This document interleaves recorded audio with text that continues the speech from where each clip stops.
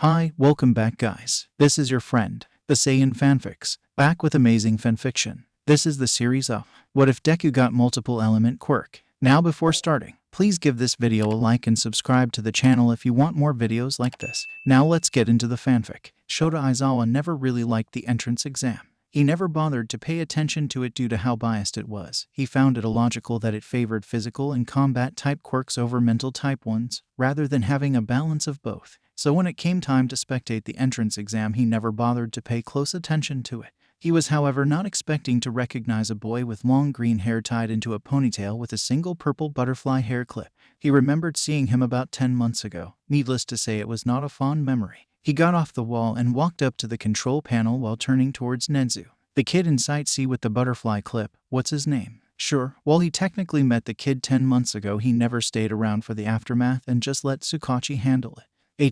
Nezu's ear perked as he began typing. Ah yes, Izuku Midoriya. Age 15. His quirk is thermodynamics, which seems to act in a similar fashion as one of our newest recommendation students. Shota noticed that Yagi had flinched at the name. He didn't get the chance to address it as Hizashi spoke up. Something about the little listener piques your interest. Sho, I can see why. The amount of precision he has with a quirk is insane. He stated as they watched Midoriya create and toss 3 icicles into a robot with precise aim. Though I wouldn't say it's similar to Endeavor's kid.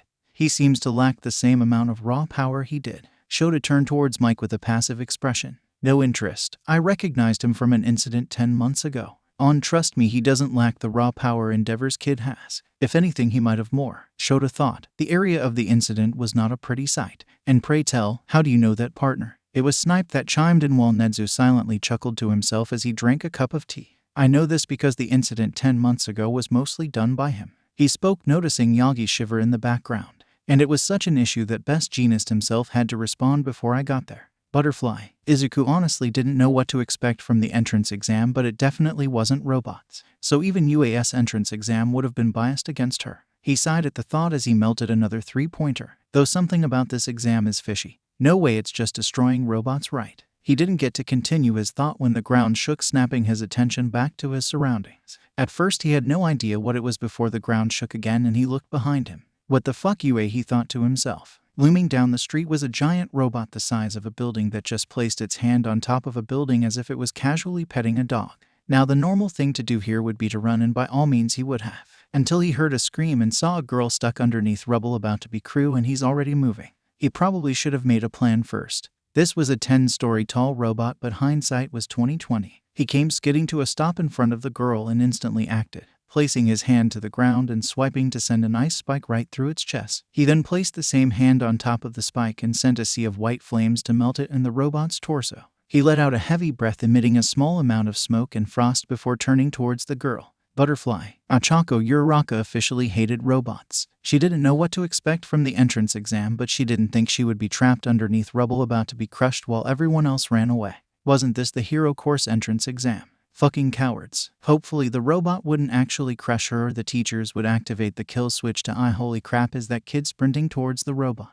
She honestly wasn't expecting someone to turn back and help her. She definitely wasn't expecting said person to ram an ice spike through the robot's chest and then melt the torso like it was nothing. She stared in awe as the green hair boy exhaled smoke and frost. That couldn't be healthy, right? Before she knew it, he had walked over and lifted the rubble off her. He gave a slight smile towards her and walked away without saying anything. She was about to call out to him when President Mike announced the exam was over. Had the green-haired boy scored enough points? Surely UA would let him in after that, right? She didn't get to continue her thought as an elderly lady walked over to her and asked if she had any injuries. Once her ankle was healed, she walked out the testing site and made her way to the booth President Mike was. Butterfly. Back in the spectators' room, the teachers stared in awe.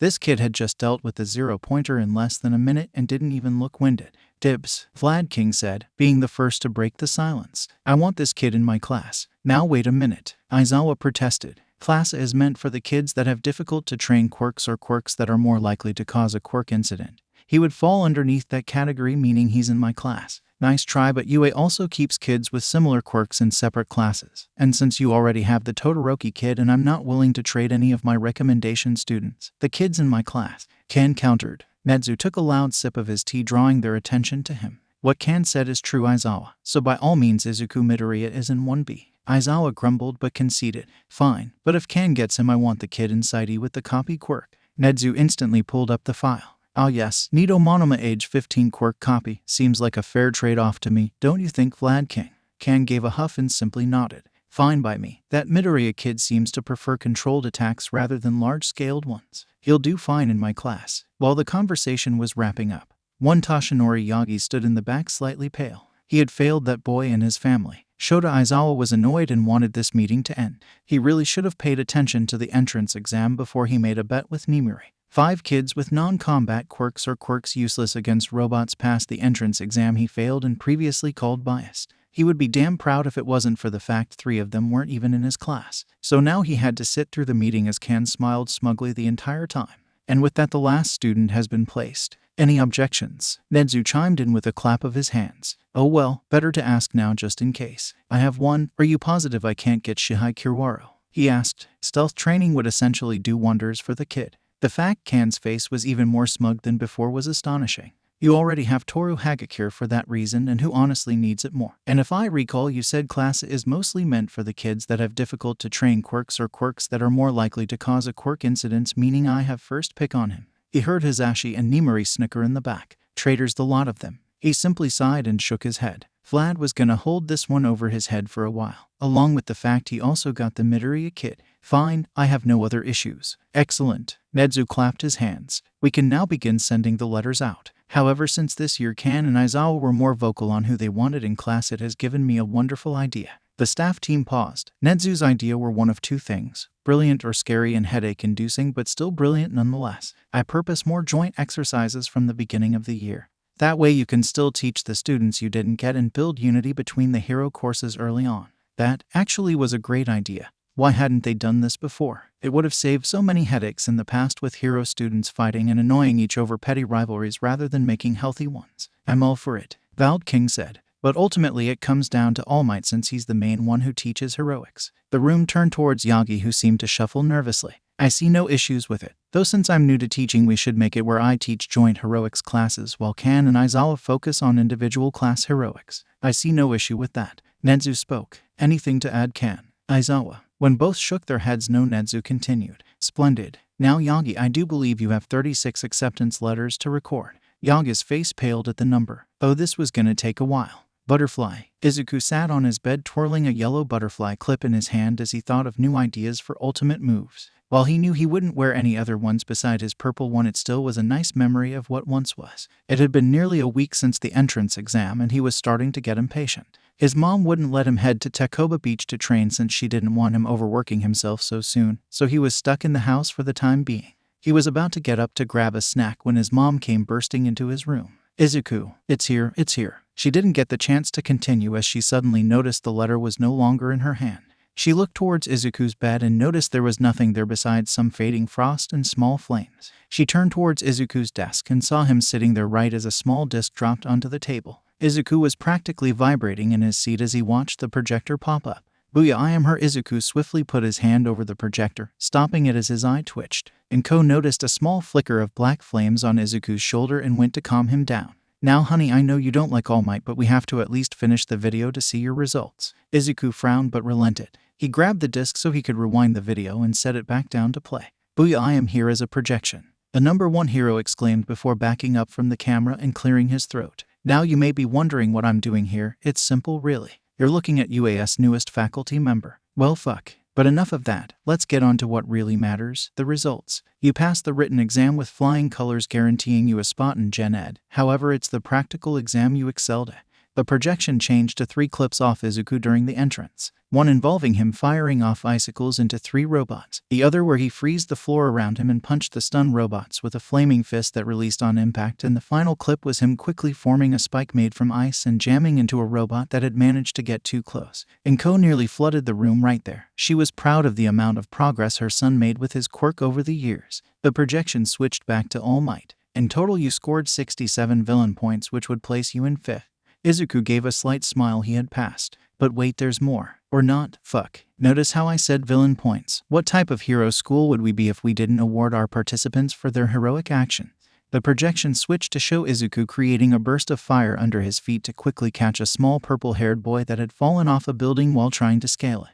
The next clip showed Izuku delivering a heavy ice-enhanced front-facing axe kick to save a boy with short brown hair that was backed into a corner by a three-pointer. The only thing in between them was a strange wall of air. And of course, how could we forget your most heroic feat? The clip of him taking down the zero-pointer appeared to rescue a brown-haired girl with pink cheeks on screen. Wait, you never told me you fought a giant robot. Ah, he knew he forgot to mention something. Whoops. Throughout the entire exam you showed you were willing to put others before yourselves, even going as far to turn around to save a fellow competitor while everyone else ran, earning you 84 rescue points.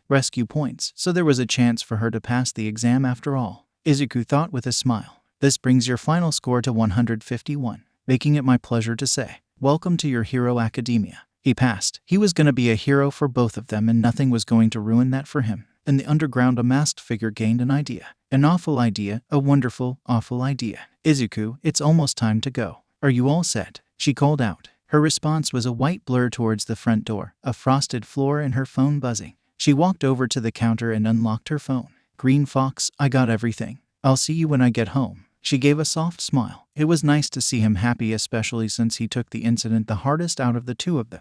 Though she still couldn't help but worry about him. She knew fully well he was capable of protecting himself, specifically because he would sometimes vanish for weeks to stay in the forest and then come back, but it still always scared her to watch him leave. She gently removed the red butterfly clip off her phone case and stared at it.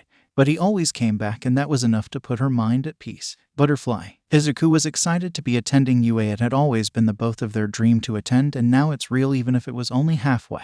Keyword was. Currently he was bored out of his skull as what appeared to be a giant talking stoat gave orientation. Why was the hero course even here? Half of this stuff they aren't even allowed to attend, and why the hell was a class missing? Not to mention he could also barely see. They were arranged in seat order and he had the luck of being stuck behind someone who was 6 feet, but hey, it can't possibly get any worse. And now, for our newest faculty member who's personally teaching first year joint heroics, All Might. I am here to teach the next generation. The symbol of peace said while sliding onto the stage. Ah, he forgot about that. God damn it. Wait, did they say first year heroics? Fuck. Butterfly. Orientation finally came to an end and he finally got to take his seat. Just then their sensei Vlad King clapped his hands to gain their attention. All right, listen up. Welcome to Class 1B Heroics. For the next 3 years it's my job to whip you into shape so you can be the best hero you possibly can be. Now underneath your desk are gym uniforms. Put them on and head outside.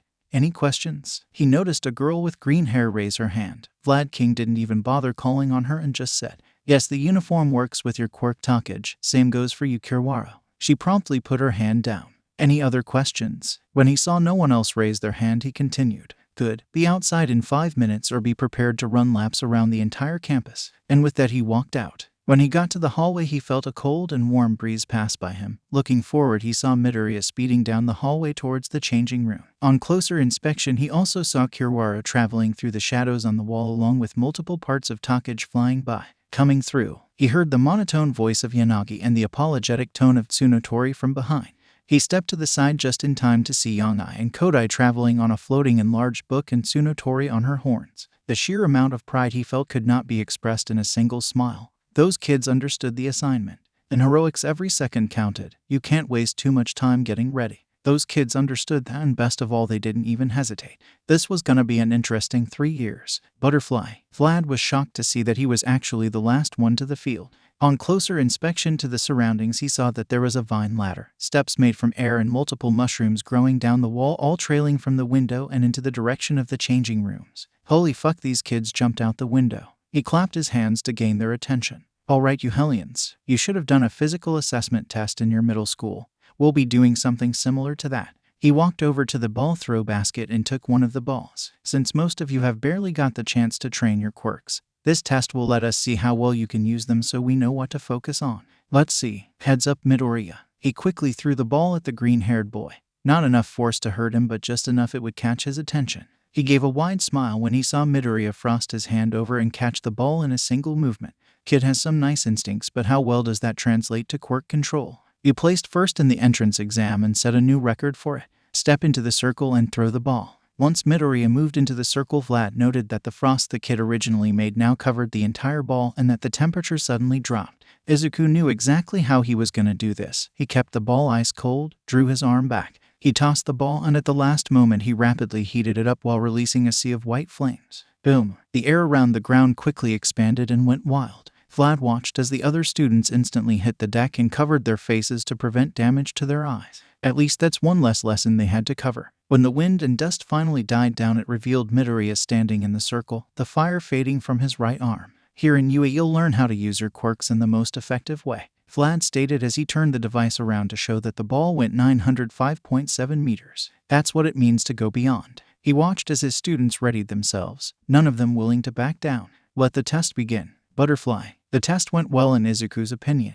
He had scored first in the 50-meter dash, clocking in at 3.08 seconds. Two girls, Yui Kodai and Ibara Shizaki, and another person named Jiroda Shishida, destroyed the grip strength test, the former shrinking it and crushing the device, and the latter two crushing it normally with their quirks. The standing long jump was interesting to say the least. One girl telekinetically surfed books across the pit while another appeared to be floating on horns. Now that was an interesting quirk. The main highlight of the long jump was when a silver-haired boy named Shihei Kiwaro asked him to create flames over the long jump. Seeing no issue, he happily obliged and watched as Kiwaro sunk into the ground and appeared on the other side of the stand box. Another student who produced blades from his body and slightly reminded him of Bakugo tried to claim it wasn't fair since he had helped only to get shot down since Vlad King said anything goes. The test finally came to an end and Vlad King addressed the class. Alright you Hellions, that was the last test. Since going over your individual scores would take too long, just pay attention to the leaderboard. Izuku Midoriya, Ibara Shizaki, Satsuna Takage, Juzo Honuki, Shinkaibara, Jiroda Shishida, Itsuka Kendo, Tetsu, Yostu Awase, Ponitsuna Tori, Tagaru Kamakiri, Kajiro Bondo, Ryuko Yanagi, Kosai Tsuburaba, Yui Kodai, Shihei Kiwaro, Hiryu Rin, Manga Fukudashi, Myronjiki Shoda, Kinoko Komori. Don't get discouraged if you aren't satisfied with your placement. In the long run, the first-year assessment test overall means nothing. It's just to see where you're at. Now get changed and head back to class. There's a packet on your desk detailing what was stated in orientation, since I know none of you actually paid attention, he said, glaring at them. Well fuck, were they then obvious? You're dismissed. The rest of the day is essentially a free day, so get to know your peers. With that he walked away. Izuku was about to leave until he heard someone shouting, "Oi green bean." He turned around to see the girl who raised her hand earlier, Satsuna Takage if he remembered correctly. She appeared to be walking with Shizaki and dragging a thrashing Kamakiri along. We're starting a green hair cult, wanna join? Fucking what? Butterfly. He walked out the UA gates, now holding his green-haired membership card. Where the hell did she make this and how did she get his blood type? He put the card away when he felt someone following him. He turned around and was met with the sight of Yanagi trying to sneak up on him. Boo, she said with her arms raised above her head before sagging. How did you know I was behind you? He gave a smile and simply set his hand on fire, hoping she got the message. Also, your quirk lets you sense changes in temperatures such as breathing. Upon seeing him nod, she continued, well, that's disappointing, means I can't scare you. The two turned back towards the gate to see Kodai speed walking towards them. Oh, that reminds me, Midoriya, give me your phone, Yanagi said, holding her hand out. Izuku tilted his head to the side, slightly confused. He pulled his phone out and quickly unlocked it before handing it to her. He watched as she rapidly swiped and tapped the screen before handing the phone. There, I noticed that like Yui, you don't like talking much, so I thought it'd be better if you still had some way to talk. Izuku looked at his phone, eyes quickly widening. Yanagi had added him to a group chat between her and Kodai. He had another person he could actually talk to other than his parents and Vlad-sensei. Right as he was about to thank her, a car horn drew their attention. Oh, that's us, Yui. See you tomorrow, Midoriya. With that, they ran off towards the car. Izuku waved them goodbye as he checked the time. Noticing he was about to miss his train, he quickly ran off. The first day had gone great. She would have loved it. Butterfly. The first day hadn't gone so great. He was expelled. Minoru sat at his desk staring at the two lists he made. He had placed last in the quirk assessment test, and just as Aizawa-sensei promised, he was expelled and transferred to Gen Ed. Before he left, Aizawa had told him to reevaluate what it means to be a hero and why he wanted to be one, so he made two lists. The end results sickened him. He had been motivated for the wrong reason and had basically done everything the opposite of heroic. His mind flashed back to the entrance exam where the green-haired boy with a fire and ice quirk had saved him. He was heroic. He didn't cower in fear at the first sign of trouble, nor did he hesitate to save anyone. He just acted. While he had been frozen in fear and was completely useless. Hell, at the entrance exam it finally occurred to him he had barely even bothered to train his quirk or body. Oh god, he was like one of those school idiots who thought they can skate by with only their quirk, wasn't he? Fuck. He turned to look at the calendar and then looked at the student calendar. He wouldn't have enough time to train for the sports festival. It was happening in a few weeks, and the way he was now, he would be demolished before he even got a chance to even think about winning the chance to transfer back. Regardless, he still had some work to do. He still had next year's sports festival to prepare for. Minoru was gonna earn his seat back. And he's gonna be the best damn hero he can possibly be. OMAKE. 1. Why Izuku is called Green Fox in the family group chat. It had been the first winter since Izuku's quirk manifested. The family was sitting at the table enjoying a nice meal when suddenly, Izuku's hair rapidly turned white before their eyes. Izuku, who liked playing with his long hair, saw the whole thing and screamed bloody murder as his quirk spiked. They needed a new table, an industrial heater after Izuku finally calmed down. Butterfly. They were sitting in the doctor's office waiting for results. Dr. Ikitomo, who had an analysis quirk, walked in the room and addressed the family as Izuku followed her out. Good news, little Midoriya's hair turning white isn't anything to worry about. It appears to be tied to his quirk. She pulled out a few documents and Dina's test. As you can see, besides Midoriya's hair turning white, it also became thicker to trap more heat, along with his skin changing to adapt more freezing temperature than it was originally capable of when his quirk first manifested. So what exactly does this mean for him? Inko asked. It means he has a secondary mutation that's similar to an Arctic fox. His hair will change white during the winters along with his skin adapting to even colder temperatures. The same around spring his hair will return to its normal green. I'm a fox. Izuku the little angel, he is asked. I'm a fox. I quote MFOOOX. Izuku proceeded to run around the office, randomly screaming at people that he was a fox. Looking back, Izuku was glad he had social anxiety so he wouldn't have to speak about that scene ever again. 2. Hero students and their damn cults. Shota Aizawa walked by the Class 1 Ultra Heights Alliance while taking a nightly stroll since he couldn't sleep. He was not expecting to hear chanting coming from the dorms. He walked up to the front door and quickly unlocked it to see what was happening. He was met with the sight of 6 green hooded figures who all looked at him, their faces hidden. They quickly scattered. One dropping their cloak as he heard footsteps run from it. One jumped to the ceiling and turned invisible. Another exploded and flew away in pieces. One shot out vines and jumped through the window. One cut a fucking hole through the wall and ran out, and the last disappeared so quickly it left a trail of fire and ice. Damn green hairs. Shota didn't get paid enough for this shit. Izuku sat in his seat with his feet on the desk. His classmates were practically vibrating in their seats waiting for their heroics teachers to show up. I mean, it was All Might. Despite how Izuku appeared, he did not hate All Might. He actually respected him a lot for the work he does and is willing to show that respect during a professional setting like on the field. No, his issue was with Toshinori Yagi, the man behind the persona. After the incident, Izuku had done some digging and found out the fucker was posing as his own secretary. And claiming to be quirkless at that. But that and the shit he pulled during the incident solidified his opinion of the blonde oaf. I am.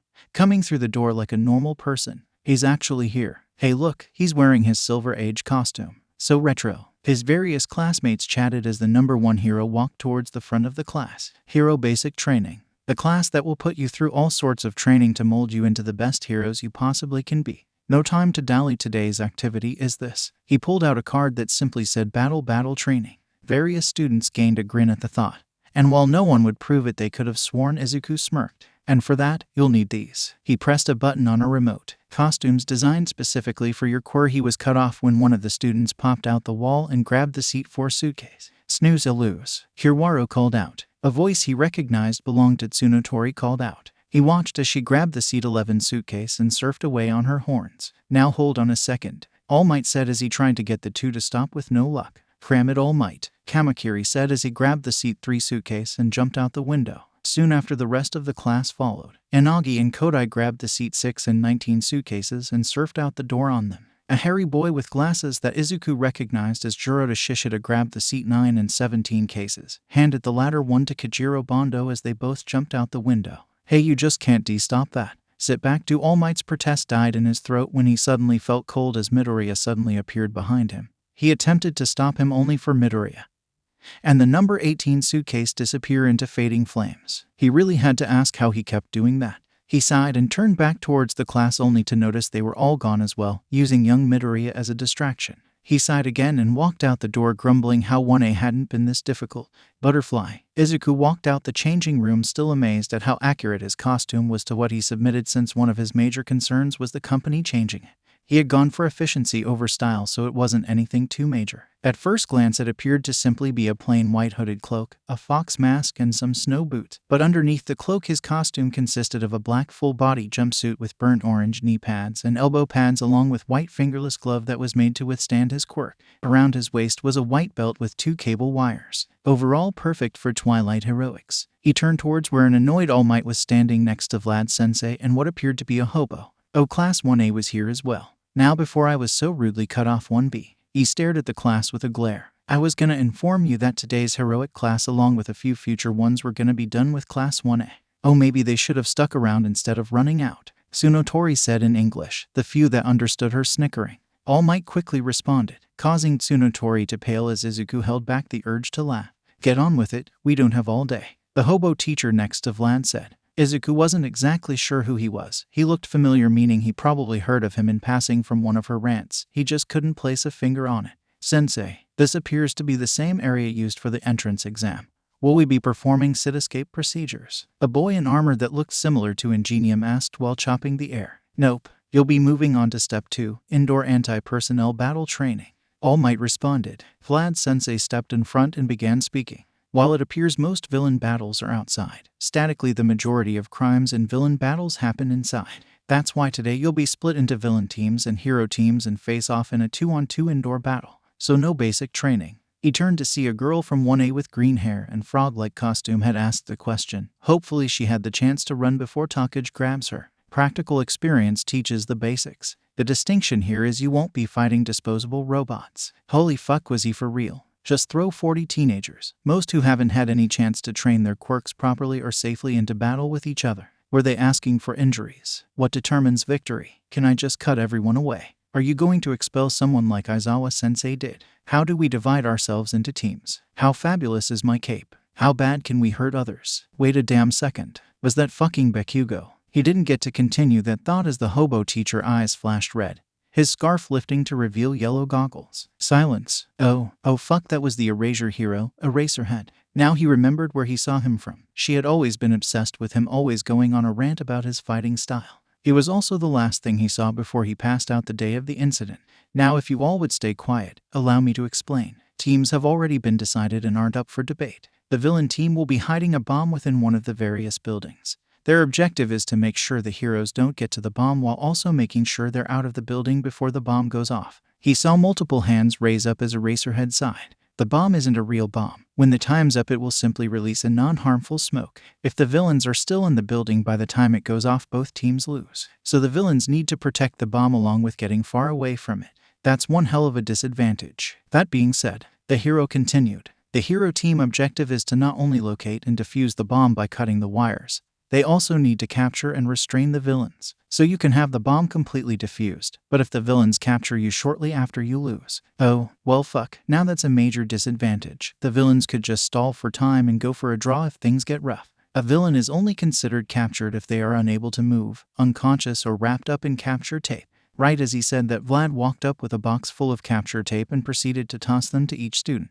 Now then, these are the teams. Aizawa pressed a button on a remote as a screen popped on display. Team A, Yosuawase and Mina Ashido. Team B, Senkaibara and Tsuyuasui. Team C, Toguru Kamakiri and Tenya Ida. Team D, Shihai Kiwaro and Achako Uraraka. Team E, Itsuka Kendo and Masaru Ajiro. Team F, Yui Kodai and Denki Kaminari. Team G, Kanoko Komori and Ajiro Kirishima. Team H, Ibara Shizaki and Koji Koda. Team I, Juro Shishida and Rikido Sato. Team J, Nyaranjaki Shoda and Mizo Shoji. Team K, Pony Tsunotori and Kyoka Jiro. Team L, Kosai Tsuburaba and Hanta Siro. Team M, Tetsu and Fumikage Takoyami. Team N, Setsuna Takage and Shoto Todoroki. Team O, Manga Fukadashi and Toru Hagakure. Team P, Juzo Honuki and Katsuki Bakugo. Team Q, Kajiro Bondo and Nito Monoma. Team R, Izuku Midoriya. Team S, Rieko Yanagi and Momoge Urazu. Team T, Hiryu Rin and Yuva Aoyama. Midoriya. The boy turned towards Aizawa. Your teammate was expelled. You'll be going in solo and no, you won't be getting any sort of handicap. Well then, plus ultra it is. Now then, let's see who the first match is. All Might said, turning the students' attention to the board. Match 1, Team J, Nyaranjaki Shoda and Mizo Shoji versus Team C, Toguru Kamakiri and Tenya.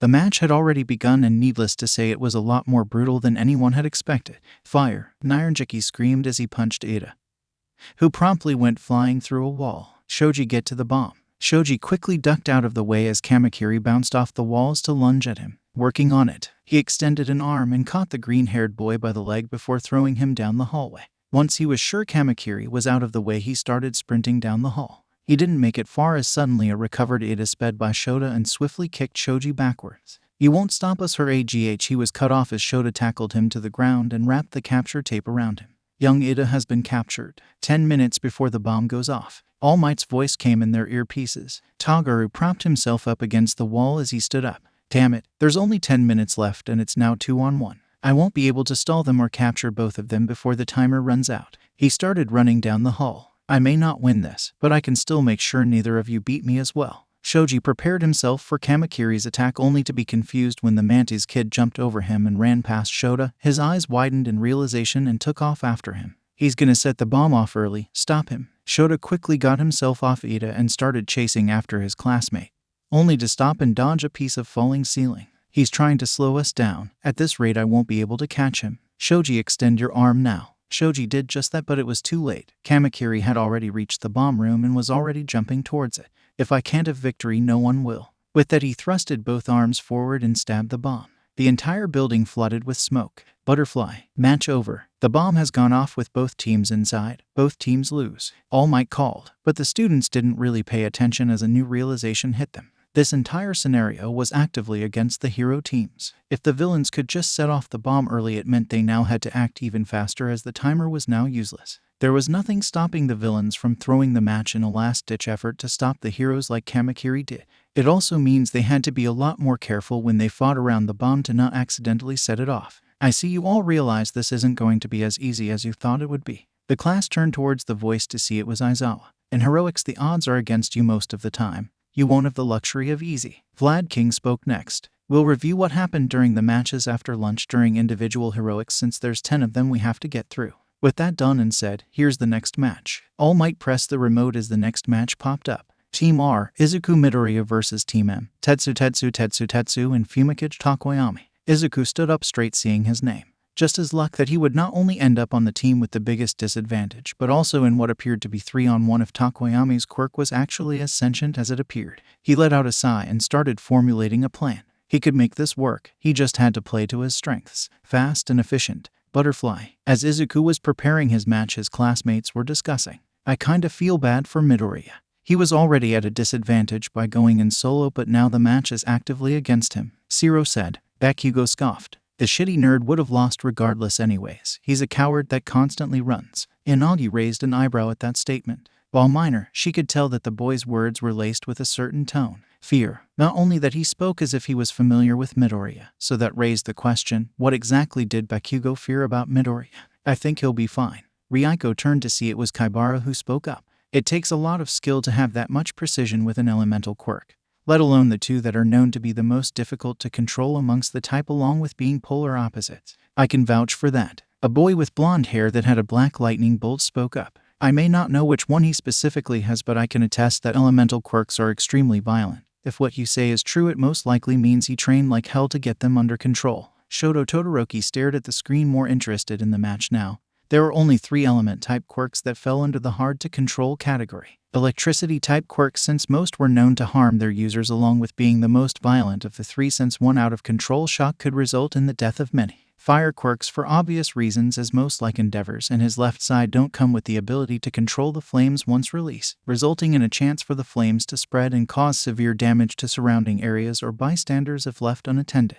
There also were more violent types like his classmate Bakugo's explosion, which focus on the more raw destructive side of fire quirks. The only reason they weren't the most difficult of the 3 is because they were extremely common, meaning there were more known procedures to handle them. And the final being ice quirks. While powerful ice quirks like his right side were rare, they were known as the second most violent elemental quirks, mostly cause it was near impossible to shape or control the output to prevent bystanders from suffering hypothermia, not to mention difficult to remove without some type of heating quirk to melt it. While these weren't issues for him, any non-legacy kid wouldn't have the training to remove those risks due to quirk laws. If what the brown-haired boy was right and he possessed 2 which were the opposite of each other, that means Midoriya had an ice and fire quirk. He should have known someone would have done the exact same thing as his father. If he turned out to be right, he wasn't too worried about it. With the sports festival coming soon, Midoriya will make a great example to show he didn't need his father's fire. Butterfly. Tetsu set the bomb down and looked towards his teammate.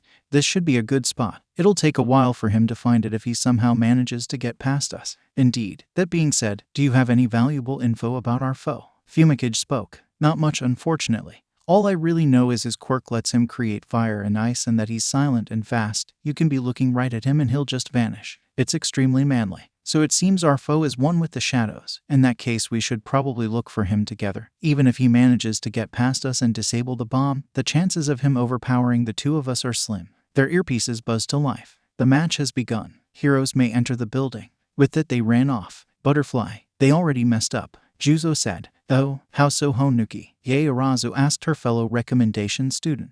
From what I've seen from Midoriya, he specializes in stealth. I didn't even notice he was standing next to me during the quirk assessment test until Vlad-sensei called on him. Not to mention he's fast. Leaving the bomb unattended was a mistake. I'm gonna have to agree with Honuki on this one, Takage said, floating over to the pair. The way Green Bean handled the quirk assessment was insane. If I didn't know better, I would have assumed he was a recommended student. That sort of level of quirk control isn't usually normal for someone who isn't legacy. At least I don't think he is. Oh, y'all talking about Midoriya? They turned to see Kosai Tsuburaba. He saved me during the entrance exam. He even took down the 0-pointer on his own.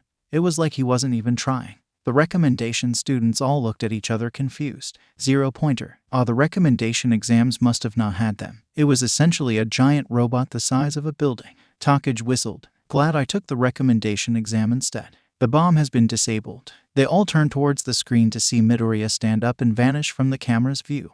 How? It's only been 5 minutes and he passed by none of the other cameras. It was Komori who asked the question they were all thinking. He moved quickly, that's how. They turned to see Ida walking in with Shota, Shoji and Kamakiri, all with ice packs in their hands. While he avoided the majority of the cameras, the ones he did walk by he did so quickly to the point it looked like he never did. I only noticed due to having a speed quirk and thus faster perception. Midoriya's choice was a smart one. The students turned towards Vlad as he continued. In situations like this, it's always the best choice to go with the action that will save the most lives. If the test had been set up any differently, he would by all means have won by now. But no fight is truly over until the villain is behind bars. Butterfly. The bomb has been disabled. All Might's voice said through their comms. What? Tetsu screamed as he and Takoyami started running down the hall. How the hell did he get past us that fast without any of us seeing? No time to worry about that. We now know where he is. We can still capture him to win the match, and if push comes to shove, we can set the bomb off manually like Kamakiri did for a tie. Right, this should be easy. GAH. He was cut off as the wall beside them exploded and his face was met with an icy knee. Izuku dropped to the floor, quickly grabbing Tetsu by his shoulder straps and throwing him through the opposite wall he came in. Dark Shadow. He heard Takoyami scream and instantly hit the deck, avoiding a claw swipe. He rolled towards the wall before quickly scaling it, leaving melted footprints behind as he jumped off and delivered an icy downward kick to Dark Shadow's head, freezing her in place. Don't forget about me. He turned towards the voice only to be met with a steel fist. Takoyami watched as Midoriya went flying through the wall and had to finally free Dark Shadow go after him. Fumi. He's not here. The Shadow Bird said. What? He had clearly seen Midoriya be launched that way. Was this what Tetsu meant by disappearing? Be on guard, he can be anywhere. Right. I won't let him get the drop on me, Agai. He was cut off as suddenly a cable wire dropped down from the ceiling and wrapped around him. Oh, come on. Izuku pulled him up to the ceiling before jumping down and slamming him to the ground.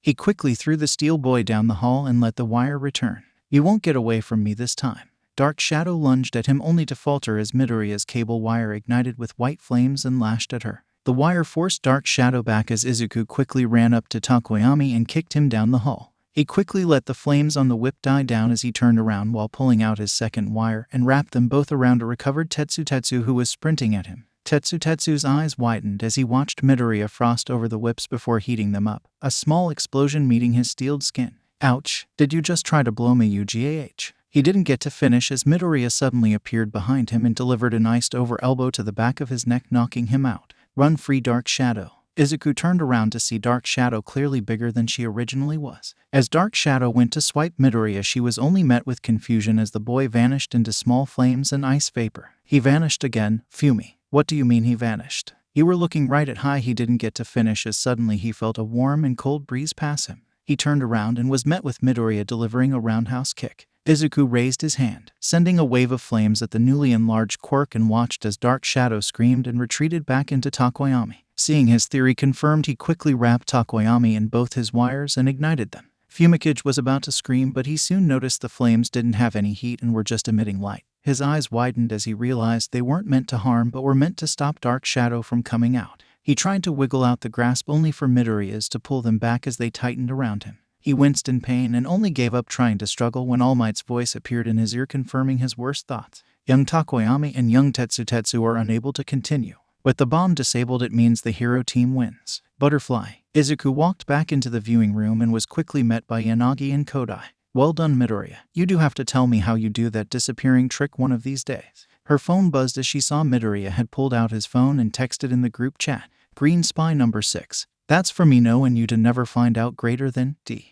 Yanagi sagged in disappointment. Rude. Her phone buzzed again. She noticed it was Yui this time. The quiet one. Where did you learn to use cable wires like that? Green Spy number 6. My dad gave me instructions on how to use them during calls. Before Yui could text to ask why his father knew how to use cable wires to fight, All Might drew their attention. With that amazing display, let's get on with the next match. He turned towards the screen and confirmed he had heard correctly earlier. He just had to get stuck with both people he hated for the next 3 years. Team P, Juzo Honuki and Katsuki Bakugo versus Team Q, Kajiro Bondo and Nito Manama. Why the hell did you let a murderer into the hero course? Die. Bakugo screamed as he blew up Bondo. Izuku watched as her killer stomped into the bomb room and just blew up the wires to win the match. Those near him could clearly tell he was angry given how the temperature in the air kept switching from overly hot to extremely cold and back. Izuku just didn't understand it. Why was he here? How was he here? He knew Aldera was shit, but did they actually let him get away with it? Did they really just decide not to put it on his record just cause he was their precious star student? If that's the case, Izuku was really starting to regret not sending the school to the Ice Age while his mom reminded everyone that organs are small objects. He snapped out his thoughts when Tsuburaba addressed him. Are you okay, dude? You're kinda messing with the temperature and emitting black flames. Frost. I thought your quirk was white. Izuku at least had the decency to look embarrassed, although Tsuburaba couldn't see it due to the mask. He pulled out his phone and quickly handed it to the brown-haired boy. Kosai raised his eyebrow and confusingly took the phone. He noticed the screen was open on new contact, so he added his info and handed it back to Midoriya. Once Midoriya had his phone back, he saw the boy quickly type as his own phone vibrated in his pocket. Green Spy number 6. Sorry about that. My quirk gets a bit out of control when I'm annoyed or angry. Nothing to worry about. Kosai raised an eyebrow at that as well. What did Midoriya annoyed so much that it affected him on a quirk level? Is that also the reason your flames are black instead of what I presume is the usual white? He saw Midoriya nod as another text came in. Green Spy number 6. Yeah, no need to worry though. It hasn't been an issue for 10 months now. Well, that was ominous. One more question. Why is your name Green Spy number 6? He could have sworn he saw Takage and Kamakiri panic for a second. Green, what name? Before Kosai could point out the obvious name change, All Might grabbed their attention once again. With 2 wins for the heroes and a draw, let's get on to another match. Team I, Jiroda Shishida and Rikido Sato versus Team F, Yui Kodai and Denki Kaminari. Kosai turned back towards Midoriya to see he had disappeared and was now standing near Yanagi. 700 yen, one of the floors caves in. Yanagi said to the green-haired boy before her phone chimed. The ice-hot one, no dice, that's a rigged bet and you know it. The quiet one, coward. The ice-hot one, you don't even know what the bet was. Aren't you meant to be planning?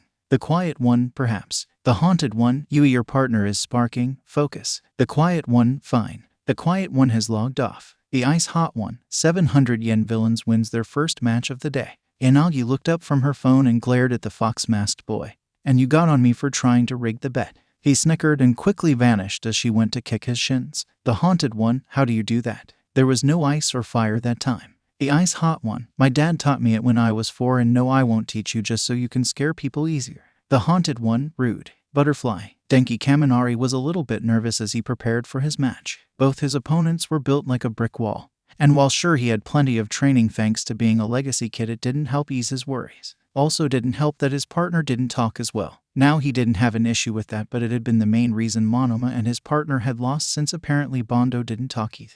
But despite all that, he was gonna make this work somehow. He turned towards Kodai, who was putting her phone up. Alright, we need a plan. Do you mind telling me your quirk? He watched as she pulled a barrel out of her pocket and whispered the word release as it grew to a normal before shrinking again. A quirk that lets you change the size of things? Okay, that's pretty cool. Now for a plan. What would mom do in this scenario? he said to himself, pulling out a pen and spinning it to help him think. He looked at the bomb and paused. Do you think you can safely shrink the bomb without setting it off? Kodai shrugged and began walking towards the bomb. He slightly tensed as she reached out towards it, praying it wouldn't go off. He relaxed as he saw it shrink to the size of a spin top. Okay, now that we don't have to worry about them disarming it, all we need is the match to start and make our way out the building. If we're lucky, we can avoid confrontation and just take a time win. Match 4 begins. Heroes may enter the building with that. The two took off. Watch the walls. They might try to burst through them to get the drop on us like Midoriya did, Denki said.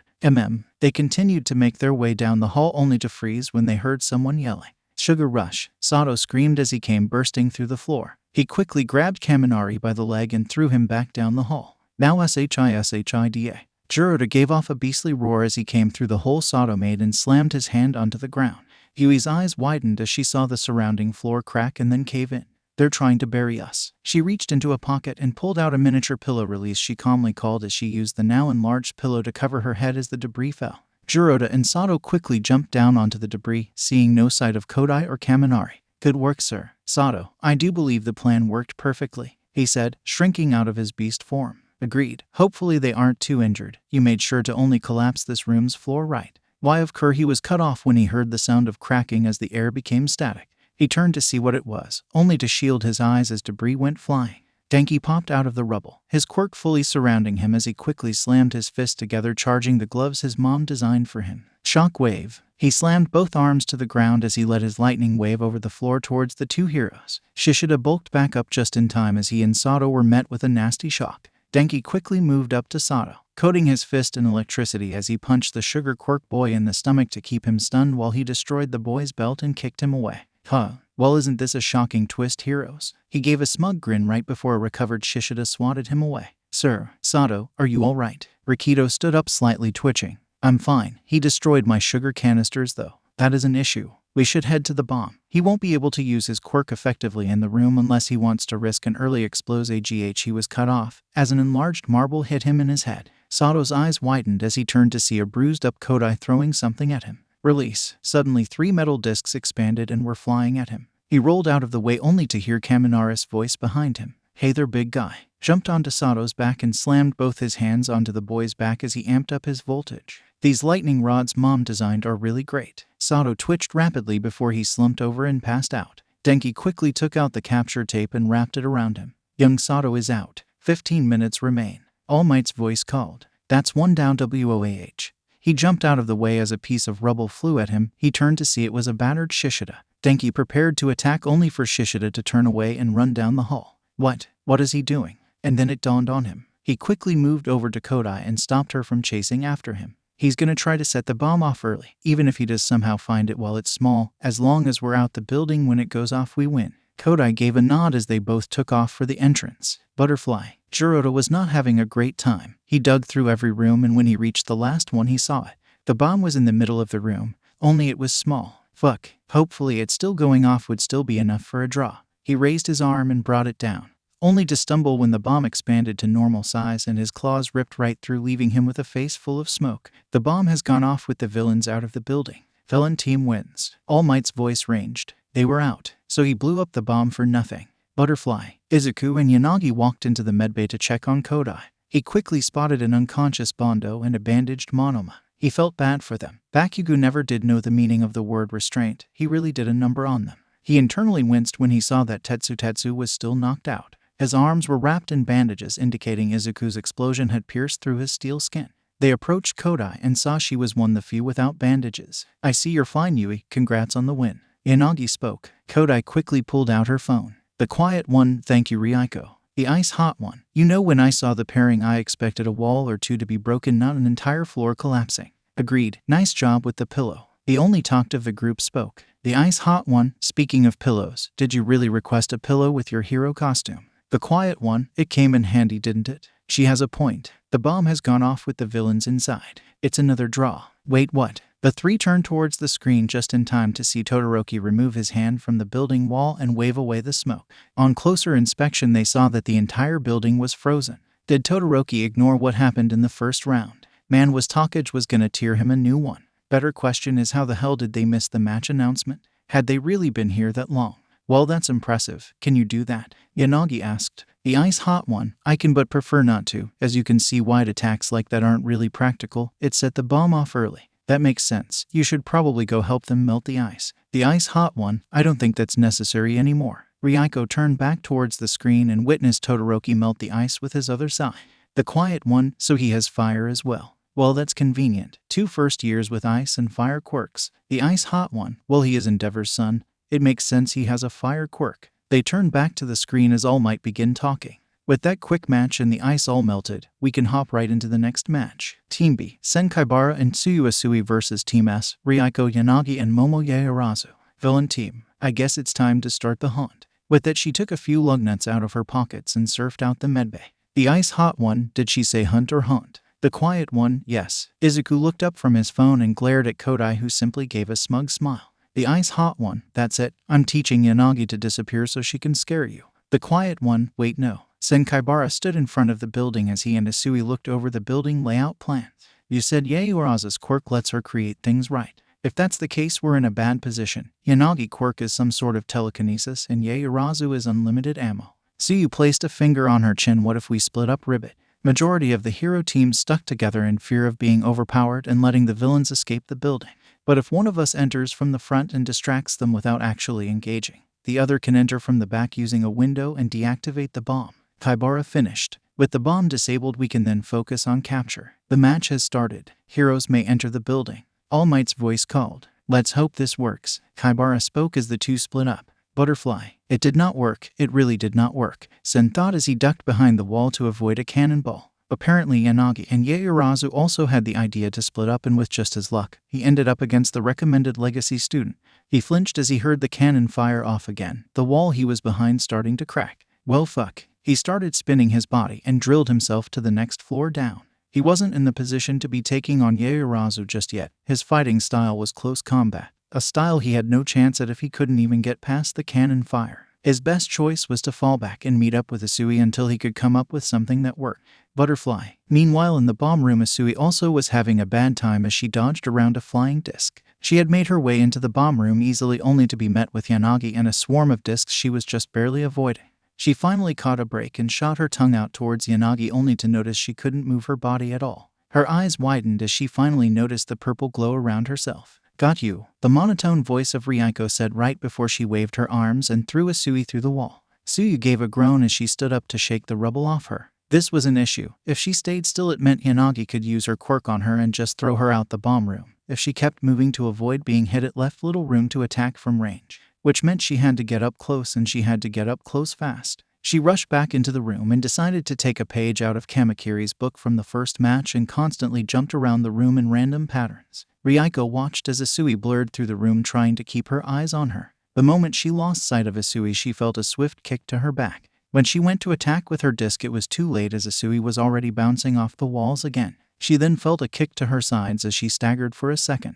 A second was all Asui needed. She felt both of Asui's legs connect to her stomach at full force as she launched backwards, but before she could hit the wall, the green-haired girl was already behind her, kicking her again and thus beginning the barrage. She felt a kick from her right, then her left, then above, then from behind, left, above, right, behind, right, in front. Ryuko didn't have time to process the attacks as suddenly she was kicked into the air where the onslaught worsened. In hindsight, maybe fighting someone with a frog quirk in close quarters wasn't a great idea. Asui's assault picked up as the attacks started to blur together. She didn't even know someone could attack this fast. The last thing she saw before everything went dark was Asui's tongue wrapping around her as the girl pulled her in quickly and delivered a powerful kick to her stomach as they slammed into a wall. Tsuyu quickly unwrapped her tongue from Yanagi and made sure she was okay. Once she saw the girl was just unconscious, she quickly pulled out her capture tape and wrapped it around her. Young Yanagi has been captured. 15 minutes till the bomb goes off. All Might voice called. With that, Tsuyu gave a sigh of relief as she began walking towards the bomb. 2 down, 1 more to go. Butterfly. Sen rapidly spun his body as the cannonball flew towards him. The moment it made contact, sparks flew as it collided and spun off him without any harm. After trying and failing to get away from Yaoyorozu, he had to think quickly about what he had to do to get out of this scenario, and so he did what he did best and spin. He gave a smug grin as Yaoyorozu's eyes widened as she saw the cannonball deflected. The shock didn't last as she made a second cannon and began firing at once. Sen didn't wait as he amped up gyrate to the fastest he could go and rapidly started spinning down the hall. Momo kept firing the cannons over and over again. Each time they spun off Kaibara with little issue. He was starting to close the gap when All Might's voice rang through their earpieces. Young Yanagi has been captured. 15 minutes till the bomb goes off. Her eyes widen as she realizes she was now alone in the match along with the bomb left unattended. She started to fire the cannons faster only to come to a horrible conclusion. They were empty and Kaibara had finished closing the gap. She quickly leapt backwards as Kaibara stopped spinning and slammed a drilling fist into where she had just been standing. She quickly created a bow staff and quickly blocked his next attack. Kaibara grinned as he applied more pressure onto the staff, drilling right through to snap it in half. She quickly moved out of the way and swiftly used the broken bow staff as an eskrima stick and swept Kaibara's leg as he began falling head first. She quickly pinned the boy and wrapped the capture tape around him. Young Kaibara has been captured. 12 minutes till the bomb goes off. Son of a gun that hurts, Kaibara said as he sat up to rub his head. By the way, did you have to use cannons? He was trying to stall and she knew this. She simply ignored him and started running towards the bomb.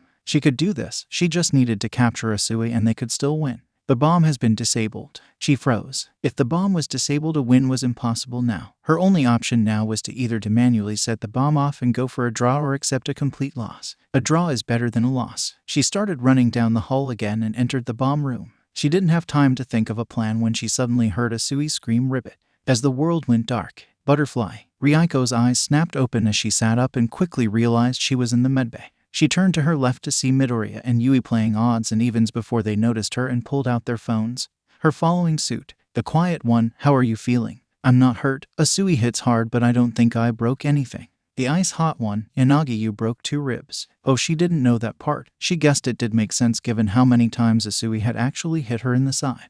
The quiet one, did you not know your ribs were broken before you passed out? In my defense, I was under constant fire and the moment I wasn't, I passed out. The ice hot one, she has a point. Ryuko felt her sides to make sure she was okay before she stood up. Well, since I feel fine, let's get out of here. I want to see the other matches. The ice hot one, Racia. She looked up to see Midoriya vanish. She wasn't one to take a challenge lightly as she took out a few of her discs and surfed out. The quiet one, this isn't fair at all. Yui sighed as she put up her phone and walked out the medbay. Maybe she should shrink a bike and put it in her hero case. Butterfly. The next 4 matches were not worth watching after all. Team H, which had Shizaki and Koda as heroes against Team O with Fukudashi and Hagakure, was completely one-sided as Shizaki did exactly what Todoroki did but actually made sure none of the vines actually touched the bomb while Koda had a literal bird disable the bomb. It was an impressive show of control and made Takagi even more mad at Todoroki. Poor boy looked like he saw the face of death. Team O with Awase and Ashido against Team L versus Tsuburaba and Siro was another one-sided match as neither Awase nor Ashido could get through Tsuburaba's air wall around the wire panel needed to disarm the bomb while Siro and Tsuburaba chilled outside. 30 minutes later the bomb went off, thus giving the villains another win. Team T Aoyama and Rin versus Team Ikendo and Ajiro was a slaughter. Ajiro had flipped over Aoyama's naval blast and knocked him out in a single tail hit while Kendo used her enlarged hand as a shield against Rin's scale before knocking him out. It was the fastest match that wasn't a draw. The final match had disappointingly ended in a draw. The teams were Team D Kurwaro and Uraraka versus Team G Komori and Kirishima. The match had been fine. Kurwaro snuck in to disable the bomb while Uraraka swiftly dealt with Kirishima by just having him float on the roof. So with the bomb disabled, her teammate captured and a building full of moist air, needless to say Komori made her choice the moment it was clear she could make as much mushrooms as she wanted. Match ended with the bomb being manually set off from a mushroom growing inside of it. With all the trials done, they were dismissed for lunch. So there in the teacher lounges sat a shrunken All Might, Vlad King and Eraserhead as they reviewed the matches. I'm impressed, Kan spoke. I honestly expected a lot more draws and villains win due to how it was set up. Wasn't expecting a lot of heroes to wins. Shoto looked at the win ratio and sure enough Kan was right. Out of 10 matches it was 4 hero wins, 3 villain wins and 3 draws. That may be true. Some of them need a lot of work, especially the ones who got draws, he bluntly said. Not to mention a lot of them lost due to lack of communication like Bondo and Monoma. A major issue they need to work on. Aren't you being a bit harsh, young Aizawa? Yagi chimed in. Indoor combat is always one of the hardest things to handle and this was their first heroic lesson. Before he could respond, Kan interjected, speaking of Monoma. Why did you switch his team? Seat 19 from Class A and Seat 18 from Class B were meant to be paired together. That's Monoma and Midoriya. You expelled your Seat 18. It would have meant Bondo had to do the assignment solo. Aizawa gave a tired expression. It was a test to see if Midoriya really could actually control his quirk. From what I saw months ago, the kid clearly had no control. Vlad King clenched his jaw. You don't get to play your stupid logical ruses with my students, Aizawa. You said you didn't stay the whole incident to learn about the aftermath or the cause, so you know next to nothing about Midoriya to be making that conclusion. And even if he didn't have control over his quirk, having him without a partner would make no sense. At this point, Toshinori took a step back, deciding he wanted nothing to do with this conversation, especially since it was going to be bringing up that day again. Aizawa sighed. I'll admit I may be wrong in my conclusion, but I don't regret changing the teams. If Midoriya quirk was anything like it was during the incident, he would have been fine solo either way.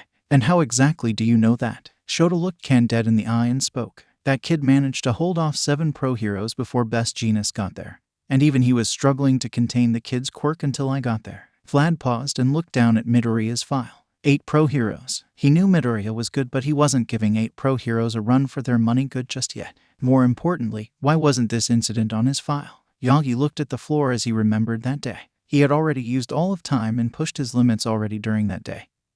He was just forced to watch as the incident went down. Sekijiro looked back at Aizawa. What exactly happened during the incident? If I'm going to be teaching Midoriya, I need to know what happened and what exactly he's capable. Aizawa sighed once again. There's not much I can tell you, other than those black flames Midoriya was making during Bakugo's match were present during the scene. I was confused at first why his flames were white during the entrance exam, until I noticed it during the trial and how he was staring at Bakugo and finally made the connection. Vlad gave a grunt. And what connection would that be? He had also noticed Midoriya's demeanor changed when Bakugo appeared, but he didn't think too much of it. Aizawa took Midoriya's file and stared at it. His flames turned black with raw rage. Butterfly. Izuku headed to the gates as he walked beside Yanagi and Kodai. I'll pay you 700 yen just to teach me your disappearing trick. The ice hot one, it's not gonna happen. How about we make a bet? Before Izuku could even respond to that, he heard a familiar voice scream. Deku. Bakugo screamed as he stomped towards him. What the hell does your shitty ass think you're doing here? I was meant to be the only one from that shitty school attending here. You're shitty, see? Whatever he was gonna say next died in his throat as Izuku looked at him. His whole body froze. His mouth became dry and suddenly felt like it was suffocating him as Midoriya just stared at him. It was exactly like that day. Ryuko watched carefully as the whole ordeal went down. Midoriya's demeanor had completely changed. She could only see one emotion in his eyes. Pure hate. Just what exactly had Bakugo done to make Midoriya this mad? Shut up, Bakugo. Izuku spoke, saying Bakugo's name with malice as he turned back around and disappeared. Yui stood wide-eyed as Midoriya left. She had heard Midoriya talk when they were playing odds and evens earlier, and it had been one of the nicest things she heard. To hear it with such malice in the tone scared her. Suddenly her and Ryuko's phones chimed. The ice hot one, sorry about that. I really just dislike him. The haunted one, I think dislike is an understatement. Ryuko turned back to look at Bakugo. He didn't move after Midoriya left. He just stood there shaking for a few seconds before sprinting off the opposite direction of the train station. The quiet one, he just ran off as if he saw death himself. Midoriya, what happened? The ice hot one, story for another day. Now on to more important things. The ice hot one, no, I will not be making a bet with you, Yanagi. Ryuko just stared at her phone before looking at Yui. She could see it in the look in her eyes that she was just as curious as she was. So the question remained,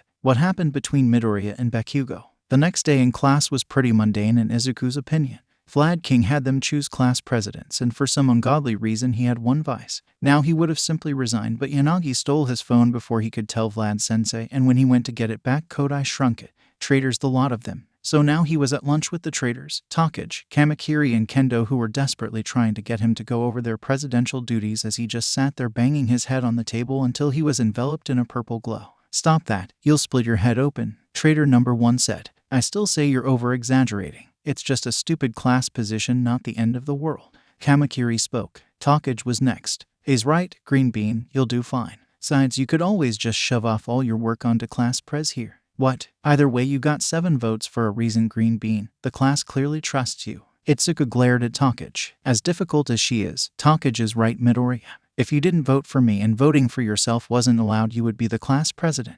Kodai unshrunk his phone and handed it back to him. When a message came through to Yanaga's phone, she read it out loud. Traitors, the lot of you. So does that mean you'll do it? Izuku gave a heavy sigh and just nodded his head. Great, Setuna exclaimed while she leaned over the table. Now I have a question to ask that's been killing me. Are you a legacy kid? Yay, Arazu. Honuki and I were trying to figure out if you were, but none of us ever saw you at any hero galas, so we weren't sure. Before he could type out a response, a blaring alarm started to ring. Alert level 3 security breach. Alert level 3 security breach. Holy shit, we're all gonna die. Some random second year screamed, starting a panic. Izuku gave a heavy sigh as he calmly walked to the hallway only to pause when he saw that it was crowded with people trying to shove each other just to get out. UA Hi everyone, the #1 school in Japan. He pulled his phone back out and sent a message to Takage, who was still sitting at the table with the others. Green Spy number 6, can you float an eye above the hallway and see what's going on? Green Spy number 4. Got it, Green Bean. He watched as Takage's head flew over the crowd before looking around and flying towards him.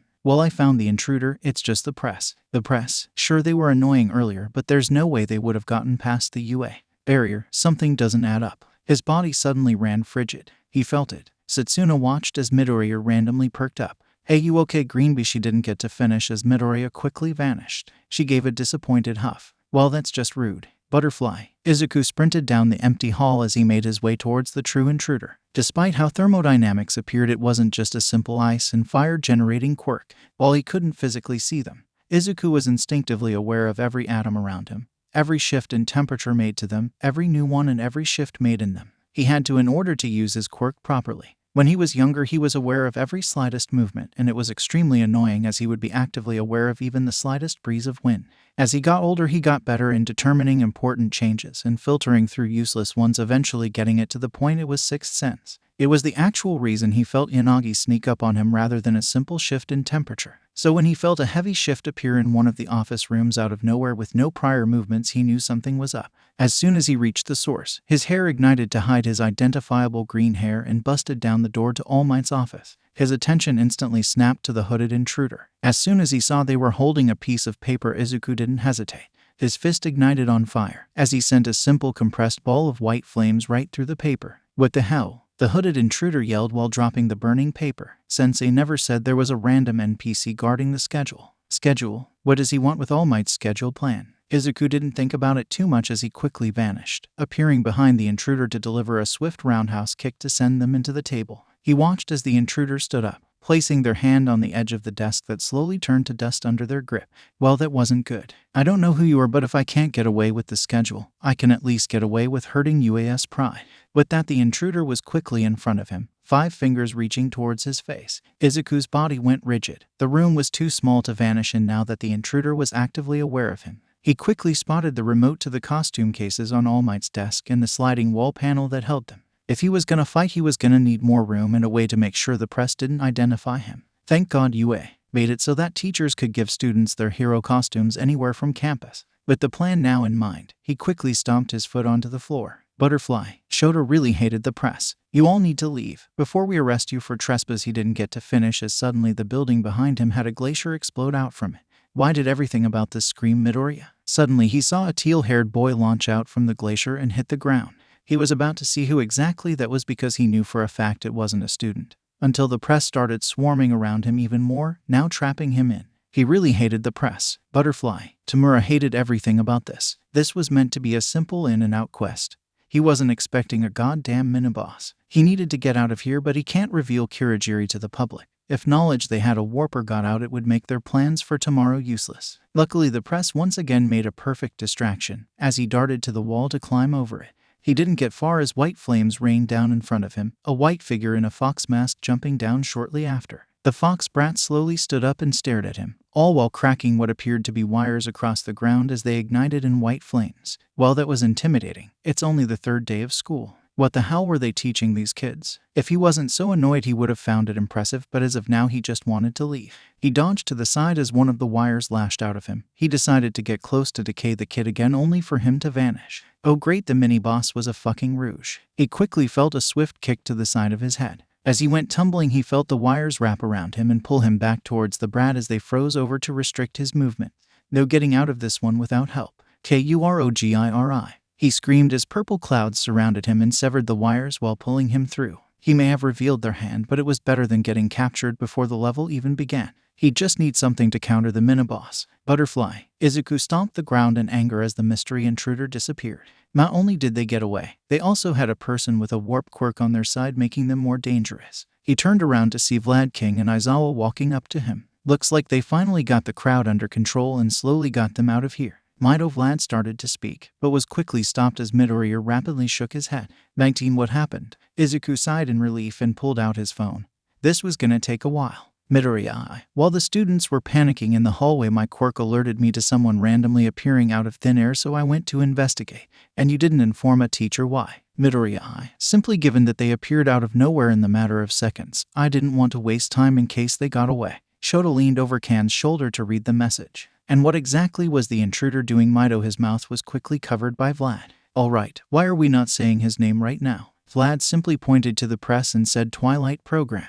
Oh, that made sense. The Twilight Program was meant for UA students who wanted to go into Twilight Heroics, a type of heroics that involved both limelight and underground heroics, all while keeping the hero's civilian identity hidden. The Twilight Program was the hardest program to actually graduate from. Twilight students had their entire identities hidden from the public. Their student files weren't on any computers, and only physical copies of them were kept, along with their name not appearing on the public student roster until hero names were picked, with the additional bonus of having their names and quirk hidden during the sports festival. They were originally meant to be only known to their classmates and teachers. The reason it was the hardest to graduate from was because the press was so damn persistent. A few years back, even before he was a student, some random UA student leaked the knowledge of the Twilight Program in retaliation to being expelled, and the press took it as a challenge to find out and reveal these students' identity. Hence, they could no longer go into Twilight Heroics with their civilian identities public.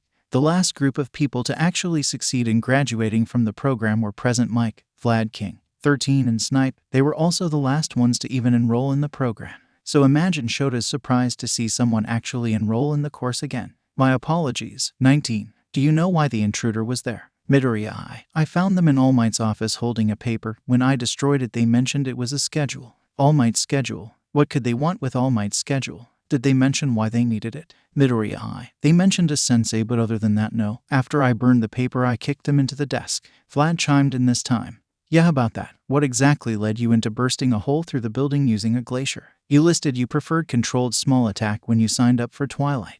Midoriya. It was necessary on my part. The intruder had a 5-point activation quirk that turned anything he touched into dust. He got too close and I had no room to move to my best advantage, so I took the fight outside, in which you took your hero costume to prevent the press from identifying you. Seeing Midoriya nod, Vlad gave a heavy sigh. Overall, you did good, but we'll discuss your punishment later. No need for that, Kan. The group turned to see Snipe walking up to them, Principal Nedzu resting on his shoulder. Young 19, you're free to go. Please return your hero costume to the case and don't worry about the damages to the building, but please melt the ice if you would. Midoriya gave a nod and quickly vanished. Aizawa gave a heavy sigh. I gotta find out how he does that. He turned towards Nedzu with a raised eyebrow. Don't get me wrong, the kid did well in handling an intruder, but why did you let him off easy? Why, the answer is simple, Aizawa, Nedzu said while clapping his hands together. We can simply look at the UA gate. Shota narrowed his eyes as the group began walking to the gate. He was curious on where Nedzu was going with this, but he was even more curious on why the gate hadn't worked in the first place. Then he saw it. The gate was dust. Midoriya had mentioned the intruder's quirk, which only meant one thing. I see you've come to the same conclusion I did, Aizawa. This wasn't a mistake or a simple press break-in. This was an act of war. Vlad gave a heavy grunt. Should we cancel Class A's USJ trip for tomorrow? They currently hold the cards in their hands and we don't know what to expect. Nedzu shook his head. No, in fact, I'm making it so both classes attend. While I doubt there will be an attack tomorrow, as the one man who could plan an attack in a single day has been dead for 6 years now, if the campus is attacked, I want the students far away from the events. What are the chances of that person not actually being dead? Aizawa questioned. Nedzu got off of Snipe's shoulder and stared at the dusted gate. That's the scary thing about this, Aizawa. I don't know. I truly don't know. Shouta sat in the front of the bus wrapped up in his sleeping bag. Despite what Nedzu said, his instinct was screaming something was wrong about this. If UA was attacked, All Might, 13, and him were in charge of making sure the kids stayed in the USJ.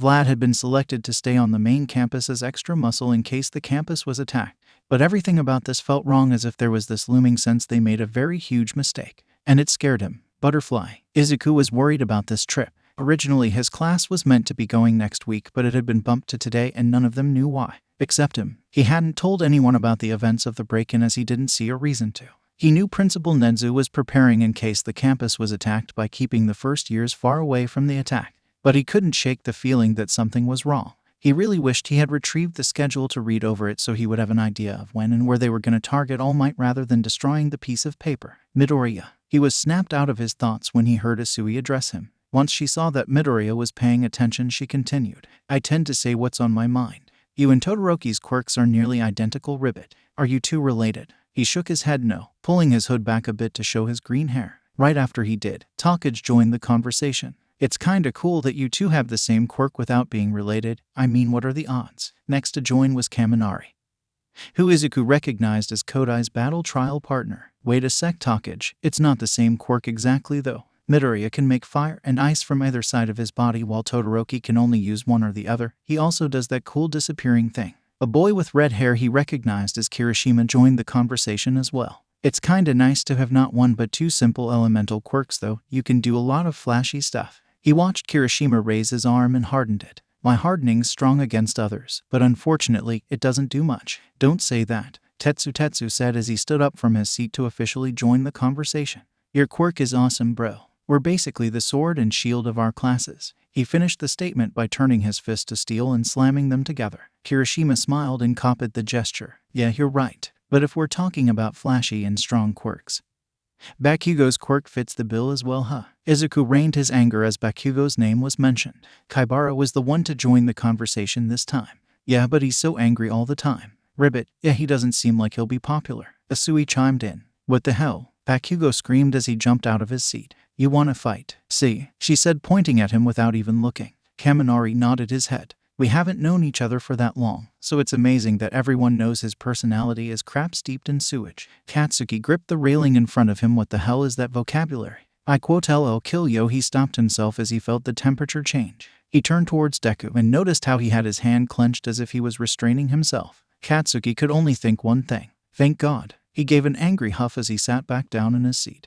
Whatever you damn extras. What a vulgar conversation. Ibara chimed in, to which Yaoyorozu agreed. Uraraka spoke up next. It's true, but I like stuff like this too. It's entertaining. Izuku loosened his fist and smiled under his mask. It was nice knowing that his classmates wouldn't be treating Bakugo like how he was at Aldera. She would have loved them. It was then when Aizawa stood up and walked to the entrance as the bus came to a stop. Stop messing around. We're here. Butterfly, what was it with UA? And long-winded speeches. When they arrived at the USJ, they were greeted with the Space Hero 13, who Uraraka was more than happy to express their excitement in meeting. He internally chuckled at the brown-haired girl's antics, thinking about how she would have loved to meet Uraraka. 13 was now giving a speech on the dangers of quirks and how they should be responsible with them. He couldn't help but glare at Bakugo during the entire speech, but then his body suddenly went rigid. He turned towards the plaza to see a familiar purple cloud forming in the area as the lights shut off. Aizawa-sensei noticed instantly, immediately preparing himself. 13. Protect the students. A hand reached through the portal, grabbing the edge of it and stepping through.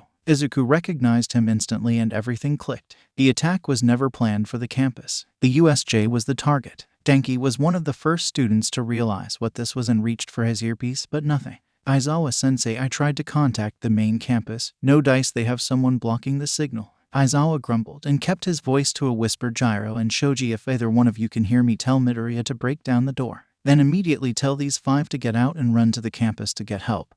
Hida, Kiwara, Takage, Inagi, and Tsunotori, in that order of priority. Make sure to tell them to be careful. We don't know if they have people guarding the outside. Both Gyro and Shoji heard him loud and clear, slowly moving so as to not alert the villain.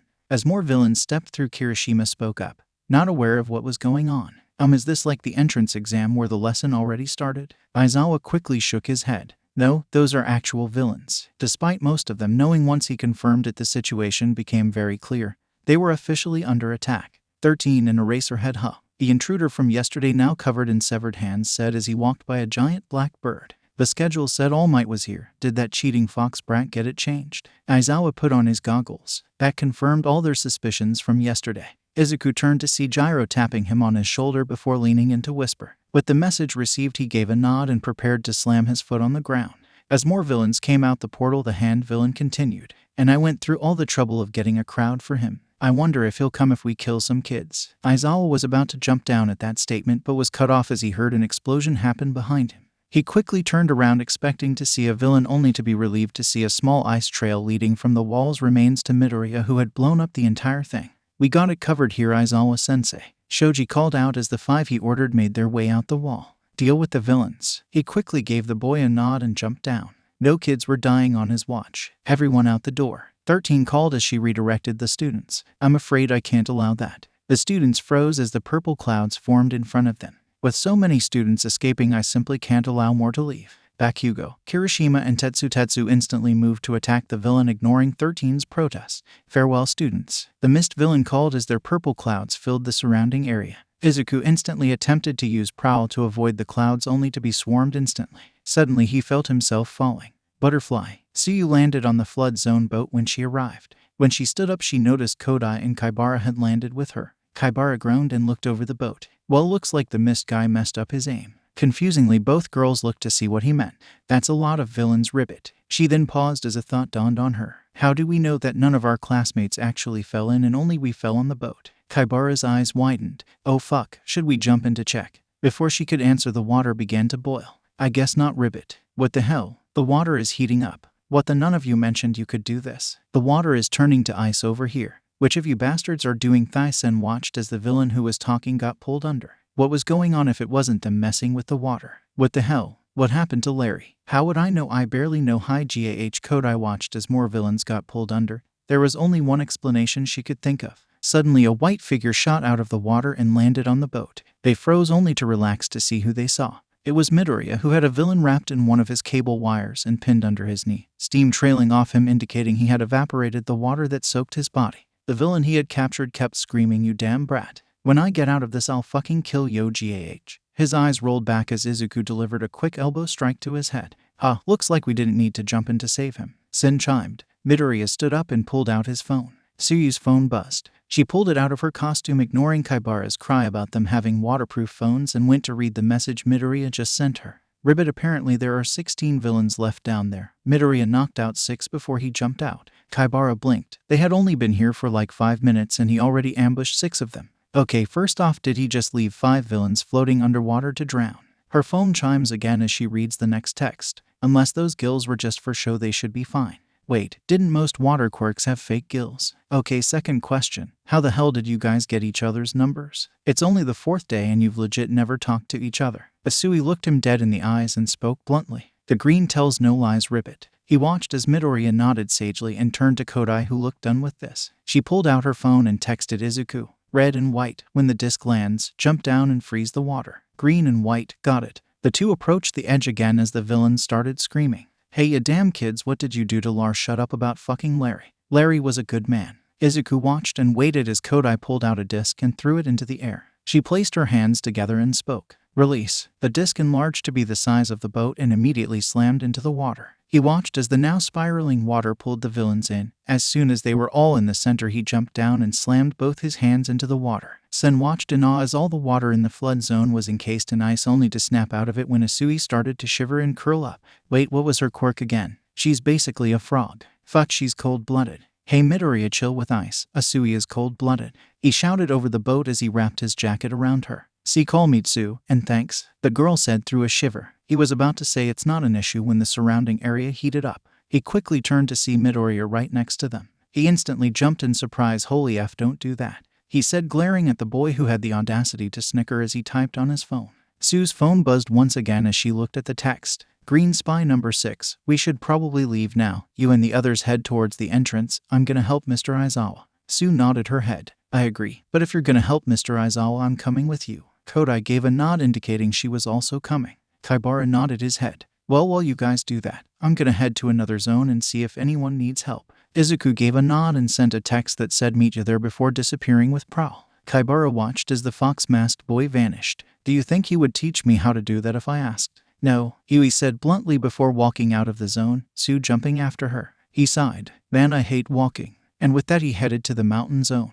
Butterfly. Shota wasn't doing too well. Every time he took down one villain, 5 more were quickly tagging in to help them. It was starting to become an endless cycle as the ones he had already knocked out were slowly waking up. It was exhausting and he was just barely holding out by pushing his quirk to its limits. And then his fucking elbow got turned to dust and the person who did it was now monologuing. And one more thing, Eraserhead. I'm not the final boss. Shota watched as Midoriya quickly appeared behind the hand villain and kicked him aside the head to send him flying. Oh, that kid was getting extra credit for a year. Doesn't matter if he's in 1B. Butterfly. Tamura felt himself roll across the floor as his body harshly jerked to a stop when he felt a familiar pair of wires wrap around him. Oh great. The fox brat quickly pulled him in close and kicked him across the plaza once again. He felt a wave of heat appear behind him as the brat kicked him into the air only to slam him back down using those damn wires. He then felt the kid grab the wires tightly and proceed to throw him into the fountain via front flip as the wires finally unwrapped around his body. Why was this kid so damn violent? He hadn't even got time to breathe, let alone process what was happening.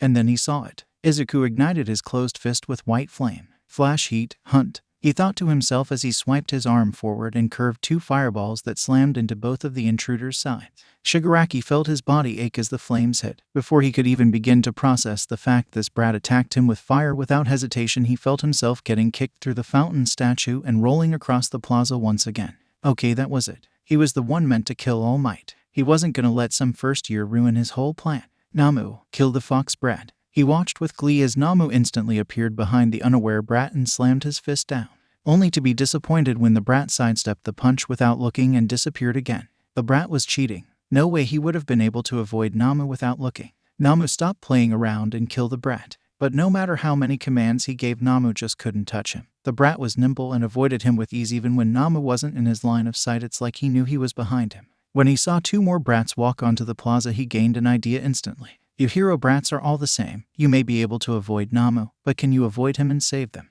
Izuku nearly froze at the next words the hand villain said. Namu, kill the girls. Kodai and Asui didn't even get a chance to blink as the black bird appeared in front of them with his fist raised. Izuku's body moved without thinking, and for the first time in 10 months, he understood why his sister moved that day. I want to be a hero, Izunai. One that doesn't hesitate to save people. One that just moves. Butterfly, green heart butterfly. Sue's whole body froze. She was screaming for her body to move, to save Kodai, but she just couldn't. Yui wasn't faring any better either, her calm demeanor breaking a long time ago replaced with eyes of fear. They were gonna die. Sue felt her body finally snap out of it when the temperature dropped, and then the air around the plaza expanded. Her and Kodai went flying back, rolling on the floor as the air harshly blew. Tamura found himself ducking for cover and protecting his eyes. Hey, what the hell was that? He looked to where Namu was and instantly saw what had happened. His blood boiled as he screamed in rage. How do you keep on interfering? It's not fair. Sensei never mentioned another boss. Yui and Kodai had looked to see how they were still alive and they smiled in awe. Their Midoriya was standing right where they had been, holding back the Noma's fist. Why won't you just die? Namu, kill him now. As the Namu applied more pressure, Izuku felt his right arm crack. The pain felt like agony, but he wasn't going down this easily. A bonus of thermodynamics was that it was easier to freeze or burn things on an atomic level if he had one thing: direct contact. As the temperature dropped, Izuku pushed his quirk to the limits, the sleeves of his suit ripping off as his arm froze over and spread to Namu. Once he couldn't feel anything but ice from the monster atoms. He pushed, and rapidly heated up every inch of it. Solar force, sauna. He internally screamed as the results took effect. Boom. Tamura rolled out of the way as the conflagration of white flames washed over where he was, the flying body of Namu passing by. Once the torrent of flames stopped, he looked over to the fox brat with horror. That was lethal force. Sure, Namu was already dead, but the brat didn't know that. He knew hero society was violent and hypocritical, but for a first year to blatantly use lethal force without a second of hesitation, it made him want to kill the brat even more. A portal opened by him as Kurogiri appeared. Kurogiri, did you kill 13? He quickly asked while scratching his neck. That heat did nothing for his already dry skin. I was unable to. The students proved to be a tougher challenge than I had expected. 5 of them escaped before I even got there. I apologize, Tamura Shigaraki. He gave a growl. If you weren't right out of here, I would have turned you to dust. He looked up at the now melting glass ceiling. Holy crap, how hot was that attack? He turned to look at the fox brat again, seeing him still recover from that attack. Bring some more NPC here. If we can't kill All Might, I at least want that fox brat dead. Kurogiri obliged and quickly summoned those that were still conscious and available, which sadly wasn't much but should be able to do the job. He stepped in front of the crowd of villains and addressed their new target. Well then, fox brat, shall we dance? Izuna, your quirk is amazing. You could reduce swelling from injuries with your ice or soothe the pain with heat. You'll be a fantastic hero. His arm was definitely cracked, so here he was taking his sister's advice once more. She had always been a quirk genius, being the one to give him the idea of rapidly heating up his ice to cause explosion.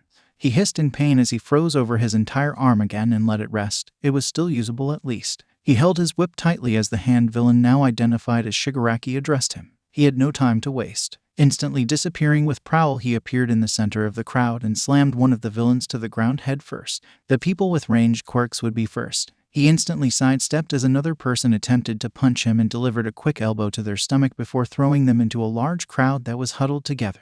ducking as one of the range fighters tried to hit him in the back with a laser. He let it soar by him and into the person in front as he activated Prowl and moved to a different section. Now taking a page out of Dad's book, he appeared above the crowd, pulled a few of them up with his wires, and slammed his knee down on them as they fell. He instantly let his wire unravel and sidestepped as Shigaraki's hand passed right by him. He ducked a kick from the dusty assailant and delivered an ice-enhanced palm strike to the stomach before kicking him away. He jumped off another villain's shoulder to get into the air again and swiped his arms to release a volley of ice shards onto the crowd, pinning down most of the range fighters. One villain with finger guns took the opportunity to fire at him while in the air. As a bullet grazed his shoulder, Izuku grit his teeth and somersaulted forward. Flash freeze, lunar frost. He internally yelled as he performed an axe kick on the villain and encased his entire body in ice. Meanwhile, a random hero on patrol had the urge to beat up a kid. As he sat down, the laser villain landed a hit on his back. He instantly activated Prowl to appear behind them and delivered a roundhouse kick to their side before slamming them. His quirk flared as he jumped away from a portal that formed behind him, narrowly missing Shigaraki's hand.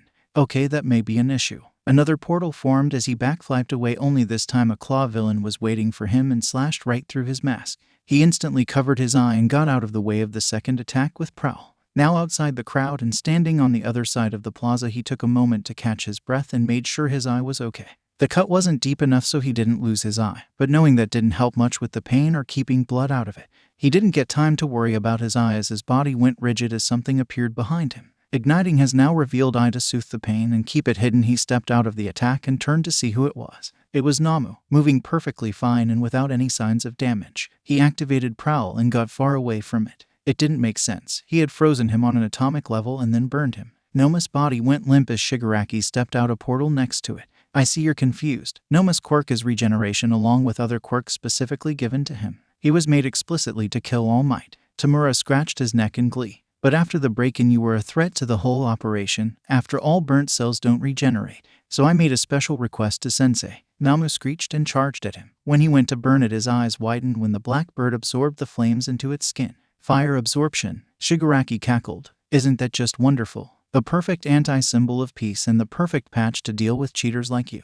Izuku blackflipped out of Noma's punch, only to be forced to move again as the crowd of villains attempted to swarm him.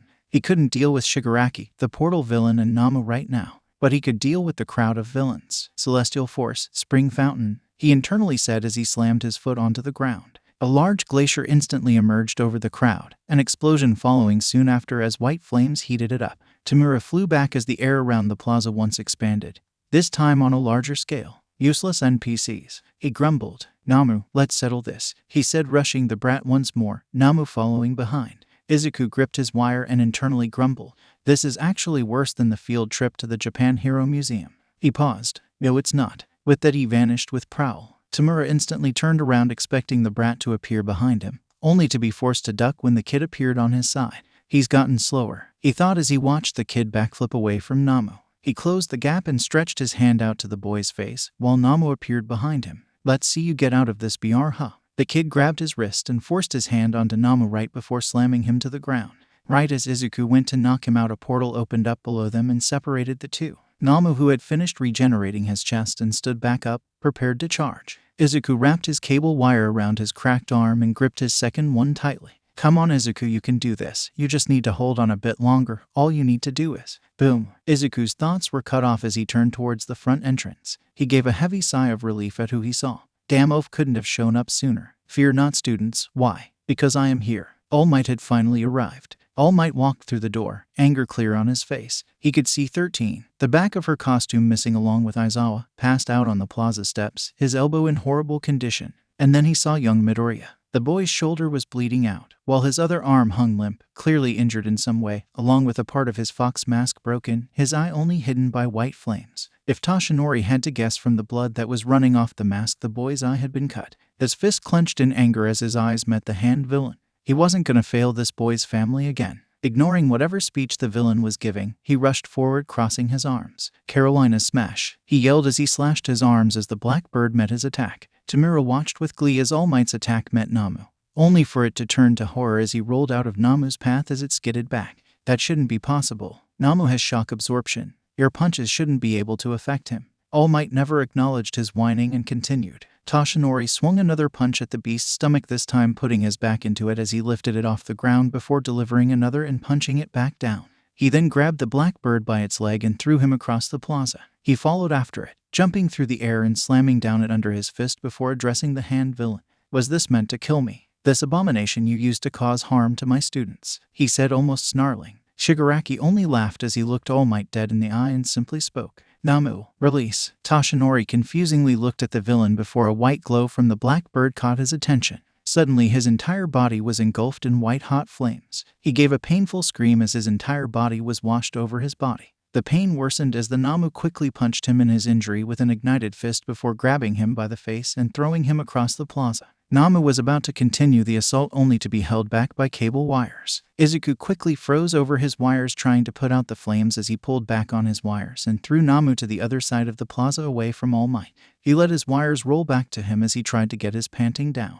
This is bad. This is really bad. Shigaraki said his quirk was fire absorption. I should have known that fire had to be stored somewhere. Now all I did was make it more dangerous. His internal beration quickly came to an end as Namu appeared before him. He quickly realized a scary thought. It got faster. The Namu quickly swatted him away as he felt himself roll harshly across the plaza floor. He didn't get a chance to recover as Namu forcibly stopped his tumbling by slamming down onto him and throwing him through the plaza again. As his body finally came to a stop, he heard Shigaraki laugh. Well, isn't this just wonderful? The symbol of peace, reduced to nothing, he said, pointing to All Might, who was spread out across the floor, clutching his injury as he failed to get his breathing in check. Shigaraki then pointed at him. And you, utterly beaten by your own quirk. What will you do now, fox brat? How do you intend to win now, huh? He screamed full of glee. Izuku shakingly stood up. He definitely had a few broken ribs and his right arm was now completely useless. Shigaraki watched angrily as the brat stood back up. Anger quickly turned into fear as the brat then exploded into pitch black flames. That wasn't good. He watched as the brat slammed his left arm onto the ground as a giant glacier of black ice started traveling right towards them.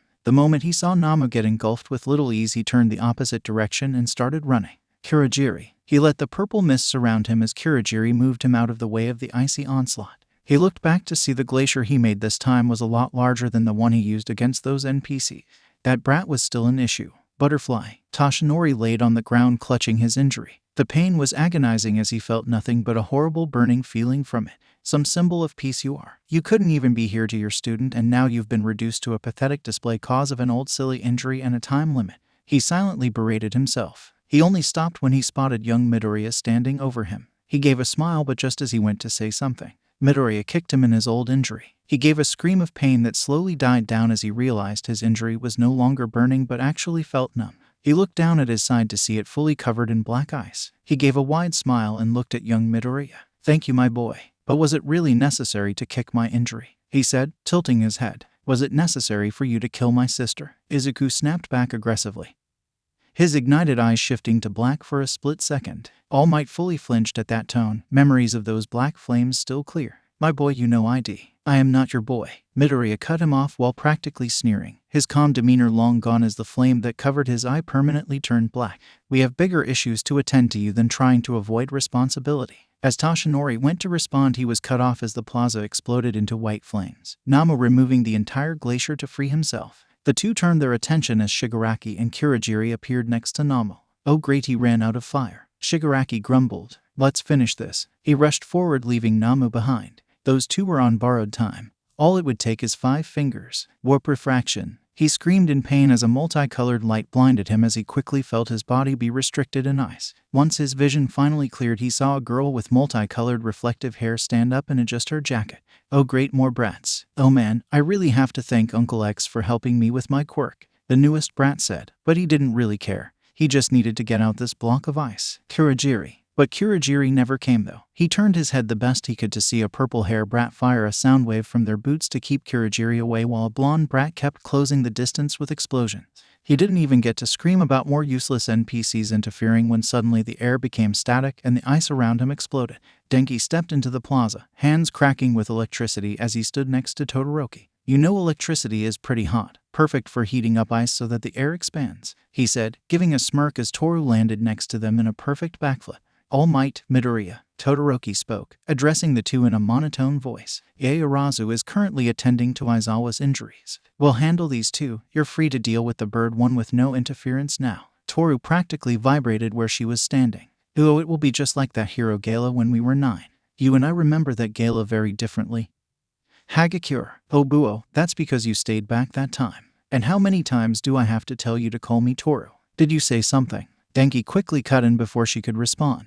I know the irony of me being the one to tell us to focus, but the hand dude is standing back up. You damn brats. Shigaraki whined. Namu, kill them all. As Namu charged them, Midoriya quickly appeared in front of them, slamming his good arm down to encase it in ice. All Might came in swiftly after, punching the ice, and Namu descended rolling. Young Hagakure, young Todoroki, young Kaminari, I apologize for you having to deal with my problems. As for you, young Midoriya, he said, turning to the boy, your sister was a fan of mine. Did she ever tell you about my team-up with Blizzard? Izuku grinned under his mask. It was her favorite fight. He gave a nod and quickly disappeared with Prowl, All Might running off after him. No, Tamura screamed as he started to run after them, only for a wave of electricity to block his path. Sorry about that, Handy. Denki spoke as Toru and Todoroki prepared themselves. We'll be your opponent now. Butterfly. Namu stood up and gave a loud screech, prepared to charge, only for Izuku to appear behind it and ram an icicle through its shoulder and quickly jump off as All Might delivered a punch to its torso.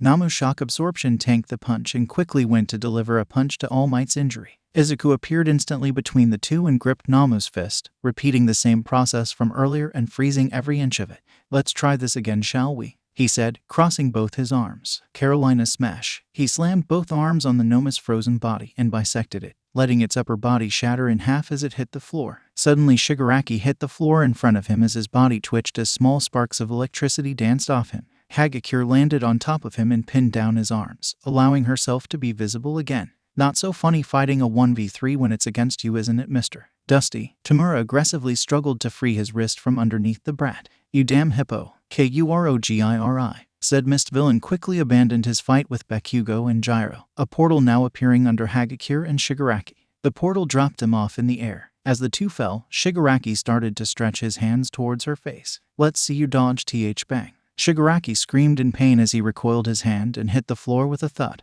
The reinforcement is here. The newly arrived Ida screamed as the teacher jumped into action, clearing out the straggler villains in the plaza and zones. Tamura scoffed. Kurogiri will leave. Bang bang bang. He fell to the ground as bullets shot right through him. Kurogiri. Izuku activated Prowl and moved Hagakure out of the way as Kurogiri surrounded Shigaraki, the two disappearing, the frozen Namu head shortly following. Nedzu hopped off Vlad's shoulder and looked in horror. While the plaza had been completely destroyed, now looking like a frozen ice land, it was the least of his concerns. No, his issues were with the injuries that covered Midoriya. A broken arm, a grazed shoulder, what appeared to be a cut eye, and who knows what else. Every injury was a sign they truly failed today. They were too bold in assuming it would be the campus the villains were gonna attack. 19, you're injured. We should get you to recovery, girl, Vlad King said as he walked up to his students. Izuku smiled under his mask and nodded. That sounded nice. The flame igniting his eye finally flickered out as he faded into darkness. Midoriya. Divided by young Midoriya. Butterfly. Hey Izunai. Izuku looked up at his sister.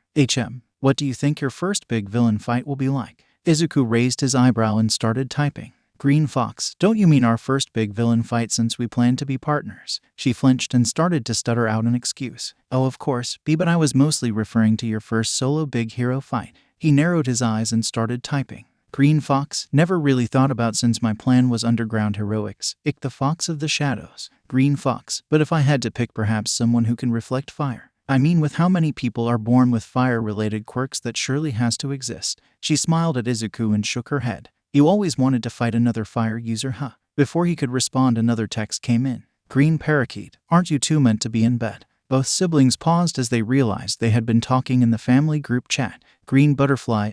Sorry. Green Parakeet. Hand me yours phones. Green Fox. Yeah, that's fair. Butterfly. Green Heart Butterfly. Izuku's eyes opened as he sluggishly sat himself up. He ran his hand over his right eye upon seeing it was covered. He rubbed the bandage as he looked around. He was in UAS medbay all right. Ah, you've finally awakened, dear. He turned to his left to see Recovery Girl walk in. Try not to worry so much. I could only heal so much of your condition while you were passed out, though your eye should be fine. Once she had confirmation he could remove it, he unwrapped the bandages and looked into a handheld mirror. His eye was completely fine aside from the 3 slash marks over it. My quirk can't heal scars, but it should fade over time. She kissed his cheek and backed away. There, that should take care of your arm. He looked down, finally noticing his right arm had been in a cast. He flared his quirk and let the cast burn off as he moved his arm. Other than being slightly sore, it was perfectly fine. He gave a sigh of relief and ran his hand through his hair, and instantly started panicking. He started thrashing in his bed and he leaned over to dig through the table next to him, knocking stuff over. He stopped when Recovery Girl's cane hit him upside the head. Stop thrashing, you still have a few broken ribs. What are you even looking for? Izuku went to say something but his throat locked up. He settled with grabbing his phone off the desk and opening a picture of a green-haired girl wearing a purple butterfly hair clip. You're looking for your butterfly clip. Midoriya nodded. You kids and your possessions. It should be on the chair with your clothes. She was cut off by a warm cold breeze and she looked back to Midoriya. The boy had removed his IV and was now digging through the items on the chair until he found the hair clip, giving a sigh of relief as he put it back in his hair. She shook her head and gave a sigh. Your mother waiting outside for you. There's no school tomorrow, but I'd like you to come in so I can heal the rest of your ribs. Midoriya gave a quick nod before vanishing. Aizawa was right. She did want to know how he does that. Butterfly, Doctor, All for One addressed the man. Yes, Master, Dr. Garaki said as he dropped his current project. Tamura had a little issue with the Namu earlier. Care to explain why its shock absorption didn't hold against All Might, let alone a random first year? Garaki froze, choosing his next words very carefully. The upper tier Namus are meant to hold a specific number of quirks all that fit perfectly well with each other. When you added fire absorption to it, it threw off the whole balance of it by adding another absorption quirk, thus the effectiveness deteriorated.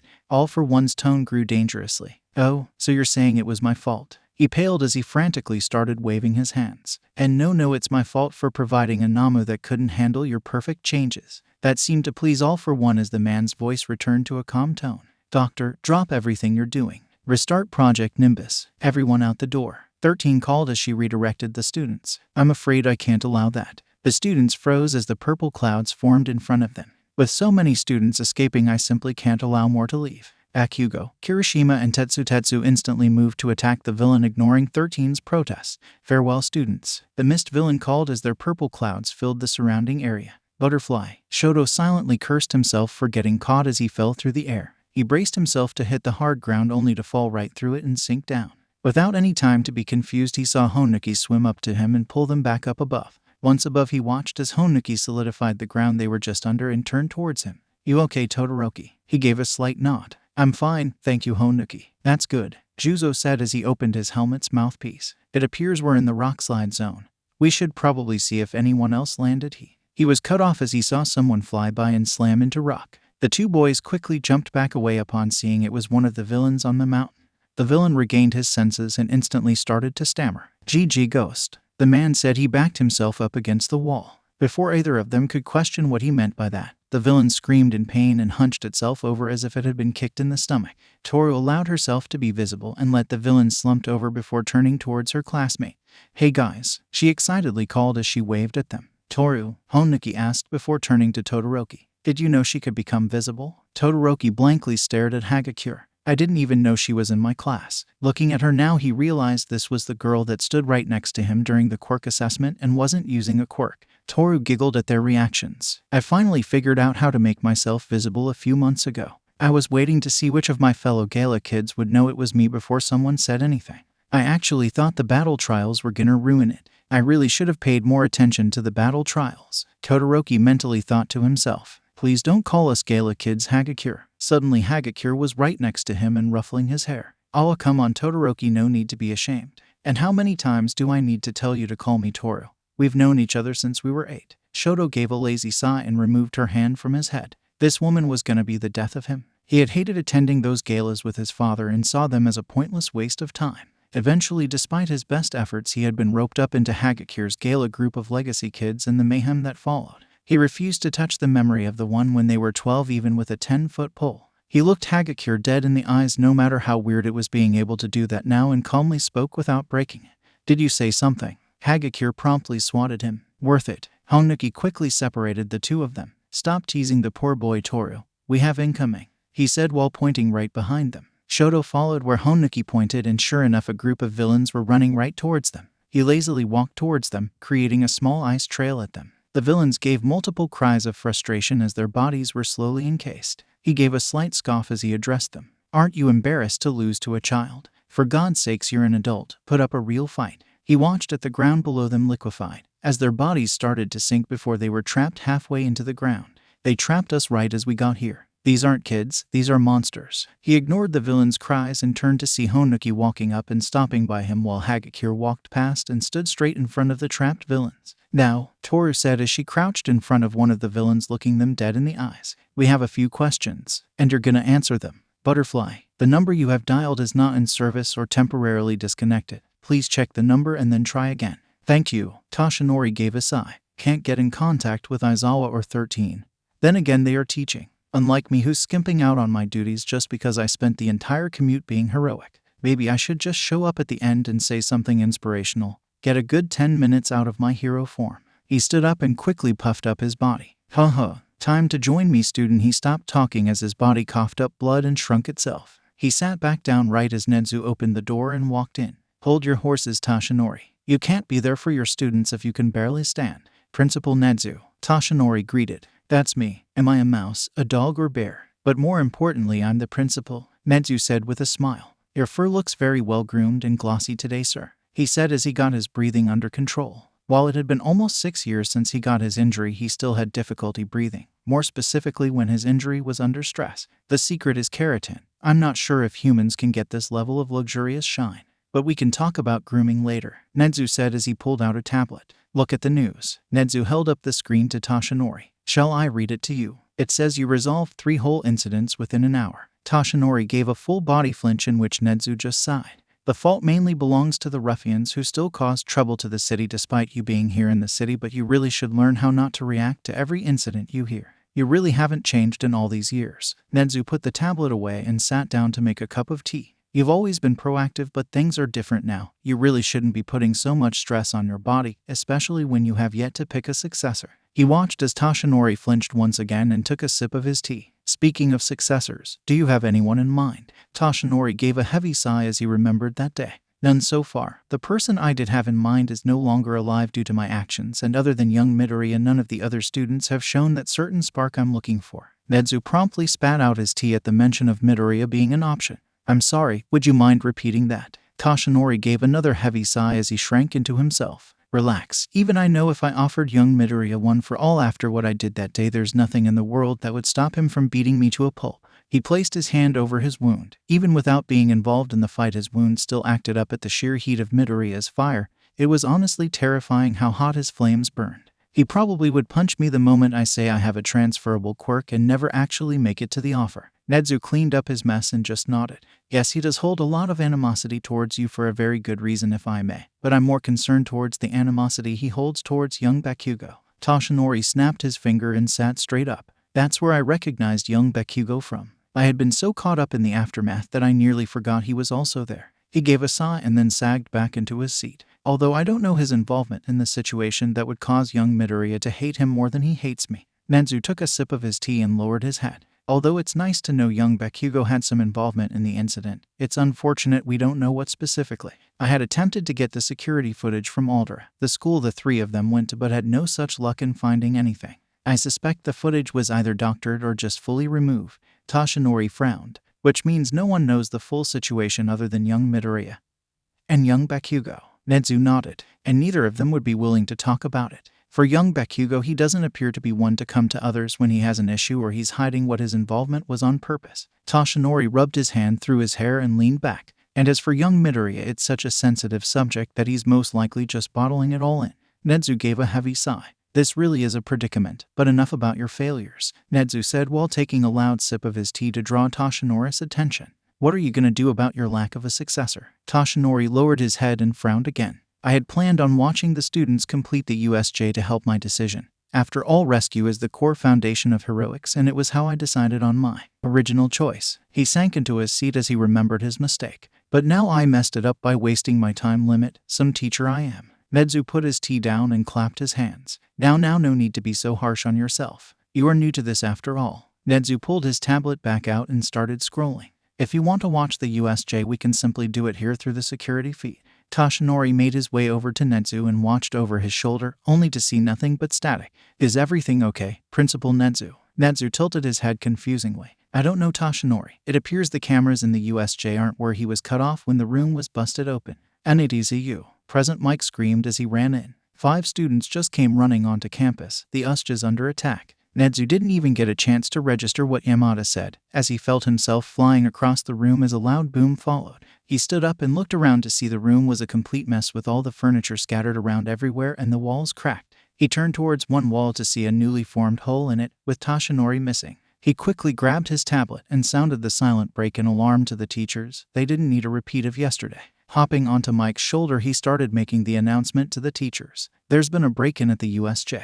All faculty and staff report to the buses immediately. Hopefully they weren't too late. Butterfly. Ibara ducked out of the way of one of the villain's attacks. She had been sent to the conflagration zone where her quirk was severely weakened. She could barely grow it out to extend past her body without exhausting herself. If that wasn't bad enough, she also had to cover Ajiro and Komori, who were both injured. But despite how it appeared, Ibara wasn't the type to focus on training her quirk only and nothing else. She moved in close to the pyro villain and delivered a swift punch across their jaw before kicking them away. She ducked out of the way as they went to retaliate, only for their partner to graze her eye with a fireball and kick her away. Enough playing around, you dunces. I'm finishing this, one of the villains said while raising their fist. Ibara watched in horror as the area brightened while every flame in the zone traveled to the villain and wrapped tightly around their fist. As they reared their fist back, Ibara only had one thought. If that attack was fired, Komori and Andro wouldn't make it. Suddenly her safety wasn't a priority as she quickly pulled both of them and wrapped all 3 of them in what amount of vines she could make and braced for impact. She held back a wince of pain as the fire washed over her hair. She constantly kept replacing the burnt vines as the fire raged on. She couldn't afford to let them break. She maneuvered the vine wrap so she could stand and poured the rest of her strength into her counterattack, taking advantage of the villain absorbing all the fire. Via Dolorosa.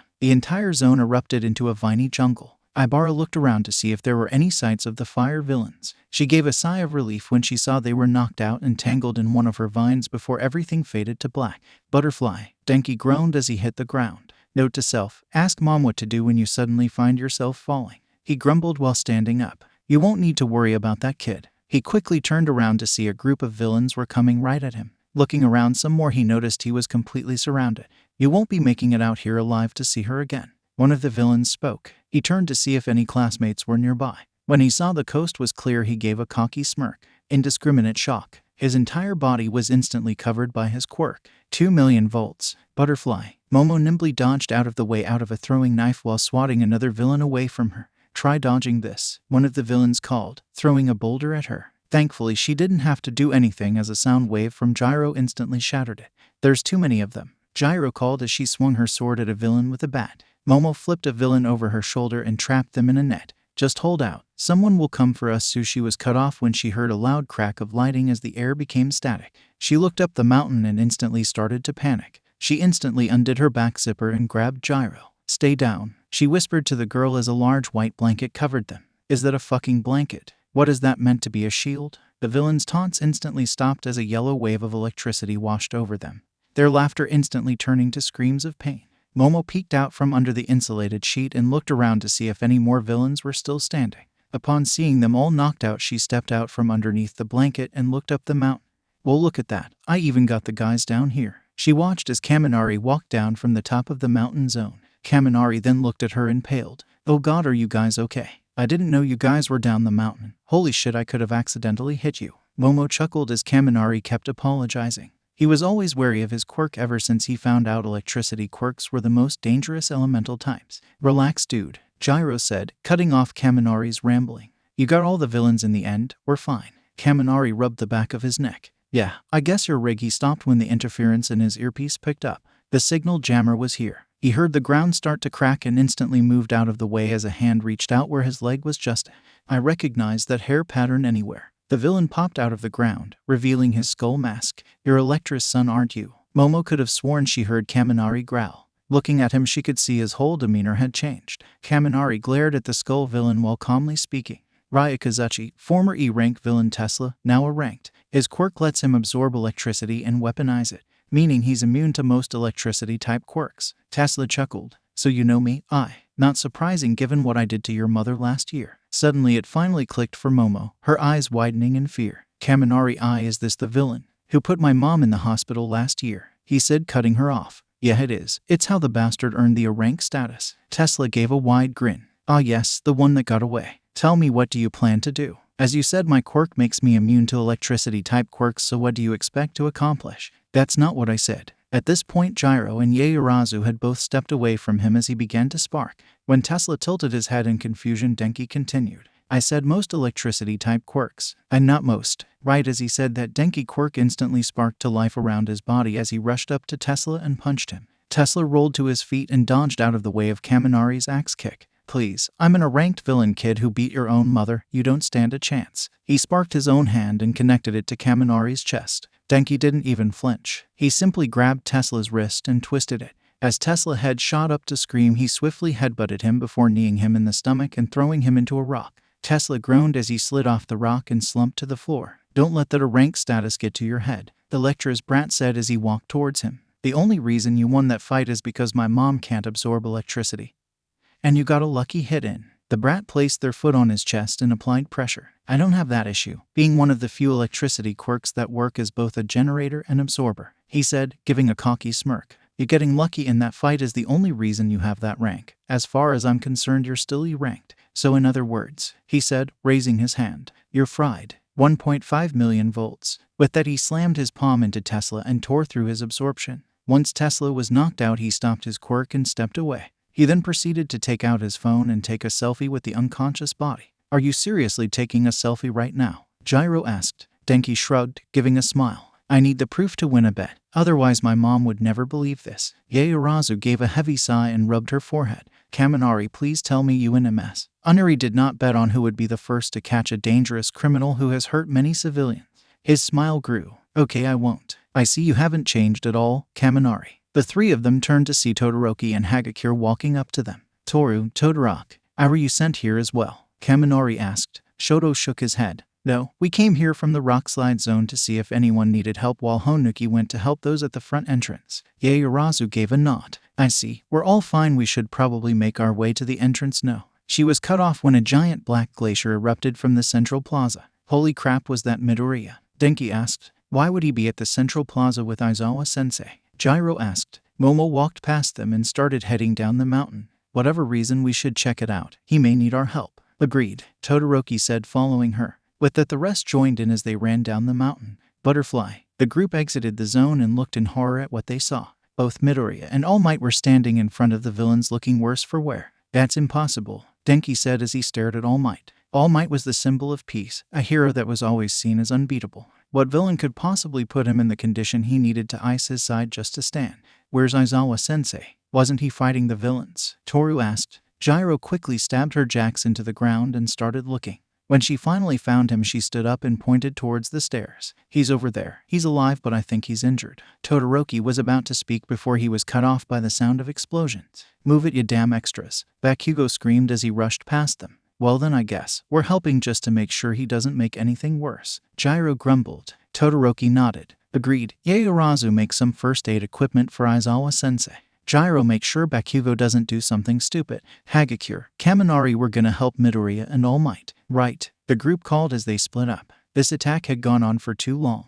Yaoyorozu has created UA Hero Course. Yaoyorozu has added Itachi Kendo-I and 17 others to UA Hero Course. Kendo-I has added Midoriya Itakages and 17 others to UA Hero Course. Yaoyorozu, in light of the recent USJ incident, Principal Nedzu has requested the class representative and their vices to set up a course group chat to allow easier contact in the event of another villain attack. Kendo-I. The chat is meant for school or emergency purposes only. 36 people are online. Asui T. That isn't gonna last long. Kaminari D. YAOMOMO. You blocked nickname perms. Yaoyorozu, I learned from the Gala group chat. Yaoyorozu, never again. Hagakure T. Oh no, she's evolving. Takages. Any admins want to remove the restrictions. Kendo-I. Nice try. The only ones who have perms to do it are Yaoyorozu, Ida and I. Kendo-I. Midoriya as well, but he's currently offline due to ... Yeah.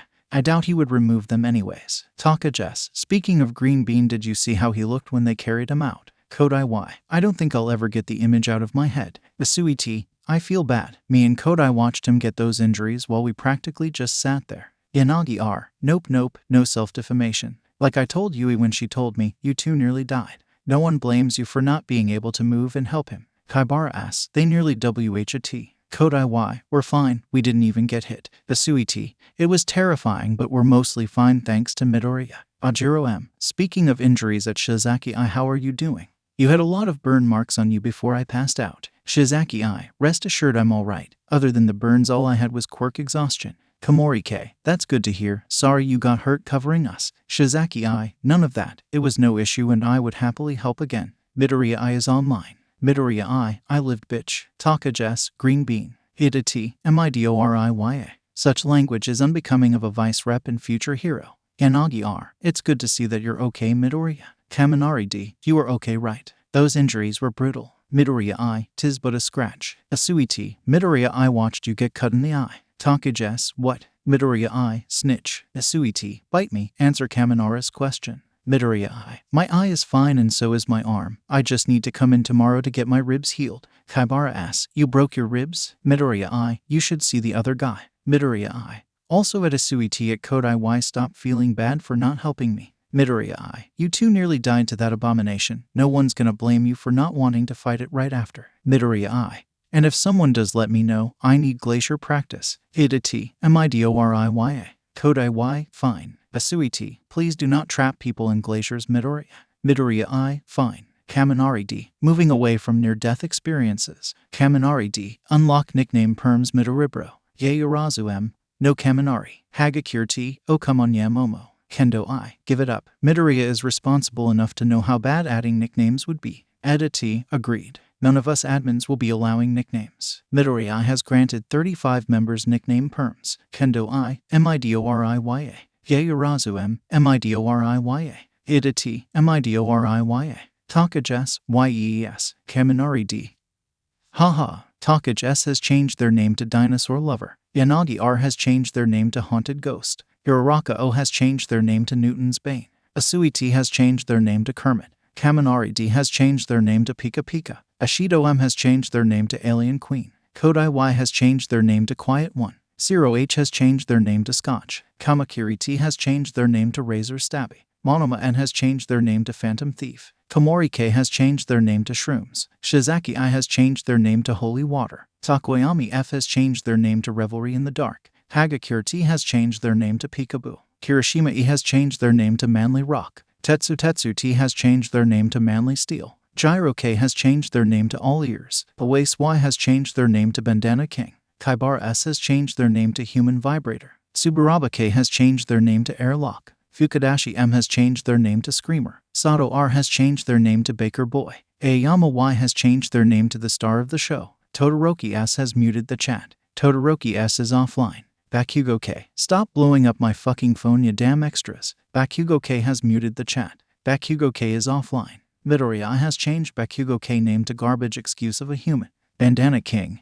That feels personal. Shoji M. Agreed. Kendo I. Midoriya Y. Yaorazu M. Do you know what you have just done? Ada T. Zero. Kaibara those are highly inappropriate names for a hero student.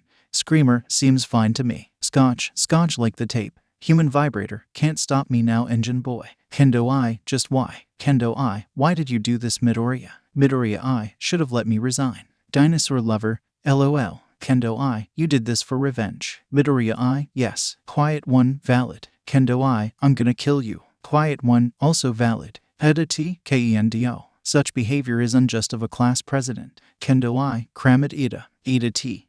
Dinosaur Lover. We have enough power. At Midoriya I. At Razor Stabby. At Piakabu. At Kermit. At Holy Water commence. Yaorazu M. Takaj please tell me you didn't. Kermit has changed their name to Green Spy number 1. The Truth. Razor Stabby has changed their name to Green Spy number 2. The Enforcer. Holy Water has changed their name to Green Spy number 3. The Holy. Dinosaur Lover has changed their name to Green Spy number 4. The Head. Peekaboo has changed their name to Green Spy number 5. The Unseen. Midoriya has changed their name to Green Spy number 6. The One. Airlock. I knew he changed his name. Ajiro M. What the fuck? Pika Pika. Not again. Human Vibrator. Nope, not touching this one. Baker Boy. Oh, I don't like this. I don't like this at all. Revelry in the Dark. What a mad banquet of darkness. Ada T. This sort of behavior is very unhero-like. Yaorazu M. Setsunatokag. Green Spy number 4. The Head. Ah shit. Yaorazu M. You said you disbanded the green-haired cult. Phantom Thief. Pardon. Shroom Cult. Green spy number 4, the head, I did disband it. Green spy number 4, the head, but I never promised I wouldn't reform it. Alien Queen, reform. Kendo I should have gone to Shiketsu. All ears, agreed. Yaoyorozu M, I'm not dealing with this. Yaoyorozu M has added Shota Aizawa to UA. Hero course. Shota Aizawa, Jesus fuck, these usually aren't made until after the first year. Green spy number 3, the holy, please do not use the Lord's name in vain. Green spy number 4, the head, you added a teacher. Shota Aizawa, just backread. Yeah, I'm not dealing with this. Shota Aizawa, just don't let it interfere with class. I can still expel 2 of you at green spy number 1, the truth at green spy number 5, the unseen. Yaoyorozu M, what? Green spy number 5, the unseen, yes Aizawa sensei. Green spy #1, the truth, understood. Shota Aizawa, good. While I'm here, might as well go over a few things. Shota Aizawa, at green spy number 6, the one I know you have his number, add Vlad King. Green spy number 6, the one has added Vlad King to UA. Hero course. Vlad King, damn it, why is it always 1B making the first cult? Shota N, excuse me. Shoji M, this is normal. Shota Aizawa, at everyone stop typing and listen up. Todoroki S is online. Shota Aizawa, in light of the USJ, there's a few things that need to be established. Vlad King, the staff is currently reviewing the security footage of the USJ, and for the most part you handled yourselves well. Pika, wait a sec, the cameras to the USJ were down though. They wouldn't have gone up till Tesla was knocked out. Vlad King, the cameras were made to work offline. All he did was cut off access to the live feed, but we still have all the footage. Shota Aizawa, now be quiet and let us finish. Shota Aizawa, first things first. Shota Aizawa, at manly rock, at manly steel, at garbage excuse of a human, do not jump in the way of a teacher to attack a villain. Listen to their instructions first. Garbage excuse of a human is online. Garbage excuse of a human, fuck off. Shota Aizawa, wanna try that again. Garbage excuse of a human. Garbage excuse of a human, understood. Shota Aizawa, Kirishima. Tetsu, manly rock, understood Aizawa sensei. Manly steel, got it. Vlad King, good. Now in the events a teacher isn't present during the attack, you listen to it. Yaoyorozu M. Vlad King, if she's not present, just go down the list. At Kendo I, at green spy number 6, the one at Ida T, the chances of one these 4 not being present is slim. Vlad King, this next one isn't really villain attacks, but more so just in general. Vlad King, stop referring to it. Green spy number 6, the one by his last or first name outside of class. Call him by a nickname that doesn't hint to his name, or call him 19 until we pick hero names in class. Vlad King, a few of you had a few slip-ups during the USJ, but thankfully the villain was too busy whining to themselves to pay attention to you saying Midoriya's name. Phantom Thief, what's this? A member of 1B getting special treatment. Green spy number 2, the enforcer, where the fuck did you get that idea? Shota Aizawa, it's for the Twilight program. Problem child. Human vibrator, the what program? Vlad King, the Twilight program. If you want more info, just enter the code SOP1 into the UA site. Vlad King, that code does not leave this chat. The Twilight program isn't meant to be well known outside of the hero course. Haunted Ghost. Then how did Midoriya get the code to enroll in it? Green spy number 4, the head, I knew it. You are a legacy student at Gene spy number 6, the one of your parents is a Twilight hero and gave you the code. Green spy number 6, the one, neither of my parents are Twilight heroes. I got the code from Kamui Woods. Green spy number 4, the head, damn it. Shota Aizawa, stop talking. Shota Aizawa, the last announcement is the school starts up Monday, where a school-wide assembly is being held. Shota Aizawa, I recommend doing your best to attend that day, as the content greatly affects you as first years. Vlad King, afterwards we'll be going into more in-depth detail of what each of you did wrong or right during the USJ, along with covering a topic that will make or break your hero career. Screamer, well, that isn't vague at all. Green spy number 5, the unseen. Oh, is it hero names? If so, I have the perfect one. Shota Aizawa, no. Shota Aizawa is offline. Vlad King, that's it for announcements. I just have one thing left to say. Vlad King, great job on taking down more villains than 1A Class B. Vlad King is offline. Phantom Thief, what? Garbage excuse of a human. Which one of you fucking extras changed my name? Pika, dude waited for the teacher to leave to explode. Human vibrator, kinda impressed he can even restrain himself. Garbage excuse of a human, I'll kill both of you. Green spy number 6, the one, I changed your name. Garbage excuse of a human. Garbage excuse of a human, damn Deku. Garbage excuse of a human has changed their name to King Explosion Murder. King Explosion Murder is offline. Green spy number 6, the one, the fact he has the fucking audacity to name himself that. Green spy number 4, the head, you good green bean. Yaoyorozu M, did something happen between you and Bakugo? Yaoyorozu M, I wasn't aware you knew each other. Green spy number 6, the one, I'm fine. Yay Urazu M, that doesn't answer my question. Green Spy number 6, the one is offline. Bandana King, well that isn't weird at all. Airlock, he really hates Bakugo, best not to touch it. Kendo I, agreed. Pika Pika has changed the chat name to Hero Course U. Yay Urazu M, oh no. Pika Pika, oh yes. Butterfly. Izuku took his place behind Bondo in the line and waited patiently for the assembly to start. When he arrived at school, they didn't even bother to deal with homeroom as the staff bots instantly stopped him at the entrance and ushered him to the assembly hall. All around him he could hear the whispers of the crowd, mostly coming for Gen Ed. And the Hero Course does it again. Wonder what they messed up this time. The year just started and the first years are already causing an issue. I heard one of them tried to play the hero and fought the main villain. Probably made things worse. Once again the Hero Course hogs the spotlight. Did you hear the one kid who fought the villain at the USJ is hiding their identity? Probably just another high and mighty golden child who thinks he's so special that his identity is so sacred. The other courses really dislike us. Izuku turned around to see Yanagi behind him. The staff bots had confiscated their phones, which was apparently normal for assemblies due to past students leaking things to the media, so he settled with just nodding his head and giving a small HM. I mean, it makes sense. Rin chimed in from behind Yanagi. UA does tend to favor the hero course due to being a hero school, but the other courses really don't have much, so there's bound to be some tension.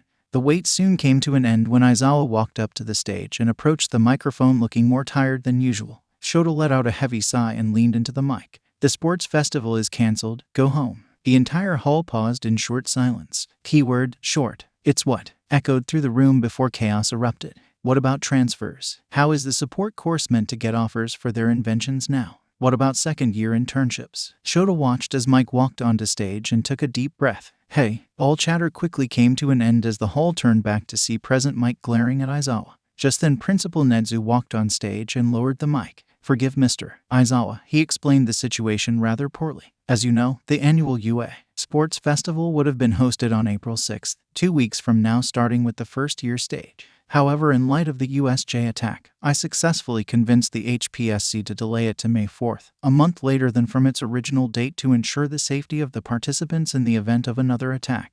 There was a wave of relief through the hall. While the sports festival was extremely biased towards the hero course, it was still important to the other course. For Gen Ed, it was a second shot at the hero course, or a chance to just let loose with their quirks. For support, it was free advertisement for their inventions and a way to get sponsored. For management, it was preparation for their second year, where they would be doing more hands-on marketing by partnering up with a hero course member. For Izuku, winning this meant living on his sister's goal through him, something he would not fail at. So rest assured, the sports festival will continue.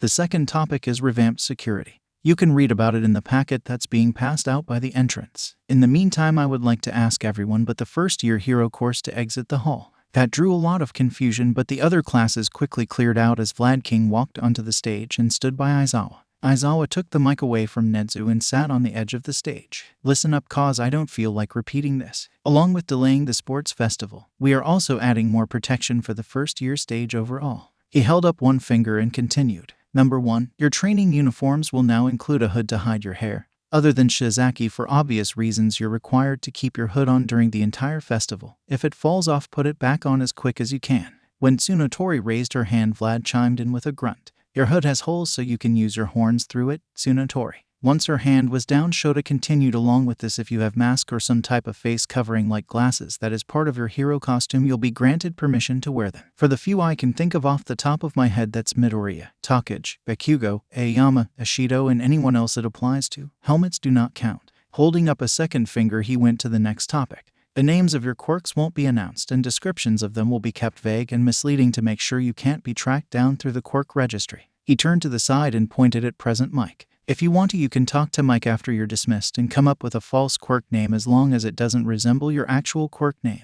He turned back to them and held up a third finger. And finally, you'll be making a decision that's so crucial to your hero career, so much it can either make or break it. He drew out the results and watched as the kids leaned in before giving a smug grin. Hero names. It was a lie, Hagakure shouted. Shota promptly ignored 1A cries about logical ruses and continued. We won't be airing your names during the sports festival, even if you're a legacy student who's already been in the media.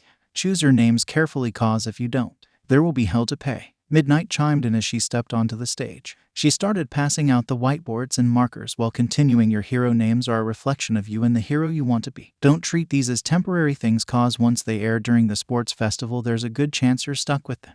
Izuku took his whiteboard and marker and instantly started writing. He has had his name picked out for years now, to the point it was even the base for his hero outfit. Vlad King spoke next, picking off where Midnight left off. While we're here to help you pick out your names, your overall choice is final, in which we have no say in unless it's absolutely not allowed. Midnight returned to the stage and took the mic from Shota. With that said, who's presenting first? The students collectively paused. W were presenting these. Awase spoke. Vlad gave a grunt. Might as well. Your classmates are gonna see them anyway during the sports festival. Oh, that was true. I'll go first, Manami, Aoyama said as he climbed onto the stage and presented his board. I cannot stop twinkling. That's a fucking sentence. Kamakiri huffed. Kamakiri, Kendo said while glaring. What? We were all thinking it. Midnight coughed, drawing their attention back to her. While a bit brashed, Kamakiri is right. It is a tad bit long. How about removing the I and shorting it to can't stop twinkling? Magnificent, Aoyama said as he rewrote his board. That's still a fucking sentence, Kamakiri stated. Moving on. Who's next? Midnight called as Aoyama got off the stage. Umi next, Ashido called as she jumped onto the stage and flipped her board. Alien Queen. Midnight's face scrunched up in disgust. You mean that horror movie creature with acidic blood? You no way. Vlad King lowered his head and sighed. You need an actual valid reason to deny it, Midnight. Midnight stuttered to find a reason before giving up. Alien Queen it is. Who's next? Bakugo was next up on the stage. King Explosion Murder. Absolutely not. Vlad and Midnight bluntly chimed. Why the hell not? Katsuki growled. Vlad King gave a grunt before answering. You can't have murder in your name. Either pick something else or UA. We'll assign you a replacement name. Fucking Death Arms has death in his name, Bakugo said in protest as explosions singed his board. Aizawa rubbed his forehead, cursing not expelling him when he had the chance. Just change it. Fine. Bakugo erased his board and aggressively started writing a new name. Great Explosion Murder God, Dynamite. Yanagi wisely backed up as Midoriya started to scorch the floor. Midnight sighed and just whispered to Vlad. We'll just list him down as Dynamite. Turning back to the students, she continued. Alright, who's next? With the shit show that was the first three, the class finally had an idea on what was allowed and quickly went from there. I had this name picked out since I was little. Rainy Season Hero, Froppy. How cute. Approved. Martial Arts Hero, Battle Fist. Approved. Scheming Hero, Vanta Black. Mysterious. Approved. Welder. Simple and straight to the point. Approved. Ricketti. Adorable. Approved. The Sturdy Hero, Red Riot. Paying homage to chivalrous hero, Crimson Riot. Such passion turns me on. Approved. Hearing Hero, Earphone Jack. Denied. Midnight called as she cracked her whip. Kyoka looked at her confusingly. What's wrong with it? Midnight put her hand on her hip and spoke calmly. We're trying to hide your quirk names. We can't let you use it as your hero name. Kyoka blushed and rubbed the back of her neck. Oh yeah, sorry. She hopped off the stage as Kaminari quickly took her place. Denki turned his board over with a giant grin. I had this name picked out after the USJ. I'm the Surge Hero, Charge a Bolt. Using your mother's epithet, Nimari questioned. When Kaminari nodded, she continued. How sweet. Approved. Now who's Niashi jumped away as Midoriya appeared behind her. Izuku snickered as Midnight berated him for scaring her and flipped his board over. Midnight tilted her head to the side as she read the board. Spring Hero, White Fox. I guess the name matches your hero costume, but that's a weird epithet. She watched as Midoriya erased his board and wrote something on it. The board simply read, it's a homage to my sister. That got Nimari to back off quickly as the name had clear sentimental value. I'm sure she's proud of it. Approved. After that, the rest of the list went without any more issues. They were soon dismissed and handed their packets detailing the new security upgrades. School ended shortly after as Izuku walked out the gate staring at her purple butterfly clip. He was gonna win that festival. Shota sat in the teacher's lounge, finally overlooking his student files. His attention turned to the side of him when he saw Hisashi pull up a chair and sit down. Man, Sho, you're still overlooking student files. He gave a sigh and just continued reading. I've been busy between getting my elbow treated and other various things. Vlad grunted as he took a sip of his drink. You should have just read the files the first day, like you're paid to do. Shota shot the blood quirk user a glare. I like to know my students first to prevent any bias. He turned back to his screen and started scrolling again. Though it would have been nice to know I have 5 legacy students in my class. Vlad gave a slight chuckle. This year is a handful. My 4 are pretty much running themselves ragged with extra training since they have more time till the sports festival. I caught Tsunotori sleeping standing up at one point during class. Nimari gave out a bark of laughter as she sat down with her drink. Believe me when I say I know. I had to tell poor Momo to ease up on the training. This year's group is really determined to put on a good show. Vlad set down his drink. Oh, that's right, both your niece and Hifumi's nephew passed the recommendation exam. Nimori raised an eyebrow at that. I can understand how you forgot Momo is my niece, but Honuki is in your class. He chuckled and leaned back in his seat. In my defense, he acts nothing like Hifumi. I don't know whether that's an insult or a compliment, Ectoplasm said, walking into the teacher's lounge. Would you care to clarify? Hard pass, that's a trap, Vlad quickly responded, causing Zashi and Nem to snicker. Shota closed his laptop and walked over to the coffee machine. Didn't Higari adopt a kid? I thought they were meant to be attending classes this year. She is. Higari walked in looking overly tired. Amazing daughter, wouldn't trade her for the world. Horrible student, I want to retire. Nimori stood up and patted him on the back. Oh come on, surely little May isn't that bad. She somehow found a way to make water explode. He deadpanned. I'm honestly impressed and terrified that there isn't a thing she can't explode. Hey, I thought she wanted to be a hero. Vlad chimed in. How come she didn't take the entrance exam?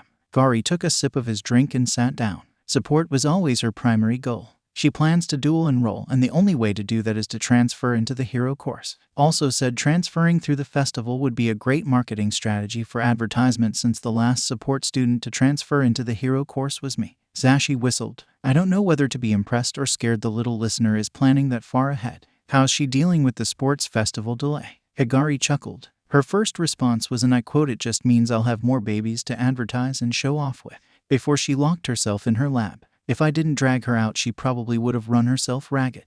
So it's not just the hero course legacy students going plus ultra, it's all 10. Nimori said, taking a sip. Do we actually have 10 legacy students this year? Zashi questioned as he tilted his head to the side. That's way more than what we usually get. Vlad grunted and gave a nod. Yep, 4 in my class, 5 in Aizawa's, and then it's Gari's daughter in his class. Majority of them actually know each other from galas. Hifumi spoke. I know Juzo is part of Hagakir's little gala group. Momo and Takage as well. Nem chimed. I think Todoroki and Kaminari are also in it along with little Tenya. Shota sighed. Oh great, that makes my entire 5. He grumbled before he turned to look at the corner to see All Might sitting down staring off in the distance. Yagi. He spoke, trying to get the man's attention. He tried again. Yagi. When that failed, he flashed his quirk. Yagi. Yagi nearly fell out of his seat as he coughed up blood. Sorry about that, young Aizawa. I was a bit lost in thought. Shota turned off erasure and let his hair drop. I could tell. What has the great symbol of peace so hung up? Don't call me that, Yagi said quickly. He blinked and tilted his head in confusion,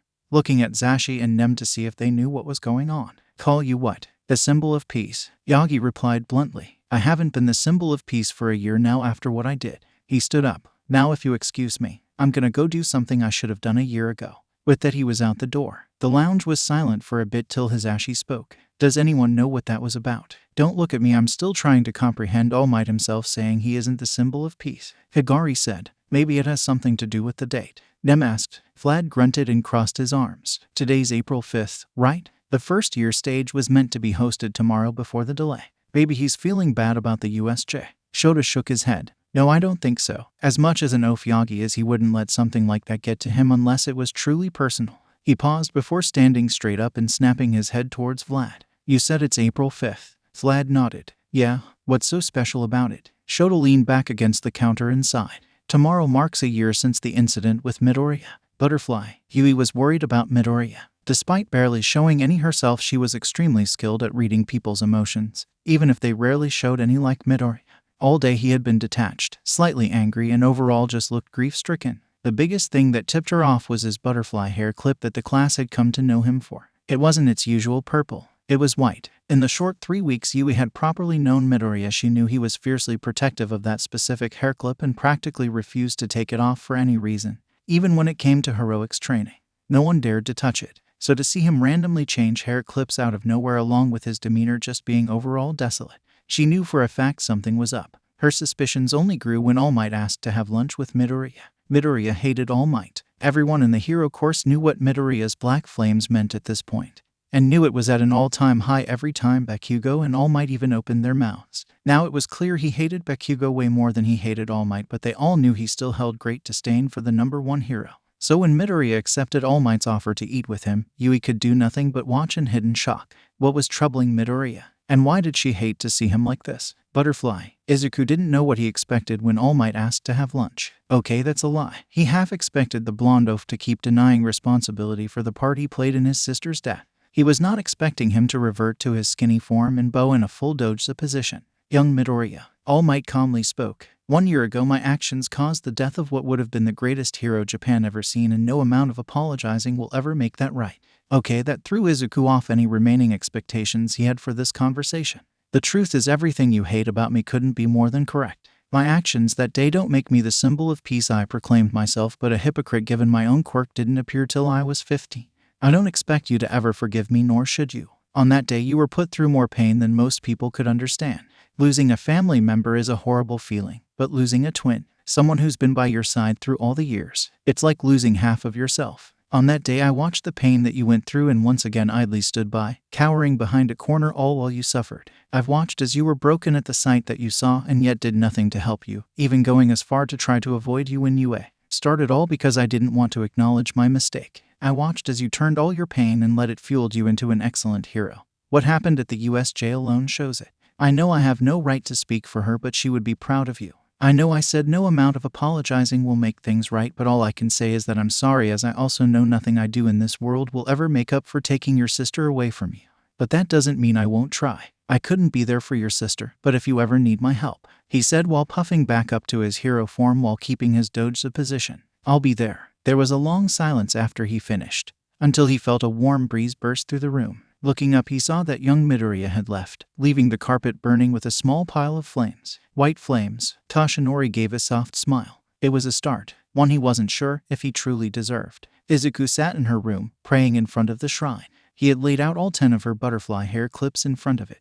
They always were her most treasured items. It's been a whole year with you gone. He spoke. I know you said not to blame All Might or Bakugo, but some days I just find it so damn hard not to blame them for your death. Others I feel like I was to blame for not noticing the signs. He lowered his head and gave a hurt chuckle. Hey, you probably would slap me for even thinking like that. She always was the aggressive one of the two of them. He knew something was up when she started retreating into herself, and yet he still did nothing. I started UA a few weeks ago. I even broke All Might's entrance exam record, though I'm sure you would have too. You always were so selfless. You'd probably beat it with rescue points alone. He started crying as he thought about how she rushed in to save them that day despite everything they did to her. The sports festival is next month. I know you always wanted to win one, and I intend to do so just for you. He wiped his eyes and picked up the purple butterfly clip, putting it back in his hair. He always favored the purple one. It was the last one she wore. He reached behind him and pulled out a notebook, one full of signatures of the entire UA staff minus All Might, the current Big Three, and his fellow first years besides Bakugo.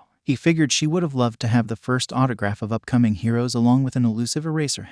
You always were the biggest hero nerd out of the two of us, he softly said before placing the book in front of the shrine. I'll be a hero for the both of us. He ran his hand over the picture. Just watch me, little sis. He wasn't aware of the two butterflies, one purple and one white, that had made their way into the house. Butterfly. Inko placed flowers in front of the grave. It always pained her to stare at it, knowing nothing was in it, knowing that she never got to hug her little girl goodbye, knowing she couldn't give her a proper memorial and had to settle for an empty casket. She dropped to her knees and began to speak. It hasn't been the same ever since you left. Izuku has been more distant than ever. She quietly sobbed. Hisashi has thrown himself into his work even more, but both have slightly gotten better. I honestly can't say the same for me though. She gripped the end of her dress. I should have known. I should have recognized the signs, and yet I was clueless, thinking you were just trying to be independent.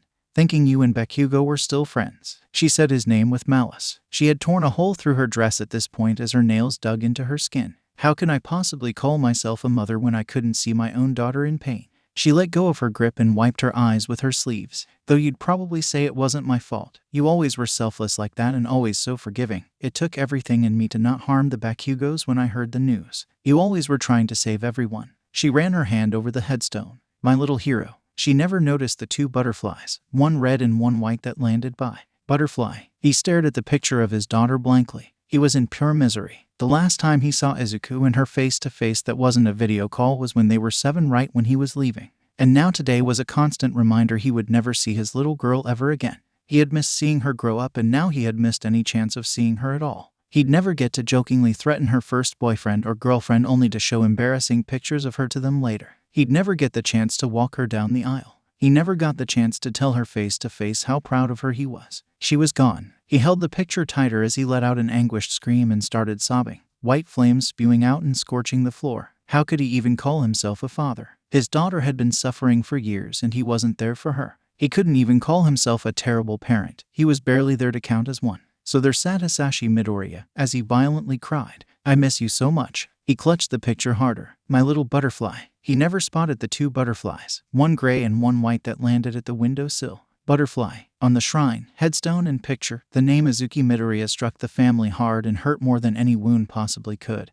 But a white butterfly would always be there to remind them that they would get through it. After all, she had been the one to tell them a white butterfly was a simple message of comfort. Butterfly. Deep in the undergrounds of Kamino, a dark figure ran their scarred hand over an All Might poster that simply said, "I am here." It sickened them. He was there all right, and it inspired nothing. It did nothing. A death still happened. A death he caused. A death that he was responsible for. A death that was all his fault. Their hands started to heat up as they produced boiling water, reducing the poster to nothing. They stared at the floor, lightning twitching off their hands. They couldn't wait to see All Might boiling alive at their feet, or Bakugo slowly twitching as the lightning ran its course. They would have their sweet revenge, and then they could reunite with them. The figure planned, all while a black butterfly landed on their shoulder. Boom. May felt herself fly backwards as she hit the garage door. "May," her dad called as he ran into the room. "I'm okay." She gave a bright smile as she stood up and brushed herself off. Higari sighed and put his hands on his daughter's shoulder. "Sweetie, I know you believe failure is the mother of all inventions, but you really need to dial back on the explosions.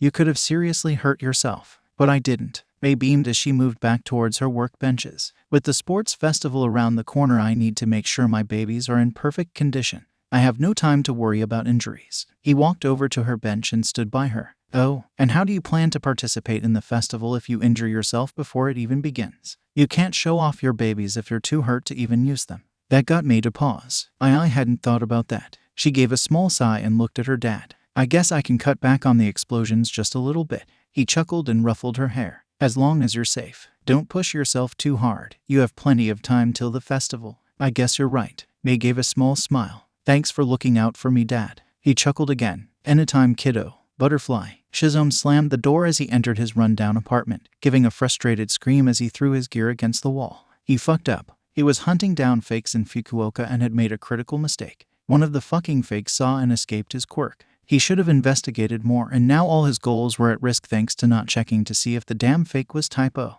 From what the news reported, the fake hero had apparently fallen into a coma shortly after and has yet to awaken, so his quirk was still unknown. All he had to do was break into the hospital and finish the job. But with the city on high alert, it would be difficult. He had to wait for security to cut back a bit before he could act.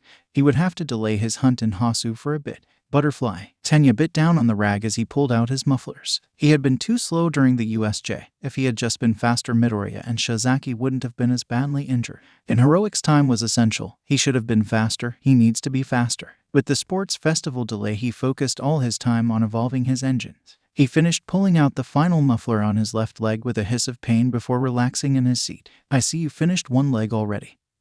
He turned around to see Tensei offering him a cup of soda. Tenya raised an eyebrow at him and spoke. "Brother, you do remember carbonated drinks stall my engines, right? And that's why I picked it out," his brother said while setting down the drink next to him. "I figured you didn't want your engines accidentally setting off again while you tried to pull the mufflers out. Though, I guess that does make sense." When he had removed the first muffler, the pain caused his quirk to activate, sending him flying off the bench. Tensei had spent 10 minutes laughing at it and then another laughing at the video their dad recorded. "You know, I'm really proud of you, Tenya," his brother spoke. "My mufflers didn't get to the point they needed to be pulled out till I was 17.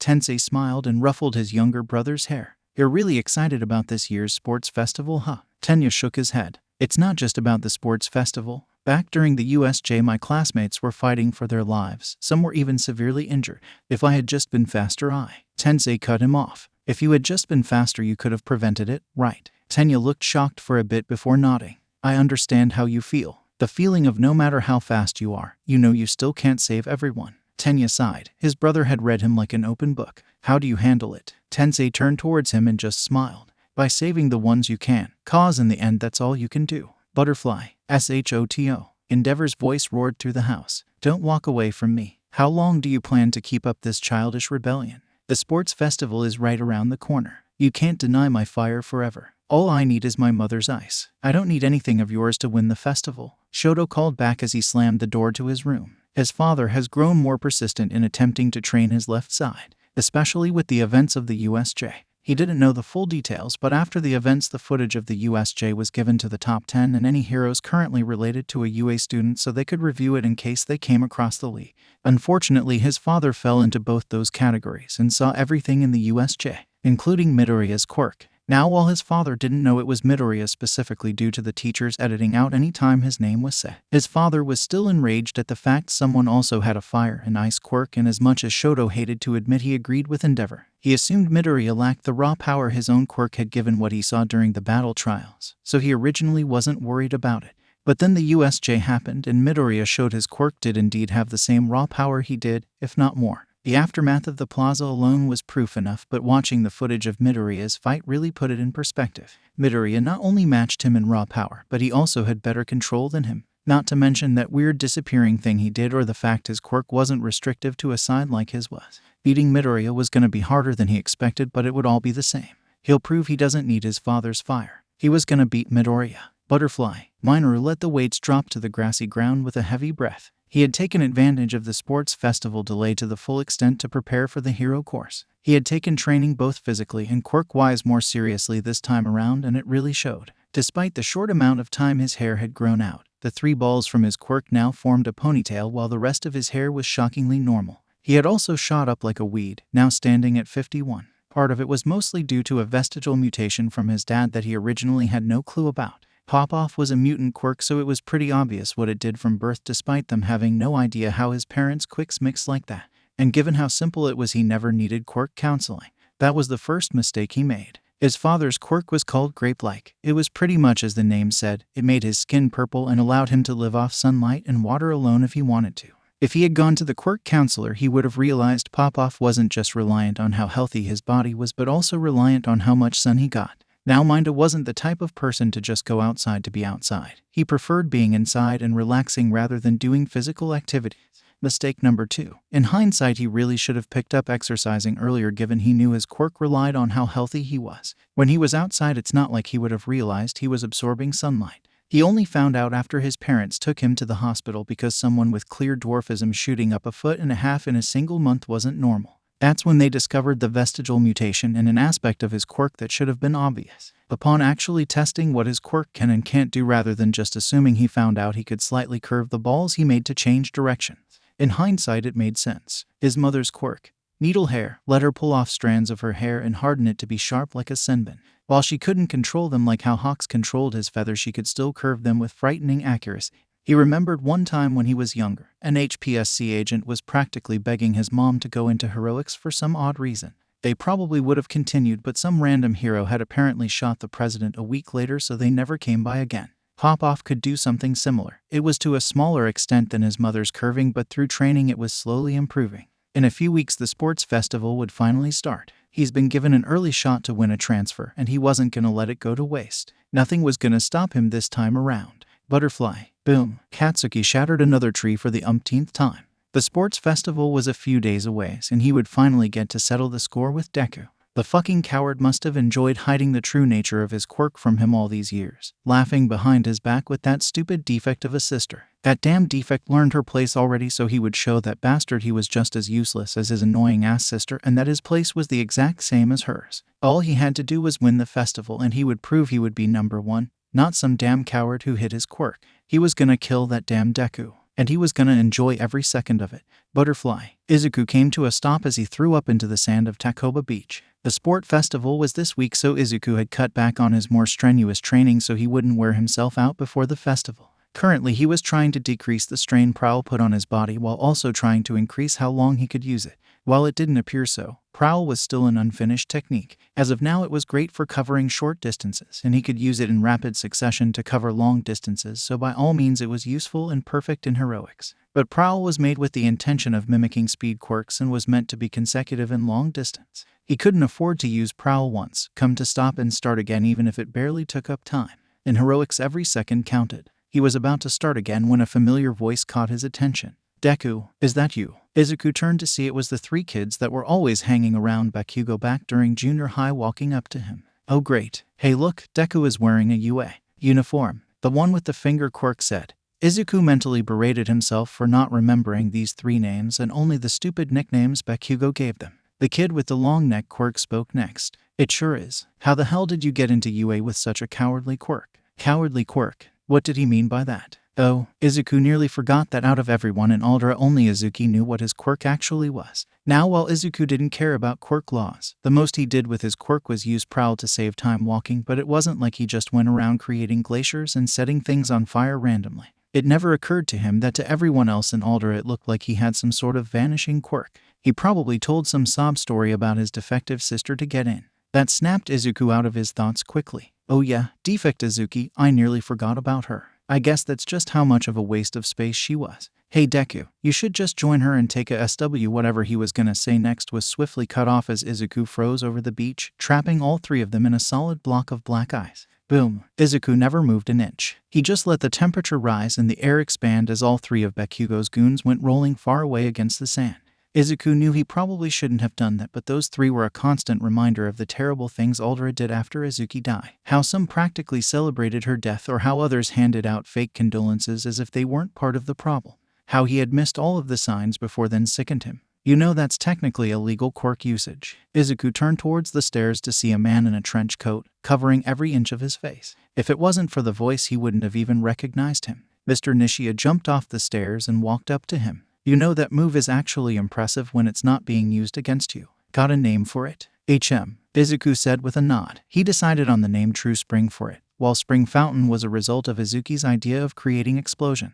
True Spring was the original way she suggested he do it, by freezing over the entire area before heating up the air. In hindsight, he really should have noticed most of her ultimate move's suggestions were extremely brutal. That's nice, Shinji said while nodding. You've done wonders with the beach. Last time I came by it was still a mess. How long did it take you? What do you want, Kamui? Izuku spoke calmly. After the incident, Kamui Woods had been the one to seek him out afterwards and was actually the first to apologize for Izuki's death, followed by Mount Lady, even though Izuku never blamed either of them. Oh, so hero names it is, Kamui said smugly. Well, White Fox, I came by to see how you were doing. He paused before cautionally continuing. I know the anniversary of her death was earlier this month, so I wanted to make sure you were okay. Izuku promptly ignored that question and gave one of his own.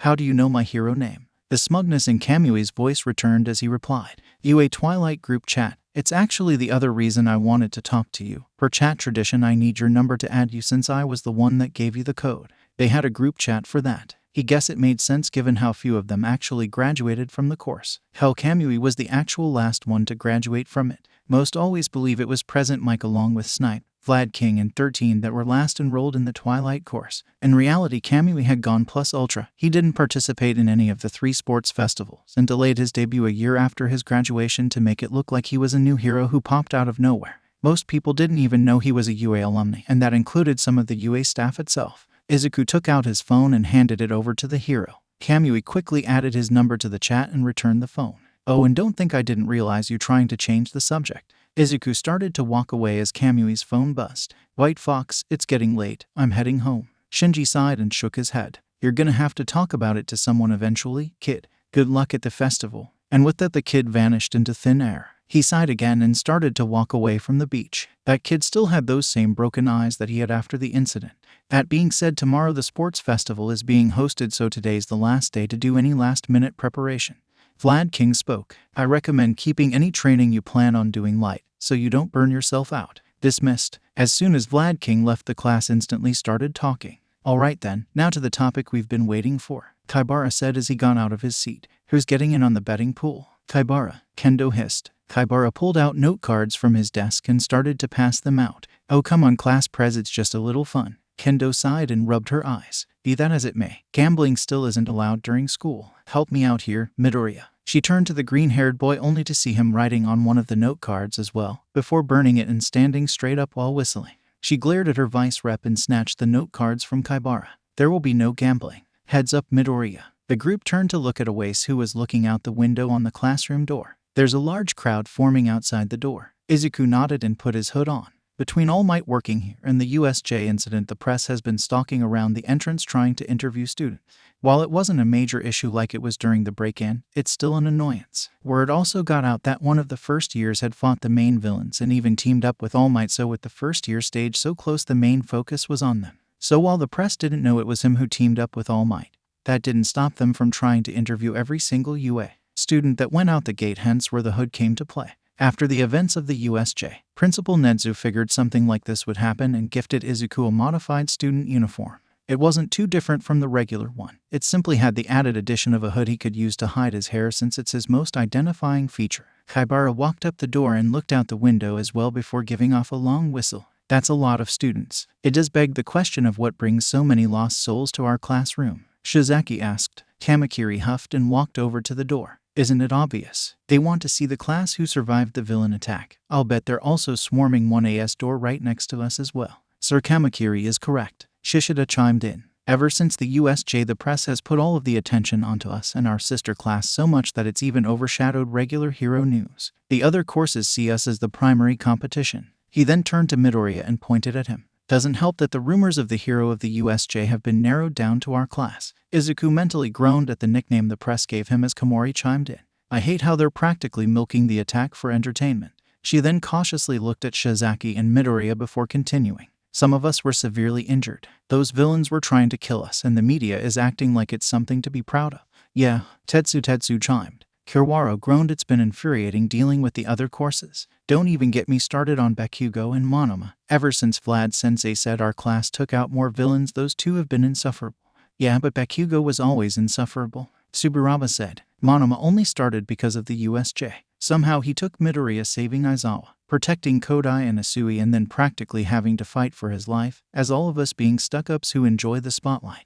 Then there's also him taking every opportunity to give a rousing speech about how superior 1A is compared to us. Fukudashi mocked. I don't know what changed after the USJ.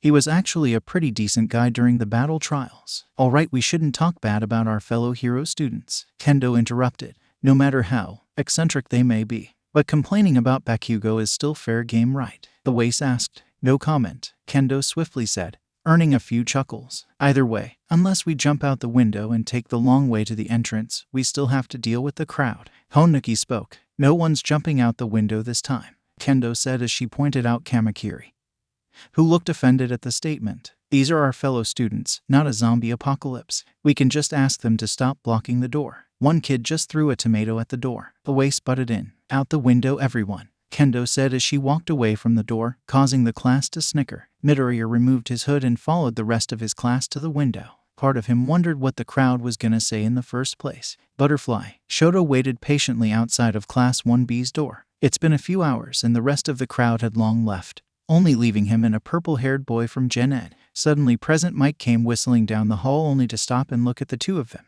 Todoroki, Shinso, school's over, what are you two still doing here? I'm waiting for my white fox to come out, he said, hoping the now identified Shinso didn't notice the slip-up. I'm mostly here to give 1B a message, the purple-haired boy lazily said. Hate to break it to you listeners, but 1B left a while ago. You're the only students left on campus, like Sensei explained. Both boys paused. Oh, Shoto said. He was originally here to declare war on Midoriya since he wouldn't be able to do it tomorrow as both classes had different prep rooms. Bakugo also left long ago, so who was he meant to declare war on now? Damn it, Butterfly. Alright, Class B. We're heading out in 5 minutes, Kendo's voice called through their waiting room. Alright, Tetsu said as he slammed his steel fist together. Let's kick some ass. You mean get our ass kicked by Midoriya? Tsuburaba chimed. He isn't gonna kick my ass, Kamakiri huffed. I plan on winning this whole thing, Fox boy, so you better get ready to get pummeled. Kamakiri's phone buzzed shortly after. Reading the text, he quickly lunged at Midoriya, who disappeared.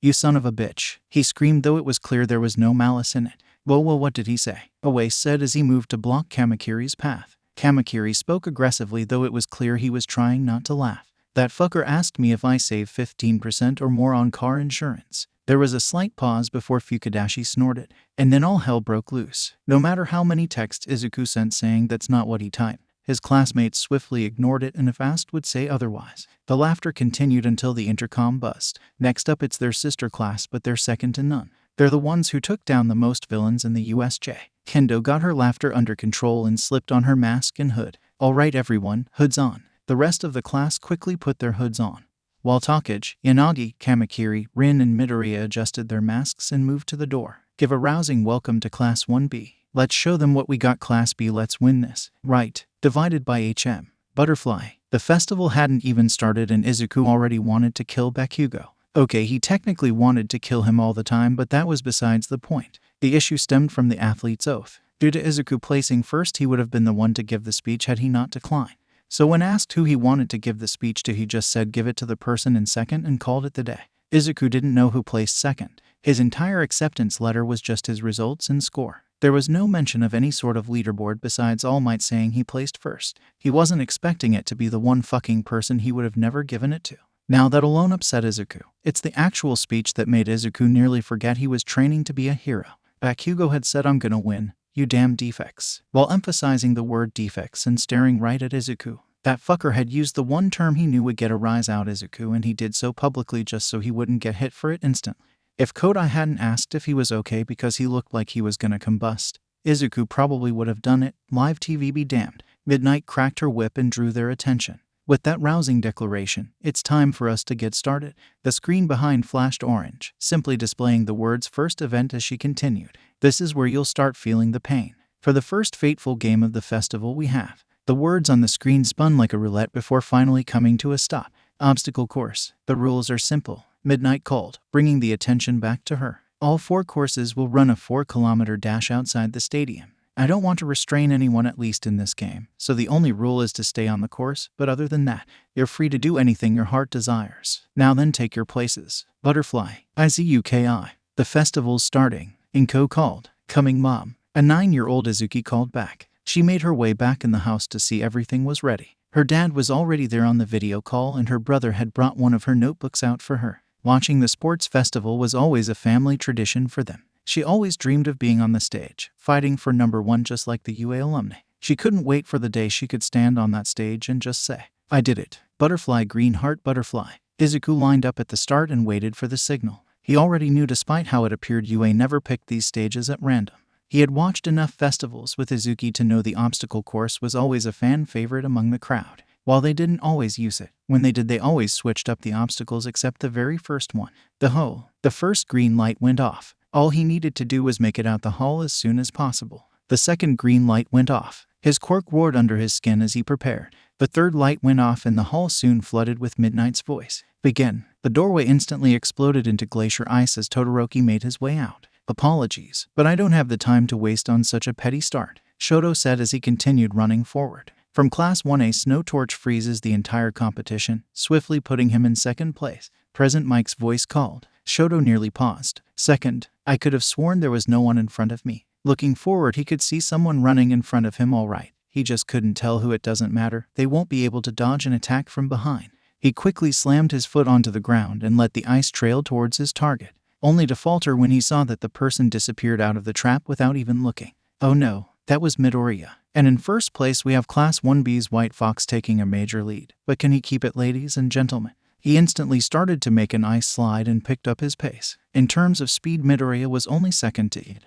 But where Ada lacked in mobility and adaptability that came with certain terrains, Midoriya closed that gap with his agility and reflexes. It was that damn insufferable disappearing trick that made him the biggest obstacle to Shoto in this race. He wouldn't even be able to slow him down. He didn't know how, but Midoriya was always aware of every attack and person around him. Once in training, he caught Hagakure with minimal effort. It was infuriating. "Move it half and half." Shoto turned to see Bakugo had caught up to him. Upon a further look behind him, he saw a bunch of hero course students had easily avoided his trap. This was an issue. It's not an obstacle course without any obstacles. Let's see how our first years deal with the robot inferno. Izuku watched as the giant zero-pointed reached out to him and prepared himself. Prell. Everything slowed for him as Izuku started heating his body up. Taking a deep breath, he let his presence vanish and got to work. Flipping onto the robot's arm, he quickly ran up it where its head was and slammed both hands onto it. He watched as the head crumbled underneath his quirk and quickly jumped to the next one, brushing his ignited hand against it as the head melted to nothing but a puddle. The onslaught continued as he finally made it out of the inferno, rolling to the ground and continuing on as he let Prowl die down.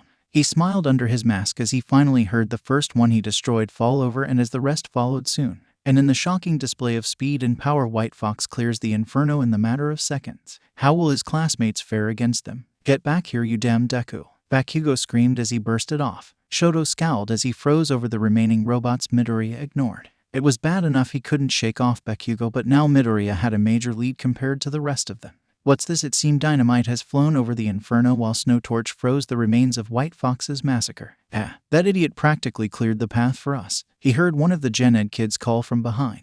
Careful, Shoto calmly spoke as he picked up his ice slide. I froze them while they were uneven. On purpose, Shoto watched as the group of Gen Ed kids were pulled out of the way as vines wrapped around the falling robots to stop their descent. Looks like Snowtorch's cold-hearted trap was thought out by 1B's Maria, who's closing in on him. He clicked his teeth. While he was glad none of the robots fell on anyone directly, those fallen robots were meant to block the path so he could focus on catching up with Midoriya without having to worry about everyone behind him. This would be more difficult than he expected. Butterfly. Hazashi clicked off his microphone and gave a long whistle. I knew Midoriya was fast from the USJ, but I didn't think he was that fast. Aizawa gave a long and heavy sigh. Why did I let you talk me into this? Zashi slung his arm around him. Oh, come on, show. Where's your enthusiasm? Your presentation. That hosting spark. 6 feet under. He grumbled. Mike chuckled as he clicked on his microphone. And the students have cleared the fall. Next up is a fan favorite, the maze. Take it away, Eraserhead. He clicked the mic back off and gave a smug grin to his fellow co-host. I should have stomped on your vocal cords during our festival, Shouta said with a harsh glare. It won't be. Butterfly. Izuku navigated himself halfway through the maze pretty quickly. It was smooth sailing until he saw Todoroki go sailing over the entire thing, followed by Bakugo. And there goes Snowtorch and Dynamite jumping over the maze to take first and second. Is that even legal? Midnight did say anything goes as long as you stay on the course. A voice he recognized as Aizawa called. Izuku mentally swore to himself as he jumped on top of the maze and slammed his hands down. Whoa there, looks like White Fox made a giant glacier over the maze. What could he be doing? He's blocking the top to make sure those behind him are forced to navigate the maze. Not a bad idea. Izuku lit his hand on fire and blew up the corner of his glacier. Boom. Shoto and Bakugo shortly paused their shoving match as they looked up to see Midoriya fly right over them. And White Fox with an explosive play passes Snowtorch and Dynamite again. He's heading right for the next obstacle, the spinning platforms. Izuku positioned himself as he dived forward towards the edge of the rotating platform. Grabbing the edge, he ignited his free hand and legs to propel the platform to spin faster. Holy shit, he's spinning the platform even faster. What is the hero course teaching these kids? Language. There's kids watching. And we didn't teach him that. He came like this. There you have it, folks. Eraserhead is a horrible teacher. What? Izuku kept up the process until he felt Bakugo and Todoroki get close enough. And then he let go. Letting his ice flare, he quickly froze all the platforms and let the enhanced rotation send him flying through the air again. And with another display of power, White Fox launched himself through the air again. What could he be planning? If you paid attention, he also froze over the other platforms. Between the rotation and ice, he basically sabotaged the other competitors, making it impossible to get by. Like that will stop me, Katsuki screamed. He didn't bother with the platforms and continued propelling himself over them. Shoto gave a growl as he made an ice bridge over the platforms. When Present Mike had announced rotating platforms, he had planned to do the same thing as Midoriya. Now he was forced to make a bridge to even get by, one the other competitors could use. RECIPRO burst. Shoto's eyes widened as he saw Ida pass by him on the bridge. He had been so focused on Midoriya he had completely forgotten that from this point on everything was flat ground. Ida's domain. He remade his ice slide and picked up his pace. Suddenly he saw the ground in front of him liquefy as Honuki popped out. Sorry about this, Snowtorch, but you aren't the only legacy kid looking to make a splash. His ice slide broke as he went tumbling over non-solid ground. His fury only grew when he saw vines shoot by him as Shizaki slingshotted past him. In a surprise twist recipro, Maria and Mudman all passed Snowtorch, stealing third, fourth, and fifth. Shoto scowled and slammed his foot onto the ground. WOAH there. In a glacier bigger than White Fox's, Snowtorch launches himself over the competition. All 6 competitors are approaching the final obstacle, the minefield. Izuku landed in front of the minefield and instantly copied Todoroki's ice slide, using his free hand to make a stream of fire behind him to propel him faster. Now, while he was leaving an ice trail that would let others walk through the field with no issues, he didn't have time to worry about that. Between Honuki, Shizaki, and unfortunately Bakugo, Izuku didn't have time to focus on sensing mines and playing hopscotch through them, no matter how fast Prowl was, when those 3 could just avoid them altogether without a second thought. After hearing a few mines go off, he looked behind to see Ida sprinting across the field. Each mine he stepped on not being fast enough to actually catch him. Oh, that was bad. The ground beside him liquefied as he saw Honuki power swim through it. A few seconds later, Bakugo had caught up along with Shizaki. This was really bad. Suddenly, Todoroki crashed on the side of them and started ice sliding as well, Ada also now joining the group. Fuck. Well, would you look at that, folks? All 6 are neck and neck with the finish line right ahead. The crowd leaned out of their seats as the 6 approached the finish line. And then it happened. Mudman placed his hand on the ground trying to sink the others. Dynamite launched a massive explosion. Maria shot her vines forward. Snowtorch launched himself forwards with another glacier. Recipro's engines roared through the entire stadium. And White Fox was nowhere to be seen. We have a winner. And with that, our 42nd and final competitor reaches the finish line.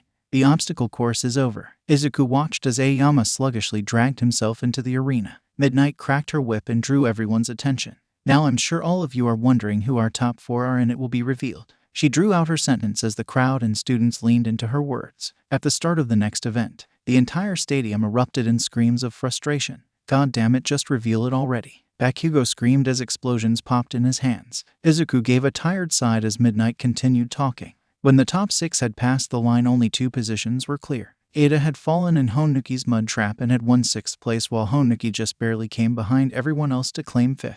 That left himself, Shizaki, Todoroki, and Bakugo as the top 4. The issue, Yue, was drawing out the results, so no one knew who actually came in first. Midnight lashed her whip towards the screen. 42 of you qualified. So for our next roaring events we have. This time the cycle went by faster this time as the event was revealed. Cavalry battle. A cavalry battle. Those of you at the top will suffer the most. Midnight announced as the screen changed to display the rules. These are the rules you will abide by or be punished thoroughly, she said while licking her lips. The game itself will last 15 minutes. Individual point values have been assigned to you based on your placement in the race. Your group value will be displayed by a headband. She gave a sadistic smile as she turned to look at the top 4. As for the points themselves, starting from Can't Stop Twinkling in last place, each placement is worth 5 more than the last. But here's the kicker. She pointed her whip at the 4 and spoke. First place is worth 10 million. The 4 quickly ceased any movement they were making as the crowd turned on them. Suddenly the need to place first wasn't so important.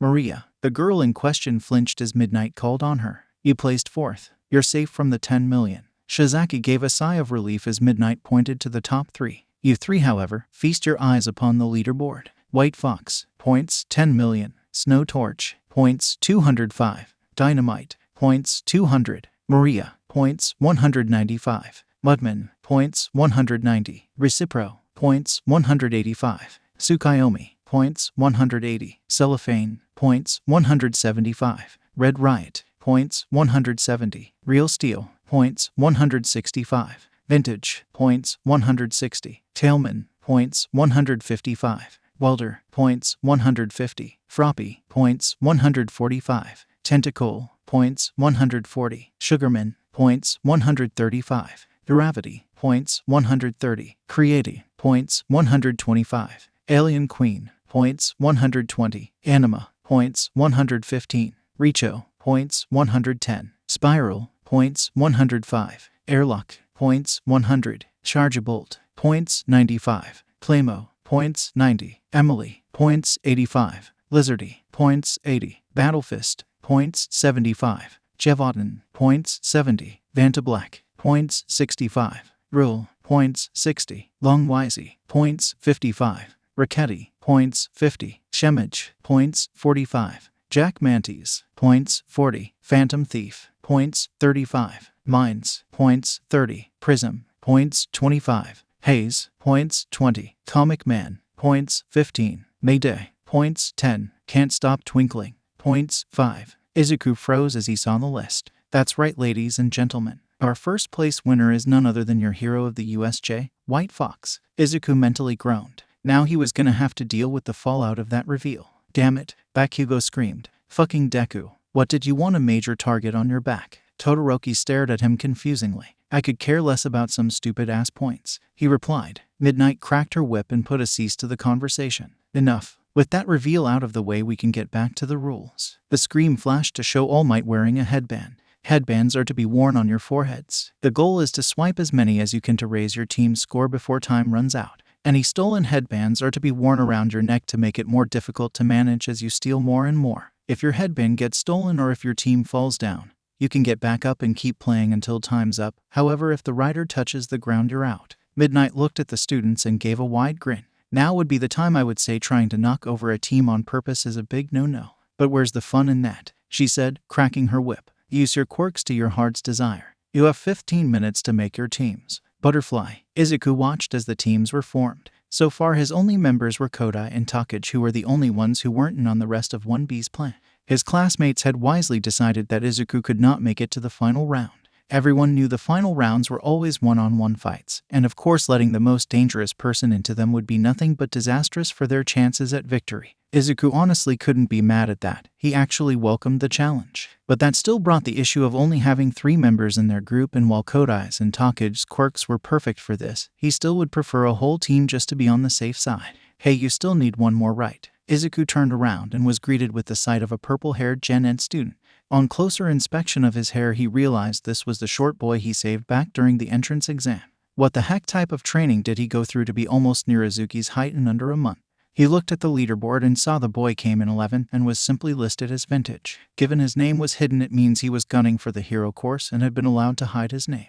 So I guess that makes our 4th hug green bean. Upon seeing Midoriya nod, Takage gave a wide grin. Well then, have any input for a plan, vintage? We haven't really decided on positions yet other than White Fox here being the horse. Minoru smiled. I have one, but it will require us to technically use a loophole. He watched as the 3 of them looked at him confusingly and continued. All Midnight said was that the rider can't touch the ground. She never said we had to stay in formation. Butterfly. 15 minutes are up and the teams have been made. Let's look at that leaderboard. Team Vintage. Vintage, White Fox, Rule, Lizardy. Point value, 10,300,000. Team Real Steel. Real Steel, Maria, Welder, Mudman. Point value, 700. Team Dynamite. Dynamite, Red Riot, Alien Queen, Cellophane. Point value, 665. Team Snow Torch. Snow Torch, Creati, Recipro, Chargeabolt. Point value, 610. Team Froppy. Froppy, Tentacle, Uravity, Tsukayomi. Point value, 595. Team Airlock. Airlock, Spiral, Vantablack, Sugarman. Point value, 405. Team Prism. Prism, Richo, Anima, Phantom Thief. Point value, 285. Team Battlefist. Battlefist, Emily, Shemage, Ricketti. Point value, 255. Team Haze. Haze, Tailman, Mines, Mayday. Point value, 215. Team Longwisey. Longwisey, Jevodin, Jack Mantis. Point value, 165. Team Can't Stop Twinkling. Can't Stop Twinkling, Plomo, Comic Man. Point value, 110. Team Vintage stood in the center of the arena, all eyes on them. Everyone ready? Takage asked. Ready, HM. Izuku stared at Bakugo's team. He would sadly have to ignore them this round. He couldn't afford getting his teammates disqualified if he did something too excessive to the bomber. Let the cavalry battle begin. Izuku quickly dropped both hands to the floor and froze over the entire arena ground in thick ice. Hidden Fox. He mentally screamed as his hands ignited, the arena flooding with a thick layer of steam. Fuck, I can't see. He's playing to his style. Watch your headbands. Damn it, DAKU. Starting right off the bat, Team Vintage blinds the entire competition. Let's see what they're planning. Huryu kept turning his head to see through the steam. His efforts stopped when he saw Midoriya blur right past him, headband in tow. White Fox just stole our headband. He's over here. What he got in response wasn't what he's expecting. Rule just stole ours. He heard Tsuburaba call from the other side of the arena. Wait, what? Vintage and Lizardy just took ours. Kendo yelled. This didn't make sense. Huryu knew he was nowhere near Tsuburaba or Kendo. And while Midoriya was fast on his own, he wouldn't have been able to carry his entire team with him that quickly. Stop hiding like your damn sister, you fucking Deku. And with that, a large explosion roared through the arena as the steam vanished. Looking around for Midoriya's team, he finally saw it. Midoriya was standing on one side of the arena, while Kodai was on the other. Looking up, he finally sees Takage carrying their 4th member while floating above them. What a twist. It seems like Team Vintage split up. Is that even allowed? Midnight hummed to herself before speaking into the mic. There's technically no rule against it, so I'll allow it. However, if anyone tries to bend the rules again, it's instant disqualification. As for you 4, she said, pointing to the members of Team Vintage, if you're not near each other by the end of the 15 minutes, you're out. Satsuna gave a wide grin as she floated above the crowd. Looks like the plan is approved. Minta gave a sigh of relief. Thank God, I honestly didn't know if they would allow Thal lookout. Satsuna quickly floated to the right as she avoided a forest of vines lashing at her. She moved once again when Team Snow Torch launched a flash grenade at her, followed by a glacier. Hang in there, great boy. This is gonna be a rough flight. On the other side of the arena, Team Dynamite was chasing after Midori. Stay still, you fucking coward. Katsuki called as the damn extras carrying him missed Deku again. Should we really be going after Midoriya, bro? I thought we were going for the 10 million headband. Shitty hair asked. Just shut up and get me close, Katsuki said as he started to move so he could jump off. Get ready to catch me, tape arms. And don't break formation. If I get disqualified because of you extras, I'll kill you. With that, his palms popped as he blasted off. And dynamite takes to the sky. Didn't Midnight just ban that? His team is still technically in a formation, plus they're still by each other, and as the rider he's still not touching the ground. Another smart way to get around the rules. Midnight turned off her mic, but you could vaguely hear her say, "Damn first years." Bakugo caught up with Midoriya and started yelling, "Just me and you, Deku." Fucking he was swiftly cut off as Izuku lazily raised a frozen palm towards Bakugo's face and set off an explosion. Katsuki felt himself fly backwards before tape arms pulled him back. "So how was the flight?" Raccoon Eyes asked while snickering. "Fuck off." Katsuki's anger was at an all-time high. That fucking Deku was copying him. He growled as he watched the damn coward vanish again as he got back onto the formation. Change of plans, will get Deku later. He'll wait until the tournament round when the focus was entirely on them. Butterfly. Shoto slammed the rod Yaoyorozu had made onto the ground and directed another glacier at Takage. While he silently cursed himself for limiting his ice by being the rider, he wasn't too worried. The other teams barely possessed a threat and were a mere annoyance. So imagine his surprise when he saw it get shattered by a giant ice cube appearing out of nowhere. Looking closer, he could see Kodai standing on top of the edge of it, looking dead at him with an impassive stare. He calmly watched as the girl reached for something in her pocket. There's no way she had anything in them. The hero course was banned from bringing any sort of support items. His calm demeanor didn't last long as he saw her throw something into the air right as 5 large ice cubes appeared in the air. Shoto's eyes widened as he screamed, "RECIPRO, I'm on it." Ida replied as he kicked into high gear and started swerving around even more falling ice cubes. Looks like Class 1B's rule is ruling over the battlefield.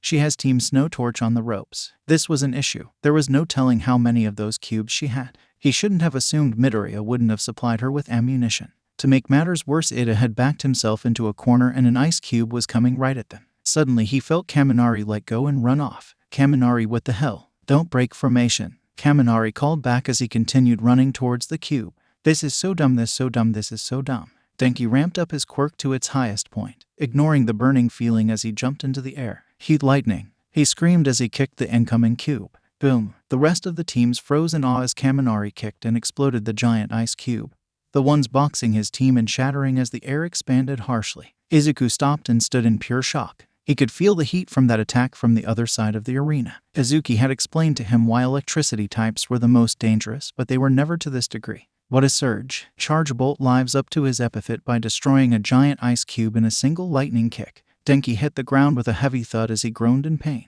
Looking at his left leg, he saw the leg of his gym uniform leg had been reduced to dust and his shoe was nothing but melted rubber. To make matters worse, 2 of the lightning rods attached to Pants' leg that he was allowed to have for his safety were completely melted. Suddenly he felt himself get swept up from the ground and started carrying him away as Kodai had started her ice assault again. That was wonderful, Charge Bolt. Though a heads up next time would be greatly appreciated next time.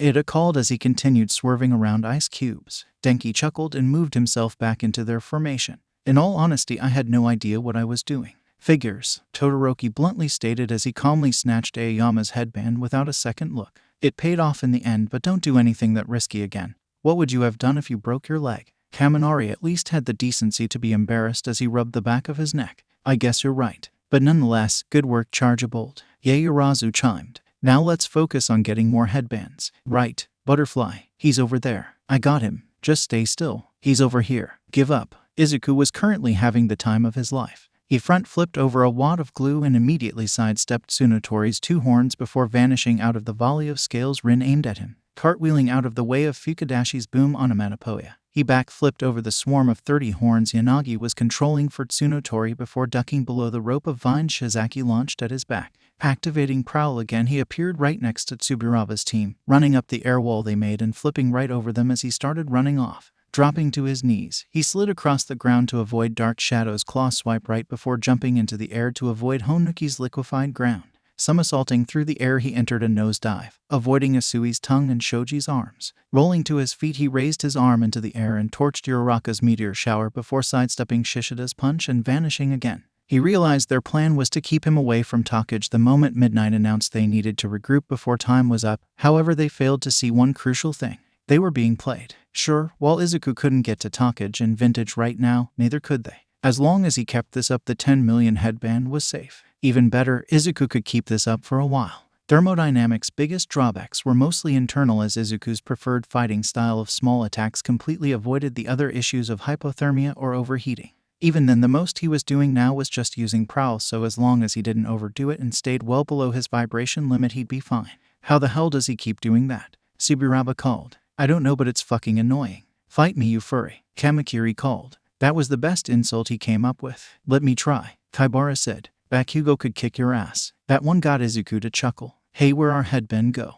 Ours is gone as well. Wait, what? Typical Class 1B. And classmates turned to look towards the voice, just to see Team Prism reveal themselves. And in a surprise twist, Team Prism steals most of Class 1B headbands. This is thanks to their rider. Her quirk, Peekaboo, lets them disappear and reappear anytime someone says yeet. Butterfly. Hisashi clicked off his mic and paused at what he just said. After quickly rereading the false quirk description Hagakure provided for him, he turned towards Shota. Shota, what the fuck? Shota took a long sip off his coffee and grinned. Who knows, might save her life. When would that ever save someone's life? The sipping got louder. Butterfly. How disappointing. Monoma spoke. Your class was so wrapped up in targeting the oh-so-great hero of the USJ that you failed to consider my class sneaking up from behind and stealing your headbands. Though it's sad to see so many of my classmates betray 1A and team up with the NHE. Toru swiftly cut him with a swat to the head. I thought Yamomo told you to stop antagonizing 1B. Now stop monologuing and get moving. They're coming our way. You bastards, I ain't going anywhere. Hagakure turned around, only to be met with a harsh explosion to the face. Katsuki kicked off Invisibitch as he snatched their headbands away. Upon seeing Copycat try to touch him, he let off an explosion and flipped over him.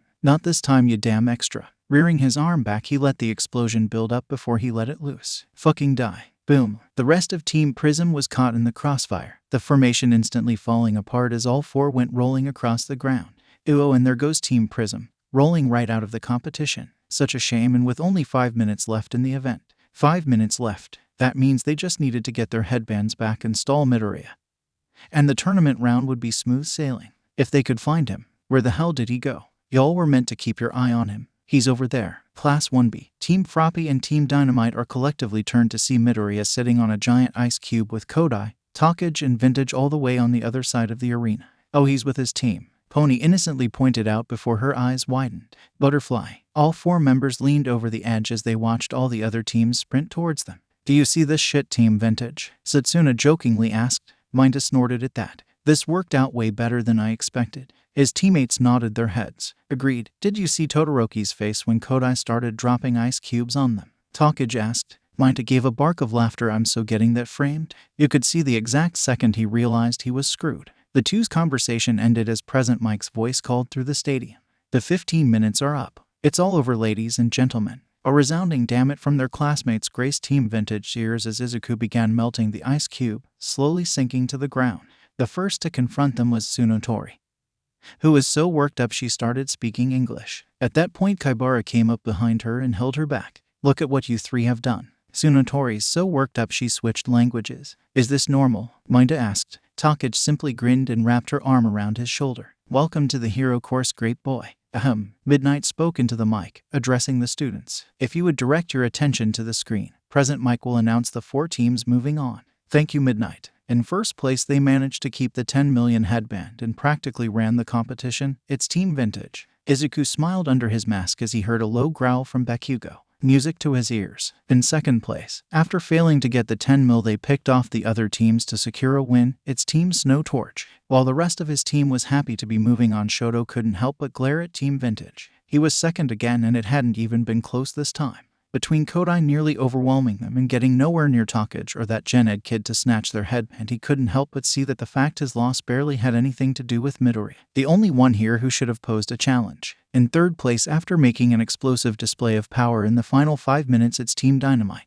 While his team cheered, Bakugo himself was unusually silent, just glaring at Izuku. And finally, in fourth place, we have Team Haze. Where the heck did they come from? The other teams confusingly turned to see a purple-haired Gen Ed student still resting on the shoulders of Ajiro, Shota, and a pink-haired girl from the support course. Midnight cracked her whip, gaining their attention. With that concludes the end of the second round. Now for the event you've all been waiting for. The screen behind her spun again as the words came to stop. One-on-one tournament. Prepare for battle. It's time to decide the one true winner of the festival. Omik, Pro Hero Prism. This is the easiest heist ever. Criminal number 1 said. Yeah, not a hero in sight. It's easy pickings. His partner replied. Suddenly they heard footsteps and paused. Fuck, Prism is here. Relax, I got this. One criminal said as walked to the center of the room. YET.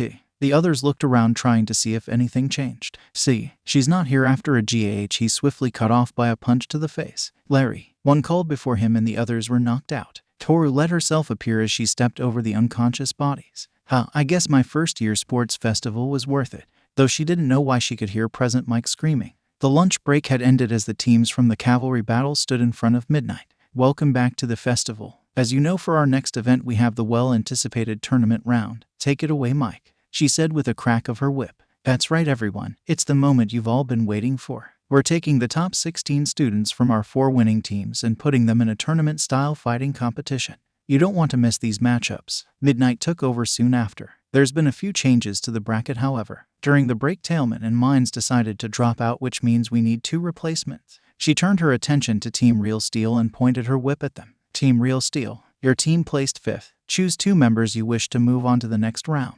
The members of the team in question all looked at each other before silently discussing among themselves. After some time, Shiozaki and Tetsu took a step forward while Oase and Honuki took a step back. Midnight gave a nod and continued. Good, with that decided, feast your eyes on the bracket. White Fox versus Recipro. Lizardy versus Maria. Snowtorch versus Cellophane. Rule versus Red Riot. Creative versus Dynamite. Chargebolt versus Mayday. Alien Queen versus Haze. Vintage versus Real Steel. Izuku looked over the bracket thoroughly and noticed 2 things instantly.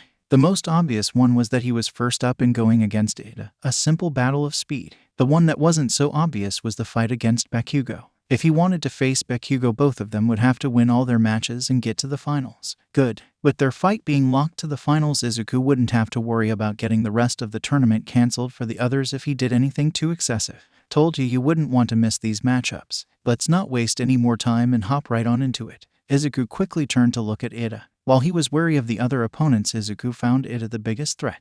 In a fight, the amount of power means nothing against speed. He walked away and headed to his waiting room. It just meant he needed to be smarter. Butterfly. Alright, ladies and gentlemen, we have our first fight. He's the vice president of Class 1A, the horse that carried Team Snowtorch to 2nd place. It's the fastest member of 1A, the Ingenium hero, Recipro. Tenya walked onto the stage and prepared himself. This may be a fight to settle the score of who's faster, but he knew there were other elements that came in play, literally this time. Midoriya's ice would be troublesome, but if all went according to plan, he had a counter for that. No, it was the fire that was the main issue. He wasn't sure if what he had prepared would be enough to deal with it. On the other side, we have his opponent. He's the vice president of Class 1B, the winner of both the first and second event, and he himself is the fastest member of 1B. It's the spring hero, White Fox. Izuku calmly walked onto the stage as he stared at Ida's mufflers. The fact they were bigger confused him, as they sure as hell weren't that size originally. Not to mention that Recipro Turbo from earlier. Ida had definitely been hiding that one for a while, so why did he reveal it during the first stage? If it was meant to be a trump card,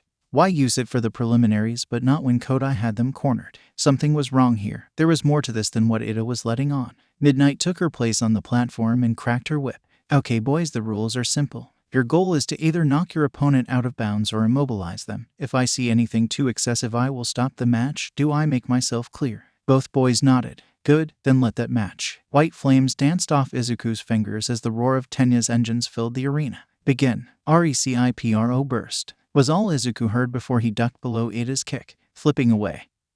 He froze the floor over and trapped him in a solid block of ice. And in a matter of seconds, Recipro has already been restrained. Izuku backed away from the block of ice. Something was wrong. That was too easy. Midnight watched as Ida struggled before raising her hand. Recipro is stuck. White Fox is the Y. Stuck. She turned to face Ida, who simply continued. The Ingenium line doesn't get stuck. We will rush anywhere at any time. That's what these legs are for. The sound of his engines started growing louder as the ice began shaking. They cannot be restrained. The roar of his engines completely overwhelmed the other sounds of the arena. That is why I named myself. A loud boom filled the area as the icy prison shattered to nothing. Recipro Turbo. Butterfly. I have eyes on the hero killer. Understood, I'm on my way. With that, Tensei quickly scaled up the building and jetted off. Butterfly. Izuku watched in horror as Ada zoomed all around the arena. At this point he was basically relying on his atomic sensing to even know where he was. 10 minutes. Ada spoke as he zoomed around the edge. For 10 minutes, I will surpass you. That was all the warning Izuku got before he raised his arm to catch Ada's kick. He didn't even get a chance to use his quirk before the speedster's engines roared as he went flying across the arena. Rolling to his feet he activated Prowl and got out of the way of Ada's follow-up attack. He didn't get much room as the moment he came to a stop Ada was quickly in front of him, kicking him away once more. You can hide but you cannot run, Tenya called, as Midoriya disappeared again. The onslaught continued as Izuku had completely gone on the defensive. The moment he dropped Prowl, Ada was on him. He finally landed a hit on the green-haired boy again only for him to disappear before he could follow up. Midoriya finally revealed himself across the arena, freezing the floor over. That won't stop me, Tenya screamed as he rushed forward, the icy floor shattering under his speed. Amazing. Recipro went from being stuck to having White Fox on the ropes. What will he do? Izuku rolled out of the way of Ada's kick and activated Prowl again. Coming to a stop he placed his hands down on the floor and iced it over. Hidden Fox, heat. Half of the arena exploded with thick steam. Leaving the side Ada was on clear. Tenya quickly ran into the steam only to give a loud scream of pain and quickly run back out. He rolled up his uniform sleeve and inspected his arm. Thankfully he wasn't in there long enough to burn. Turning back to the steam he gave a scowl. He made the steam hot to the touch so I wouldn't be able to get through. This is bad. This gives him time to think and plan, the one thing I wanted to avoid. It seems Recipro can't get past the steam. Who knows what White Fox is planning? Minutes passed and the steam didn't lighten up. The crowd was getting confused as White Fox hadn't done anything. Come on out, White Fox, Tenya called. You won't be able to keep making steam for long. To his frustration, Midoriya didn't even seem to acknowledge that taunt. What exactly is going on down there? Pay close attention. Sometimes a pro's greatest asset is knowing how to pick their battles and wait. The crowd seemed confused at that statement until a sound filled the arena. Recipro's engines sputtering to be exact. Tenya's eyes widened as he turned around to look at his engines. Then it finally dawned on him. No, was all he was able to get out before an icy knee collided with his face. Dropping to the ground, Izuku let his ice roam as he touched the floor. True spring. Boom! Tenya didn't even get a chance to process what happened before he found himself in a block of ice and an explosion hitting him. Rolling across the ground harshly, he finally came to a stop as Midnight spoke up. Recipro is out of bounds. White Fox is the winner. Hey, what the heck happened? Recipro had him on the ropes the entire time. What happened to that groundbreaking speed? If you paid attention you would have noticed White Fox was stalling for time. He realized any ice he made would shatter under Recipro's speed, nor did he have any time to produce any flames before Recipro was on his again. It was a battle of speed, one he would not win, so he abused the fact Recipro announced his time limit and drew out the battle. Not bad. There you have it, folks, some rare praise from Eraserhead. And with that, the first match of the first round is over. Butterfly. Izuku made his way to his class stands where he was instantly greeted, and the great hero of the USJ does it again, Kaibara said with a mocking tone. Izuku mentally groaned at the reminder. He wondered if he could legally trap Midnight in a glacier for announcing it to the public. Leave him alone, Spiral, Yanagi said while walking up to them. Congrats on your win, Fox. That steam is fucking stupid, Kamakiri called from the row above. You're just mad you didn't make it to the finals, Shroom, Komori chimed. Damn right I am. Cheating cheaters that cheat, he growled. You thieving thief that thieves, Tsunotori said while playfully swatting him. Hey, stop it. You don't own shit, he said, trying to push her off while the rest of the class laughed. Takage was the next to approach him. Ready to get your butt kicked by me next round, Green Bean. Shizaki vines wrapped around Takage and pulled her back. Pride is a sin, you haven't won just yet. Satsuna gave a toothy grin. Yet, accepting your loss already. Ibara sighed and let her go. Such delusions. Butterfly. Who's ready for the next match? On this side we have the recommendation student who helped defend the 10 million headband. It's the splitting hero, Lizardy. Satsuna walked onto the stage with a confident grin. It was a well-known fact Shizaki didn't like violence and preferred to handle things with her vines. All she had to do was get up close and it was easy pickings. And for her opponent, she placed top 4 in the obstacle race. It's the assassin of 1B, the divine hero, Maria. Let's see a flashy battle this time. Excuse me, Ibara said while raising her hand. Please pardon the interruption, but I'm not sure why you called me an assassin. I've come to the festival in search of victory, not to take my opponent's life. Hey, sorry about that I guess. Shizaki looked like she was gonna continue before Midnight cracked her whip and drew their attention. Alright girls, the rules are the same as the last match, are you ready? When both of them nodded she continued. Then let the second match of the first round begin. Ibara was the first move. Clasping her hands together, a forest of vines quickly washing over the arena. For a few seconds everything was quiet until something moved behind.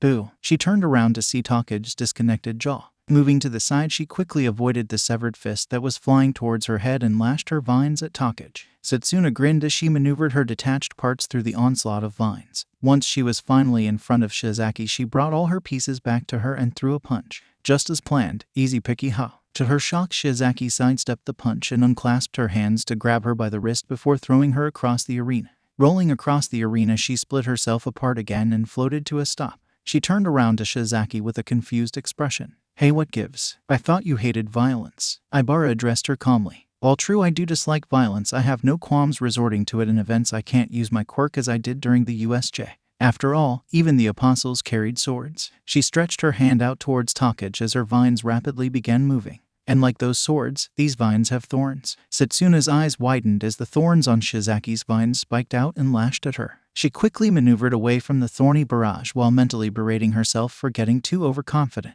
She had completely forgotten about Shizaki's USJ footage. She wasn't just reliant on her quirk, she was also downright terrifying in hand-to-hand combat. Although, looks like whatever Lizardy had planned didn't pan out too well. What will she do next? Setsuna gritted her teeth as she narrowly dodged another vine. It didn't help that the speed of them apparently increased once Shizaki unclasped her hand. Bringing her body back together, she rolled in front of the vine-haired girl and threw another punch. This time Ibara caught her fist entirely and swiftly kicked her away. She stretched out her hand as her vines began wrapping around Takage. Crucifixion. Setsuna's eyes widened as the vine ball enclosed her. She attempted to squeeze part of her through it only to be stopped when the vine's thorns sharpened. Her effort finally came to an end when she heard Midnight speak. Lizardy is unable to continue. Maria wins. She slumped down in her viney prison and gave a huff of disappointment. Damn it, one of the vines hit her for that. Butterfly. Setsuna finally left the medbay and arrived back at the stands just in time for the next match. Once she got there, she was met with smug grins from her classmates. Giving a huff of annoyance, she glared at the traitors. Not a word. The class snickered as Kendo patted her on the shoulder. Cheer up, it was just a bad match-up. You still made it to the final event. Before Setsuna could say anything, Midoriya quickly stood, shoving her and Kendo away right before making a wall of fire over the stands. Hey, what gives Green B? N. She trailed off as her eyes widened at the sight in front of them. A giant glacier overlapping the other stands except there. Tsunotori spoke. That seems a bit excessive, Shroom. Komori chimed. Yanagi turned to Kodai and spoke calmly. If you win your match, you're gonna be fighting that. I have a plan. She calmly replied. Do not let pride overcome you as it did Takage. Shizaki said, ignoring Takage's cry of hey. You still have to overcome your first foe. Yui gave a slight nod and walked away. She knew exactly how to win this. I'll make. After the break, Shoto was annoyed. He had asked Midoriya to meet him in the hall so they could talk during the lunch break. However, despite waiting patiently, Midoriya hadn't even shown up yet. It was frustrating and the break was nearly over. Suddenly he heard footsteps. Finally, Yuri turning down the hall, he didn't see Midoriya but rather Present Mike. You're not Midoriya. Present Mike apparently ignored that statement and just spoke. Todoroki, what are you doing here? I told Midoriya to meet me here earlier and he hasn't shown up yet, he said, trying to keep the annoyance out of his voice. Present Mike looked at him confusingly and tilted his head to the side. Midoriya, hate to break it to you, but he's already on the field. They're actually waiting for you so they can announce the bracket. Shoto paused. Midoriya had completely ignored him. This had been his last chance to make his declaration of war and give his speech about how it didn't matter that they were both from Quirk marriages. His ice alone would be enough. But he just didn't bother. He had wasted his entire lunch break waiting for Midoriya. And he just ignored him. Shoto stared blankly at the floor before finally speaking up. Damn it, ladies and gentlemen, we're back and the fourth match is up and ready. On this side, he's the ultimate shield and sword combo of 1A. It's the sturdy hero, Red Riot. Ijiro walked onto the stage with a wide grin. He was looking forward to a good fight. And for his opponent, she dominated the cavalry battle and practically ruled the field. It's the scale hero rule. Yui calmly walked onto the stage, her ever-blank stare fully present. If her idea worked out, this fight would be over quickly. Same rules as last time. Are both of you ready? Midnight asked. Let's do this. Midnight simply nodded and raised her whip. Then let the fourth match begin. Ijiro quickly hardened his entire body and sprinted forward. As he sprinted across the arena, he couldn't help but wonder why Kodai was placing her hands onto the ground. Then it happened. In a matter of seconds, the ground he was running on was no longer there as he felt himself falling. Looking forward, he saw the entire arena had shrunk. Before he had the chance to even comment on it, the arena enlarged again, smacking him directly into the wall. He silently thanked his quirk for protecting him and quickly stood back up. only to falter when he heard Midnight's voice. Red Riot is out of bounds. Rule wins. What? Looking around more closely this time, it finally registered that he was out of bounds the moment the arena shrunk. He had lost instantly. Looks like Rule dominates another battle. Man, these matches are quick. Butterfly. Izuku took back everything he said about Ida being the biggest threat. He had completely forgotten that the only downside to Kodai's quirk was simply the fact it didn't work on living things. Everything else was fair game. For heaven's sakes, she just shrunk the entire arena. He sighed as he watched as Bakugo's and Yaoyorozu's match also ended in seconds. Since Kodai and Kirishima's match left no aftermath, the next fight had continued on almost instantly. Unfortunately, the moment the match started, Bakugo instantly let out any frustration he had in the matter of seconds. Poor Yaoyorozu never got the chance to actually create anything before Bakugo blew up the entire arena. That simply left the next match. Butterfly. After 2 very short matches, let's get into a real fight. It's a legacy showdown. On this side, he put on a shocking display during the cavalry battle, bringing heat with that electricity. It's the Surge hero, Chargeable. Denki jumped onto the stage as lightning sparked off his body. And his opponent is a challenger from support. She's gunning for her shot at the hero course, all the way from Class 1H. It's Mayday. May launched herself into the air and landed on the stage with a wide grin. Midnight raised her whip and addressed the two. Alright, you two, you know the rules already, so on my mark, let the 6th match begin. Unlike the other matches, neither of them moved instantly, but instead started circling the arena as Denki spoke up. What do you say to me and you go out after this? I'd be happy to treat you to a bite. May gained a mischievous grin as she reached behind her back. Sure, where to? Kaminari paused. I don't know. I honestly didn't expect to get this far. I usually flirt with people to throw them off they WOAH. He was cut off as he was forced to dodge to the side as a net sailed past him. Look alive, stun gun, May said as she fired off her capture gun again. He sidestepped the net and amped his quirk. Quickly rushing forward, he got close to May and slammed his fist down. May's boots roared as she jumped high into the air, avoiding the wave of electricity that now covered where she was just standing. Shooting one of her wire arrows into the floor, she pulled herself back to the ground just in time to avoid Kaminari jumping into the air and aiming a kick at her. Taking advantage of Kaminari's lack of mobility in the air, she quickly aimed her capture gun and fired off her last 3 nets. Denki panicked slightly before amping up his quirk to the highest point again. While he had only done this once and during the cavalry battle at that, he couldn't afford to get caught here. Ignoring the pain once more, he crossed his arms as his sleeves teared themselves apart. Heat lightning, arc. He slashed his arms forwards as his quirk ripped through all 3 nets and lit up the sky. Talk about a light show. Looks like Chargeable is going full throttle. The sensors on May's hydraulic bracers activated as they flung her away from the lightning storm. Hey, be careful. I haven't made these babies shock resistant yet. She mentally berated herself for not including more offensive gear in her lineup and reloaded her capture gun, firing all 5 nets at Kaminari. Denki cut through the 5 nets with a kick and rolled to the ground. 6 of his lightning rods were gone now and his quirk was starting to get to him. It's now or never. He dropped to the ground and slammed both his hands onto the floor. Indiscriminate shock. 1.5 million volts. Jumping into the air to avoid the wave of lightning, May quickly abandoned her hydraulic bracers as the sensory system started to overload. In a quick motion, she threw the smoking backpack towards a recovering Kaminari and let the explosion launch him away. Kaminari felt himself roll across the arena and gave out a simple way mixed with a groan of pain. Chargebolt is out of bounds. Mayday wins. May gave out a sigh of relief. Though not how she expected, she still managed to pull out a win. Wait, how was she meant to beat that exploding Pomeranian with only capture and evasion gear? Shit, Butterfly. And his opponent is the brains behind our cavalry battle winner's victory, also gunning for the hero course. He's coming all the way from 1D. It's vintage. Minoru took a deep breath and prepared himself as he stepped onto the stage. His fight had come quicker than he expected. Hayes, or as he really knew him, Shinso, had ended their fight just as expected, completely reliant in his quirk. While he and Shinso didn't see each other often due to them thankfully being in different classes, Shinso never failed to take the opportunity to point out how Minoru and his great powerful heroic quirk were kicked out of the hero course and how he freed up a seat for him. It was frustrating. So as much as he was looking forward to fighting Shinso, he needed to focus on his current match. From what he saw from Real Steel, their quirk would be troublesome, though still easy to immobilize. He wasn't going for immobilization though. He needed to prove he was ready to join the hero course again.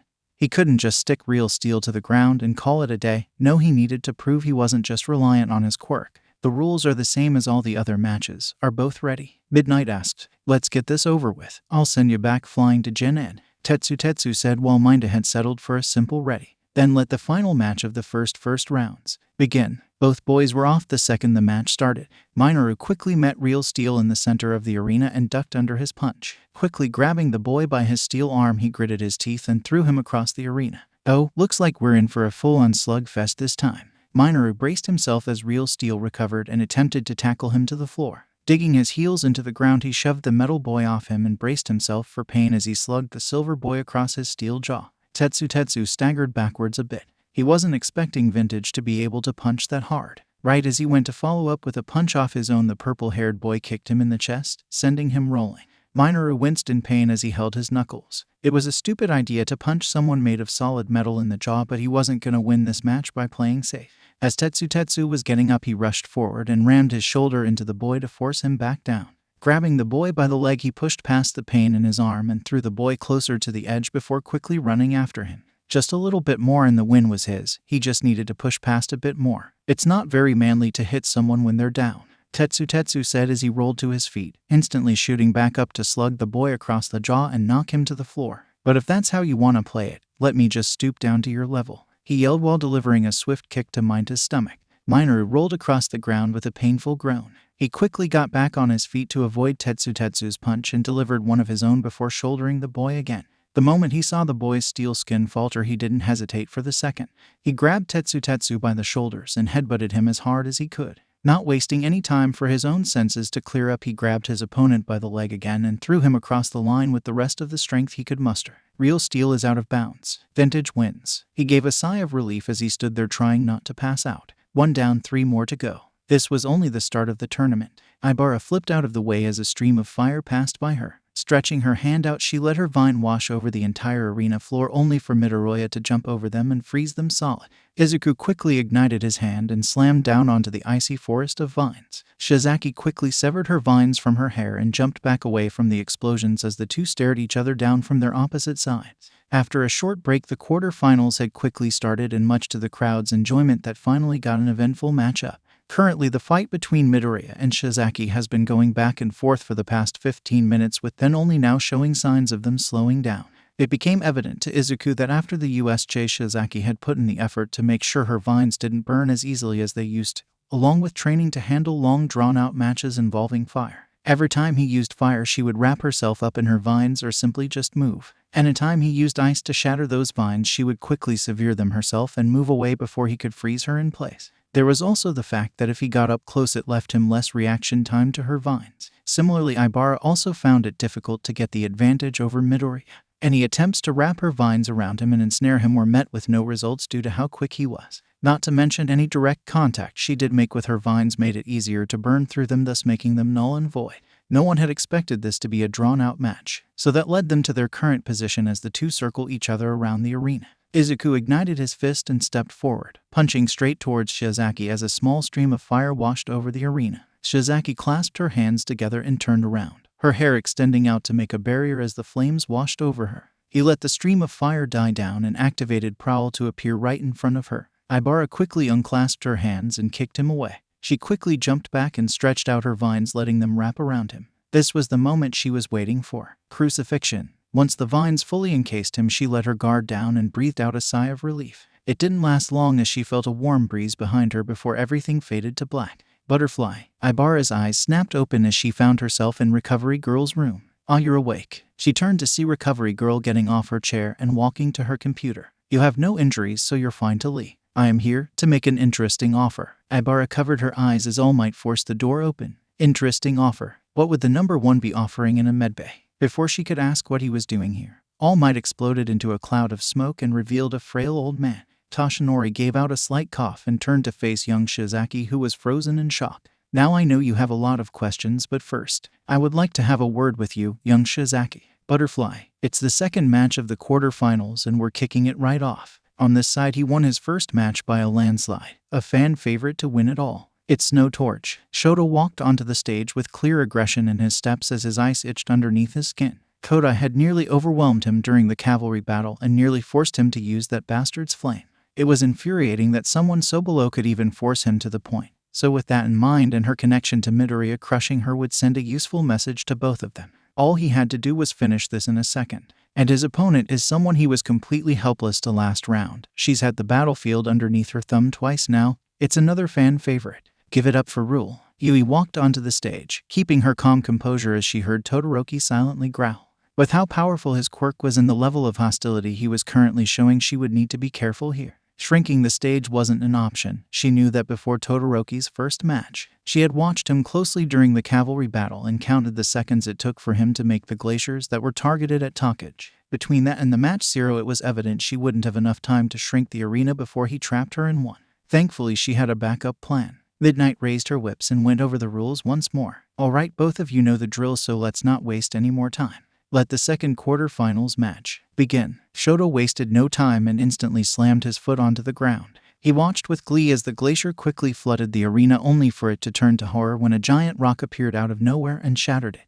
Whoa there, look at that. With a rocking performance, Rule shatters Snow Torch's opening attack. Hey, are those rocks allowed? They weren't given to her by another contestant since she picked them up from outside, and they don't really count as support gear, so I guess it counts. Shoto gave a growl as another glacier was broken. He made a third one and gave a slight smile when it didn't shatter this time. The wind didn't last long as a growing shadow appeared above him. Looking up, he saw Kodai jumping off of the enlarged rocks and landing right in front of him, delivering a swift punch to his jaw. Todoroki stumbled back slightly, giving Yui another opening as she punched his jaw again before grabbing him by his uniform and throwing him towards the edge. Shoto quickly stopped his rolling by making an ice wall behind him and slamming into it. Flaring at Kodai, he stomped his foot again, this time not worrying about the consequences. Yui gracefully dodged to the side as an ice spike formed in front of her. Reaching into her pocket, she quickly pulled out a handful of pebbles and threw them at Todoroki as she quickly put her hands together. Release. Todoroki quickly slammed his foot on the ground again and made a wall in front of him to block the small pebbles, but that wouldn't stop her. Quickly scaling the ice wall as fast as she could, she jumped over it and landed in front of Todoroki again before delivering a simple kick to the head. Todoroki recovered quicker this time and raised his foot, preparing another large attack. Yui wasted no time and rushed up to the boy, grabbing his shoe right before it hit the ground. Not waiting anymore, she quickly wrapped all 5 fingers around it and enlarged the mixed-haired boy's shoe. Shoto felt himself backwards as he tripped over the added weight on his right leg. He silently cursed himself and panicked as he saw Kodai standing above him, preparing another punch. He was so frustrated that he was losing what should have been a simple fight that he didn't even bother regulating his quirk this time and just activated it at full force. However, when he reached for his quirk, he didn't reach for his right side. He accidentally reached for his left. Boom! Shoto's entire left side ignited at full force as he hit the ground, this ice around him expanding and quickly blowing Kodai away from him. He then heard Midnight crack her whip and speak into the mic. Rule is out of bounds. Snow Torch wins. What? Looking over to where Kodai was, he could see she was slumped over outside of the line, completely unconscious. No. This couldn't be how he won. He wanted to win with just his ice. He needed to win with just his ice. He would show them both he'll beat both of them with just his ice. Tournament be damned. Standing back up, he ignored Midnight's shouts as he rushed forward, preparing to slam his right hand onto the floor. Right as he touched the ground, he felt a tight burning grip around his wrist as he held back a wince. Turning to see who dared grab him, he looked up to see it was Midoriya holding him tightly. Of course it was him. Just the perfect air, perfectly protecting everyone. With a growl, he prepared to freeze him right there, only for Midoriya to beat him to the punch by slamming him to the ground and freezing his entire body in place. That's enough, Midnight called as Midoriya backed away. Midnight was prepared to reprimand the both of them, only to be cut off as Midoriya vanished and appeared by Kodai, swiftly disappearing with her soon after. Well, that was a disaster. We'll be taking an unexpected short break before we move on to the next round. Todoroki finally broke his right arm out of Midoriya Ice Prison and freed the rest of himself, giving a silent cheer to himself for not needing that man's fire to beat Midoriya's ice. The silent cheer didn't last long as suddenly he was wrapped up in Midnight's whip, who was giving him harsh glare. You've got a lot of explaining to do, Snow Torch, she practically said with a snarl. What was her issue?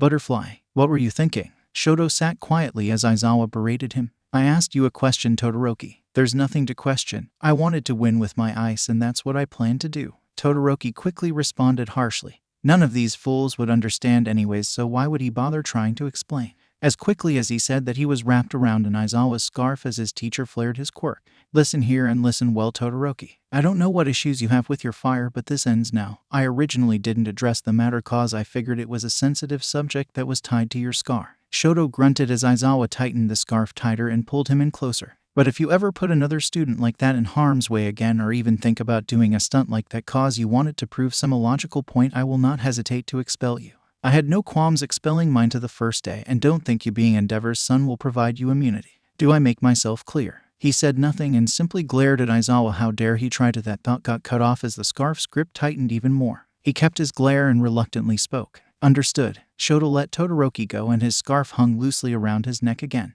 Good. You should thank Midoriya for stopping you when he did. Had you gone through with that attack on live TV, you would have been disqualified. Frankly, I think you still should be, but that's not my decision. Shoto seethed as Aizawa left. First, Midoriya beat him in the obstacle race. Then Midoriya's team nearly made a fool of him during the cavalry battle. Now one of Midoriya's annoying friends had forced him to use that Batard's flame while Midoriya humiliated him on the stage. It wasn't personal before, but now it was. He wasn't just gonna beat Midoriya anymore. He was gonna destroy him. Butterfly. It's a purple showdown. On this side we have the underdog of 1D.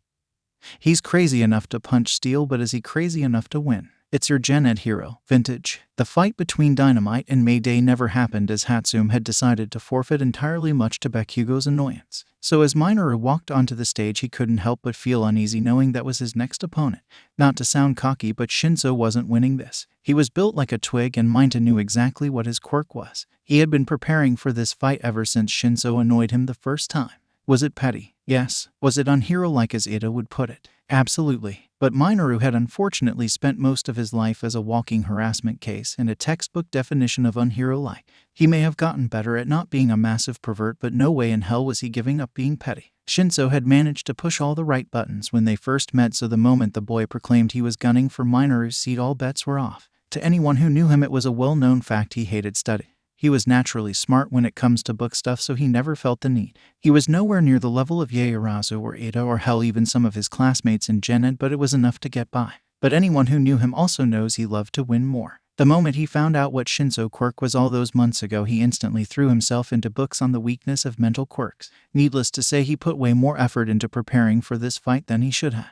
And his opponent is the dark horse of 1 degree Celsius. He ended his fight in a matter of seconds. It's the mystery of Gen Ed, Haze. Hitoshi walked onto the stage with a rightfully smug grin. Mineta was pathetic. Such a flashy and heroic quirk, and the idiot still managed to get kicked out the hero course despite having everything handed to him since birth. This win was in the bag along with that hero seat. Alright boys, you know the rules. Midnight spoke. If any of you pull what Snowtorch did, you'll be punished thoroughly. Now let the fourth match of the quarterfinals begin. Hitoshi didn't even bother to move. He just simply closed his eyes as his smug smile grew. I'm shocked. Didn't think someone as pathetic as you would make it this far. What? Looking to get kicked out the hero course a second time? GH. His eyes widened as his body recoiled from Mineta punching him in the throat. Since when the hell was he this fast? Was all he managed to think as the air left his body. Mineta then grabbed him by the face and without any effort lifted him up and slammed him onto his head. His head throbbed in pain as he could barely make out a groan. Mineta had crouched down and pinned his head to the floor, finally saying something. Now that your quirk is out of the way, why don't we have a nice chat? Hitoshi Shinzo. Butterfly. Hizashi turned his mic off and gave a long whistle. Jesus Shota, what did your kid do to deserve that? Shota didn't even bother looking at Mike and continued digging through the stack of files. He's not my kid. He could practically feel Hizashi's grin grow. Come on, show. It's no secret you're taking the kid on as an apprentice after the festival. You've been interested in him since the oh-so-biased entrance exam, he said, mocking Shota's voice. Shota grumbled about Nimiri's stupid bet and finished pulling out the 2 files he was looking for. Be that as it may, Shinzo's luck is coming to an end. Hopefully this gives him the kick he needs to actually start taking heroics seriously. Zashi hummed as he leaned in his seat. So what about the Mineta kid? He's jumped leaps and bounds and is about to make it to the semifinals. Are you gonna re-enroll him? Shota simply grabbed his coffee and took a long sip of it. Let's see how well he does against Bakugo before I make my decision. Butterfly. Hitoshi struggled under Mineta's weight as he tried to wiggle free. How the hell did an idiot like you know my quirk doesn't work with a head injury? That purple idiot smugly grinned and leaned on him even more. You know, it was shockingly simple. Quirks are like body parts after all. So if you couldn't use your arm while it hurts, it makes sense one wouldn't be able to use a mental quirk while their head hurts. Sides with how much you rely on your quirk, I made sure to find another weakness to it. You're one to talk, he growled. All you hero course brats are the same. You just rely on your flashy heroic quirks to get by in life while the rest of us have to work hard for what we want. He smiled as Mineta didn't say anything, only for it to be crushed in an instant. Wow, somehow every word that just came out of your mouth was wrong. I was in the hero course for a day, and I can name at least 2 students in 1A whose quirks aren't flashy. Not to mention you didn't work hard at all. You're somehow skinnier than I was before school started. Did you put in any effort before coming to the festival, or did you just sit around all month? Hitoshi tried to wiggle himself free even more. Well, yeah, at least I didn't get kicked out of the hero course. Minoru simply sighed. It was clear Shinso was looking for any excuse at this point. I at least made it into the hero course. I can see this conversation isn't going to go anywhere from here, so say hi to 1 degree Celsius for me. Minoru stood and picked Shinso up by the collar. Hitoshi flailed around as he tried to get Minda to drop him. With no such luck, Minda simply spun around and threw across the arena, all the way to out of bounds. Hayes is out of bounds. Vintage wins. Hitoshi gave a groan as he rolled onto his back. Maybe that idiot had a point about working out. Izuku Midoriya, despite his interactions with All Might and Bakugo, was a calm person. It took a lot for him to actually be annoyed by someone, and even more to actually full-on hate them. There were specific lines that person would have to cross to even reach that point. Off the top of his head, he could only think of a few people that really fit into the annoyed category. Those 3 idiots that followed Bakugo. Shigaraki was slowly pushing the hated category, and more recently someone who had been moved down to it, Toshinori Yagi, All Might. His and Yaga's interactions recently were weird. He wasn't as hostile towards the number 1 hero as he used to be, but they still weren't on good terms outside of professional situation. All Might had at least taken responsibility for his actions, so it was something. There used to be only one person in the hated category, and that was Bakugo. Whoever said forgive and forget was a lie, and Izuku would rather him burn and die. Unfortunately, murder was not only illegal, but it would be stooping down to his level, so Izuku would have to settle for absolutely wrecking his shit. Then there was the newest addition, Shoto Todoroki. Todoroki always rubbed Izuku the wrong way. His general holier-than-thou attitude and the fact he was constantly glaring at him whenever joint heroics came around just never sat right with Izuku, but he had always simply brushed him off. He had brushed the annoyed category after what he just pulled. Bluntly speaking, Azuki was Izuku's only real friend when he was younger. While outgoing and blunt he may be, he wasn't really a sociable kid. He also never was close to Bakugo even before the incident, just due to how loud the boy was. But nonetheless, he used to be a family friend, so Izuku had at least tolerated him back then, mostly for Izuki's sake since they were friends. Heaven knows he wishes he hadn't. So to simply put it, Yanagi and Kodai had been his first friends in a long time. While he was on good terms with everyone in 1B, he was definitely closer to those 2, Kaibara, Kendo, and the other members of 1B Green Team, more so than the rest of his class. But if you had asked him to pick who he was closer to out of those 7, he would say Kodai in a heartbeat. He always felt at ease when he was around Kodai, as if he didn't have to actively watch his back every waking second. He just genuinely enjoyed being around her, and their discussions were always fun. He didn't know why seeing her hurt that badly made him so annoyed at Todoroki. It was a school-sanctioned match, and she's had worse injuries during heroic class, so he just didn't get why it bothered him. Thinking back on the USJ, he had the same feeling every time he remembered Shigaraki sicking Namu on her and Tsu, but the feeling was never really present when he thought of Tsu in that scenario. Now originally he was gonna ignore it and continue on with the match. He didn't need his quirk going out of control on live TV. That was until he heard Aizawa's and Todoroki's conversation. He hadn't meant to. He was simply just walking past the hallway trying to clear his head. He wished he hadn't, because it did nothing to help him. Todoroki was gonna attack Kodai just so he could prove a petty fucking point.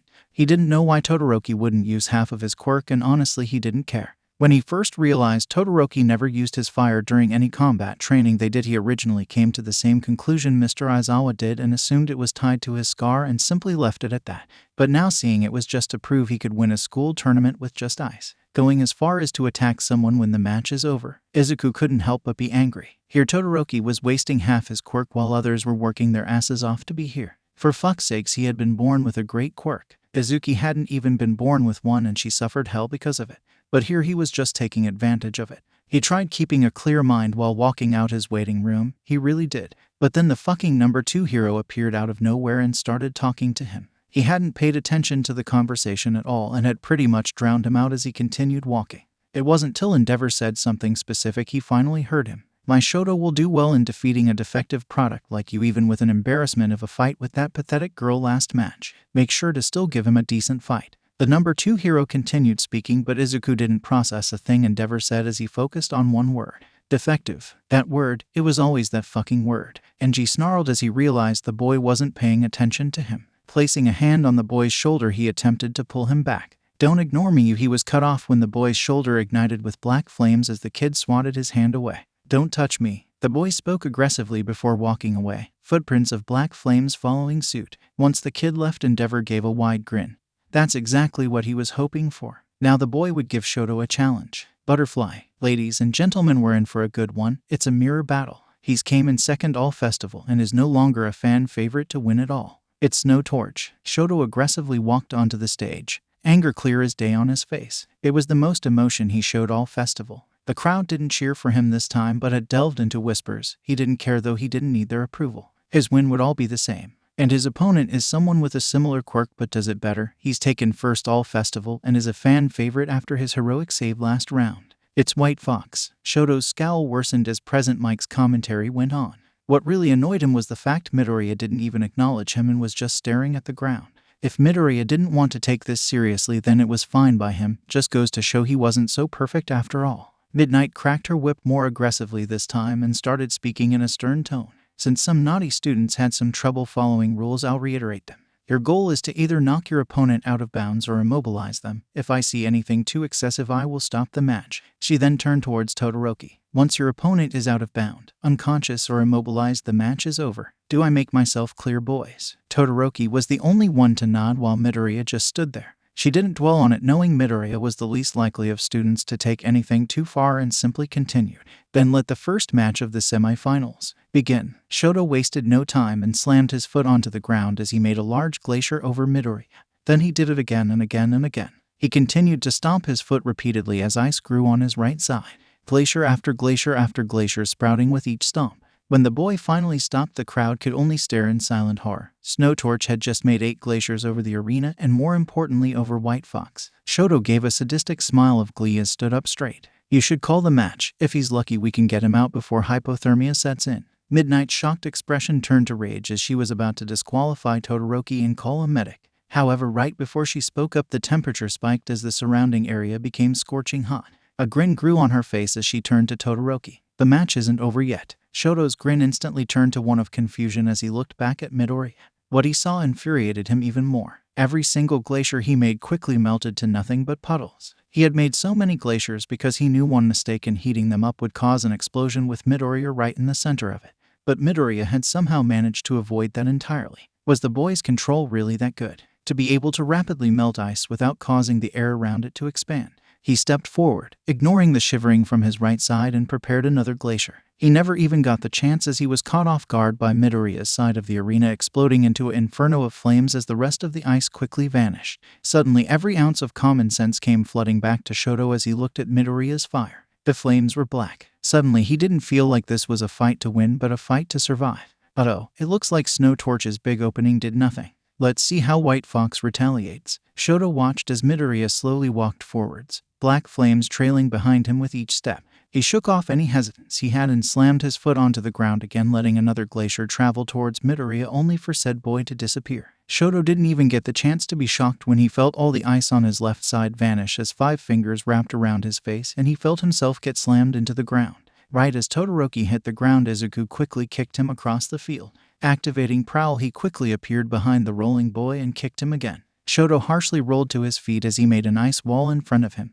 His efforts accomplished nothing as Midoriya appeared behind him and punched him in the back with an ignited fist. Midoriya then grabbed him by the shoulder and turned him around so they were facing each other. Thus the onslaught began. Izuku quickly delivered 2 punches to both Todoroki's sides before grabbing him by the head and kneeing him. Turning to the side, he rammed his elbow into the boy's stomach before grabbing him by the shirt and slamming him into the ground, once again kicking him across the arena. He appeared above the rolling boy and slammed down on top of him. He quickly grabbed Todoroki by the leg and threw him across the arena. Shoto's body screamed in agony as he soared through the air. He winced in pain as his short flight came to a harsh halt as Midoriya caught him by the face and slammed into the floor once again. Ramping his left side up to the max, he slammed his hand onto the ground and watched as Midoriya disappeared to avoid the forest of ice spikes. Standing back up, he quickly made an ice dome around him and attempted to think out a plan. He didn't get much time as Midoriya's ignited fist came bursting through the dome as if he was All Might himself and delivered a swift punch to his head. As Todoroki stumbled back, Izuku grabbed the boy by the shoulder and delivered a harsh headbutt before kneeing him in the stomach. Shoto gave a groan of pain as he instinctively raised his right arm to punch Midoriya, his own fist igniting off reflex. His eyes widened with shock as he saw his right side covered in that man's flames. Shock quickly turned to horror as Midoriya lazily swatted his arm upwards as a sea of orange flames released into the sky. He could only watch as the black flames coating Midoriya's fist shift back to a bright white before connecting to his stomach with a harsh punch as he went flying. He rolled back to his feet and stumbled to gain his balance. Looking across the arena, he watched as the rest of the flames Midoriya left behind turned white before fading out. Perhaps he could win this after all. Butterfly. Izuku silently cursed himself as he regained the reins on his quirk. He really hated his quirk's rabid mode. In short terms, it was essentially his control over his quirk slipping up and going full throttle with just barely any restraints. Now to some that might be a good thing after all, who wouldn't want to amp up the power of their quirk to its full extent. But in reality it was a pain in his ass. When his quirk went full throttle, it wasn't just his fire and ice increasing like how it would if he was in control. It was every aspect of his quirk, including his atomic sensing. When the atomic sensing aspect of his quirk was at full throttle, it messed up his other senses. He would barely hear anything and his vision would be extremely blurry. Hell, he didn't actually hear Midnight start the match. It was Todoroki's glacier that told him the match started. Now, of course, this wasn't always the case, nor was it always that severe, but at times it felt like his quirk was overwhelming so much that his mind would just blank and his body would move completely off instinct. And given the fact rage was the primary catalyst for it, well, it was never a good thing for when he was completely overwhelmed like how he was that day. Thankfully, what he did just now was in a pale comparison of that day. Hell, that day was actually how he found out his quirk could overwhelm and run off instinct. He had done things he didn't even know he could do that day. His silent berating came to an end as he jumped into the air and landed on top of the newly created glacier Todoroki just made. Looking at Todoroki, he could see part of the heterochromic boy's body was covered in patches of ice, no doubt icing any bruises he had. The boy also looked like he was gonna spontaneous combust from sheer rage. Izuku jumped off the glacier and landed in front of the boy. Todoroki threw a lopsided punch, no doubt due to an injury that Izuku caught with relative ease. He twisted Todoroki's arm and got in close, punching the boy in the stomach with an icy fist. Shoto rolled across the arena until he brushed his hand across the floor, making an ice wall behind him to stop him. He gave an audible growl as he stomped his foot onto the ground again. Why wasn't this working? This tournament was meant to be easy. It was meant to show he didn't need to use that bastard's fire. But at every twist and turn, those insufferable two kept outdoing him, kept overwhelming him, kept beating him. It was infuriating. He had only expected Midoriya to stand any issue, but then Kodai came along. They had both forced him to use that man's fire, and with relative ease. Just how? He had trained his ice for years, and these two had outclassed him so easily. It just didn't make sense. He was created to be the best. He was meant to be the best with just his ice, and yet he wasn't. He watched as Midoriya stomped his own foot, his ice piercing through his own with relative ease. Shoto growled again as he slammed his hand onto the ground. Why won't you just lose? Midoriya didn't even seem to acknowledge his cries as the boy swiped his hand, a thin line of fire cutting through the glacier as the entire thing crumpled. He could only watch helplessly as Midoriya appeared in front of him once more and grabbed him by the shirt again. He couldn't do anything as the green-haired boy picked him up with ease and threw him over his own ice wall. He hit the ground with an exhausted and painful groan as Midnight spoke up. Snow Torch is out of bounds. White Fox wins. Shoto could only lay there, defeat clear on his face. Why wasn't his mother's ice enough? Butterfly. Endeavor watched the fight with a passive stare, but internally he was screaming about the ruthless beatdown his son was receiving. Had he caused this? All he wanted was his son to have a challenge, to see that only using his ice would get him killed sooner or later. But this isn't what he wanted. His son had used his fire all right, but part of him was screaming this wasn't worth it.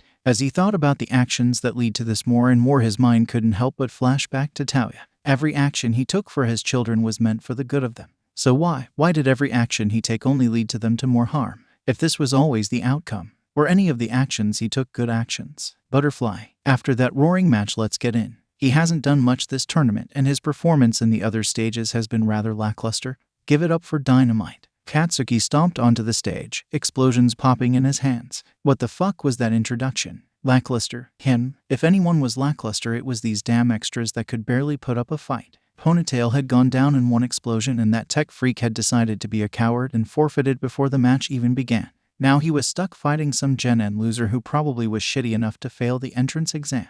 The only good thing about this is he would be fighting Deku next. For his opponent, it's the first Gen N student to make it to the semifinals in years. He's proving he can handle anything the hero course throws at him. Give it up for Vintage. Minoru walked onto the stage with some confidence in his step. If you told first day him he would be fighting Bakugo, he would have been petrified with fear and would have run away. He had no intentions of doing that today. He didn't get to see much of Bakugo or how he used his quirk, but it was clearly evident his palms were the key to everything.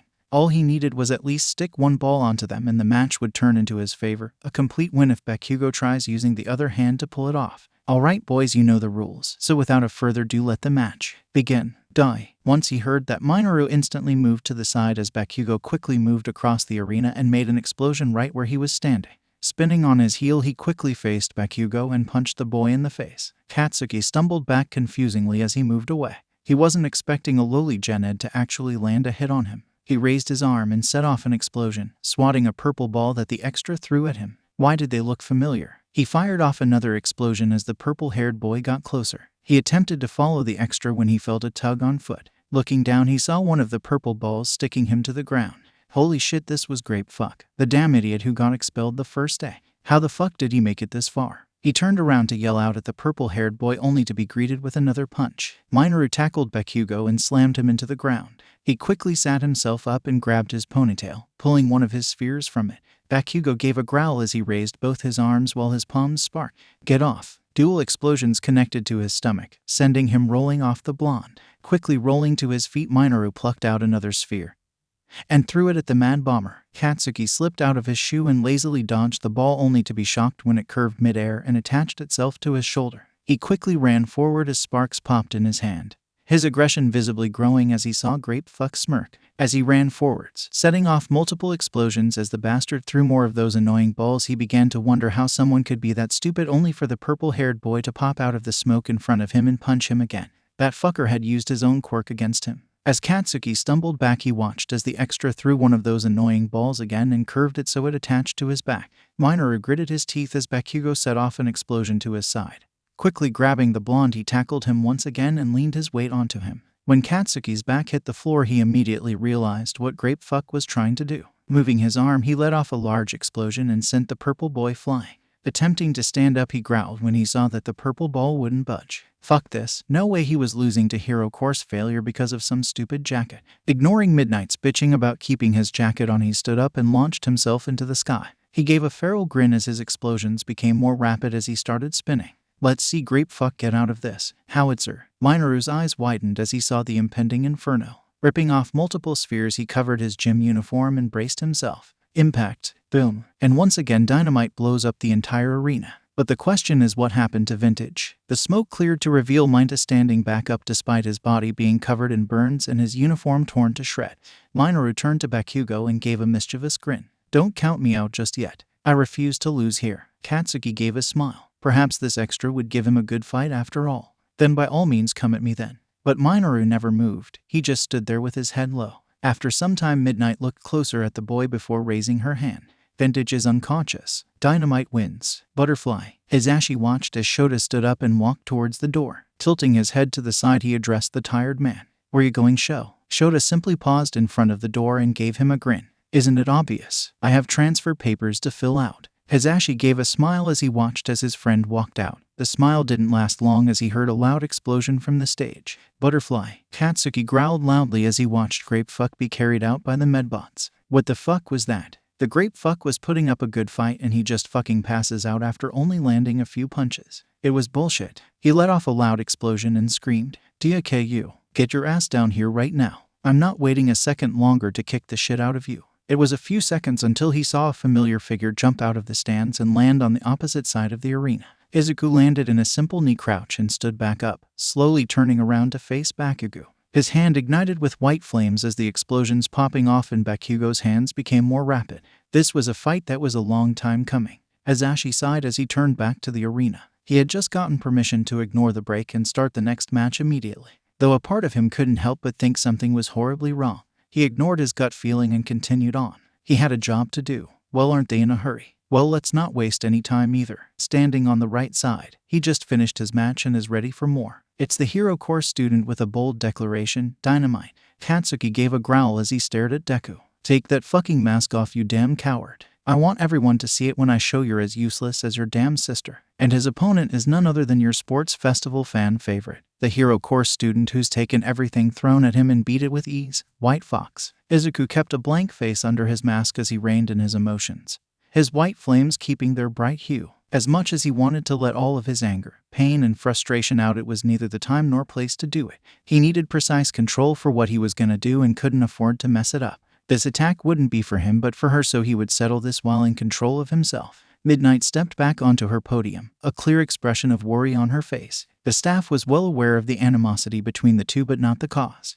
They were hoping the festival never came down to this, but it seems it was inevitable. Alright boys, you know the rules, so let the finals begin. Fucking die. Katsuki screamed as he launched himself across the arena and slammed his ignited fist where Deku stood. Much to his annoyance, the coward let the flames in his hands fade out before lazily moving out of the attack. Katsuki swung at him again, only for Deku to move each time, over and over again. He gave a loud growl as he launched himself at the green-haired boy again. Stop moving and fight me. Deku was fucking mocking him. He hadn't even used that dumb disappearing trick. He was practically just ignoring him. Deku flipped over him and landed far away, only to just fucking stand there. It was then Katsuki noticed the temperature was significantly colder. No doubt that coward's attempt to weaken his quirk. Try all the shitty tricks you want, Deku. I'll still kick your ass regardless, he said, launching forward once more. Izuku took a deep breath and moved his right foot back along with his right arm. Celestial force. Izuku calmly spoke as thick ice coated his arm, tearing straight through the sleeve of his jacket.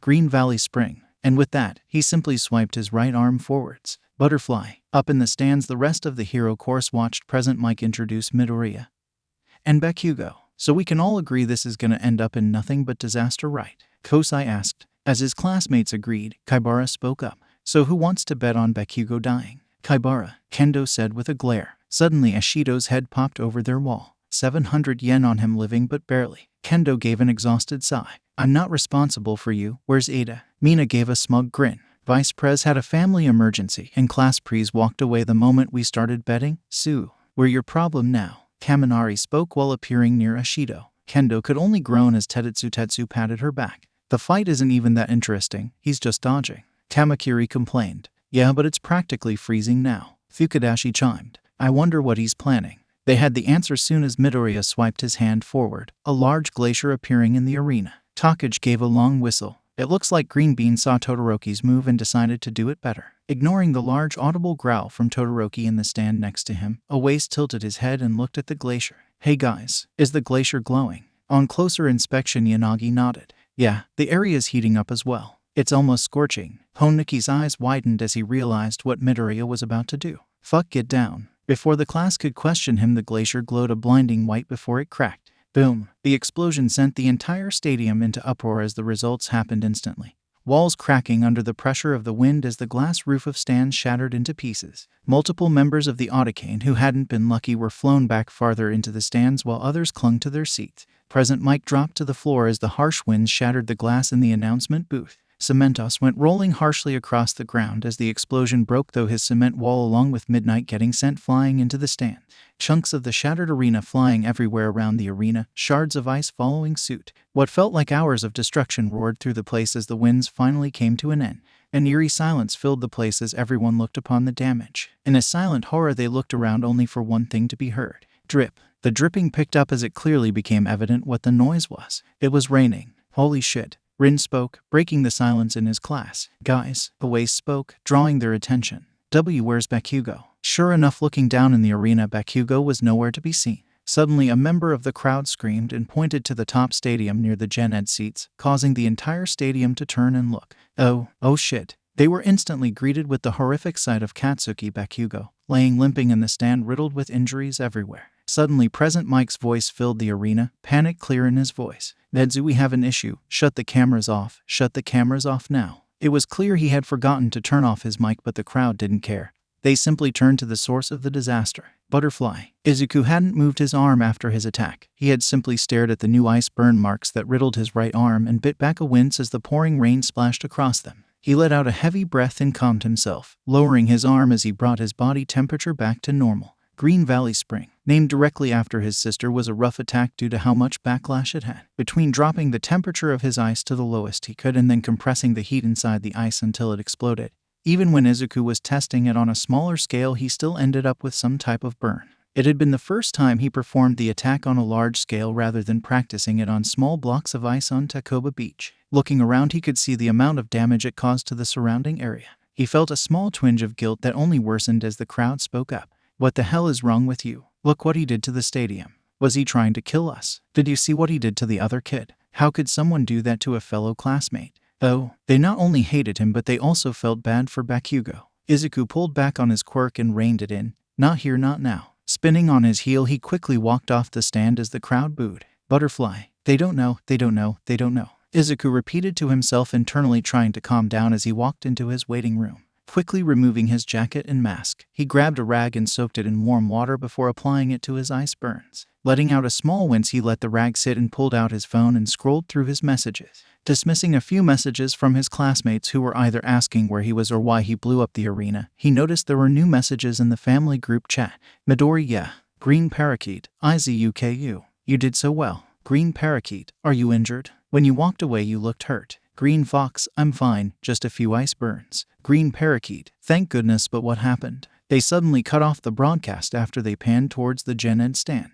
Green Fox, I may or may not have injured Bakugo so badly that it wasn't appropriate to show on TV. White Dragon is online. White Dragon, that's my boy. Green Parakeet, Hasashi. Green Fox, hi Dad. White Dragon, hello Izu, congrats on the win. White Dragon, and don't judge me dear, you know you're happy at the fact Katsuki got what was coming to him. Green Parakeet, can he still use his quirk? Green Fox, don't know, they had only just moved him out of the arena when I left. White Dragon, fingers crossed. Green Parakeet, Hasashi. Green Fox, fingers crossed. Green Parakeet, Green Fox, one of us. White Dragon, one of us. Green Parakeet, fingers crossed. White Dragon, woohoo. Izuku chuckled at his family antics. It was always fun seeing how childish his dad was or how his mom put up with their antics and eventually roped up in them. He only wishes she was here to enjoy it again. Butterfly. Shio gave a heavy sigh as she read off her clipboard. All 24 ribs broken, 2 broken arms and a leg. Multiple ice burns and first-degree burns all over his body, 2 shattered wrists. Multiple stab wounds from being impaled by ice shards, lots of blood lost, and to top it off he's comatose. She gave another sigh as she placed her clipboard down. Needless to say, the boy is lucky to be alive. My quirk can help with the process, but he won't be in any condition to stand on the podium. With these injuries, he may not be able to do internships as well. Shota could only sigh as Recovery Girl read off the report. He knew this would be a disaster, but this was a nightmare. He just didn't get it. What could Bakugo have done to Midoriya to warrant that level of aggression? Worst part is both boys clearly didn't want to talk about it and they didn't know exactly what it was to even bring it up to them. He gave another heavy sigh. This was all nothing but a major headache. I understand, I'll be going now. Walking out of Recovery Girl's room, he sent a quick text to Midnight and Cementos. They would need to add a few things to the podium.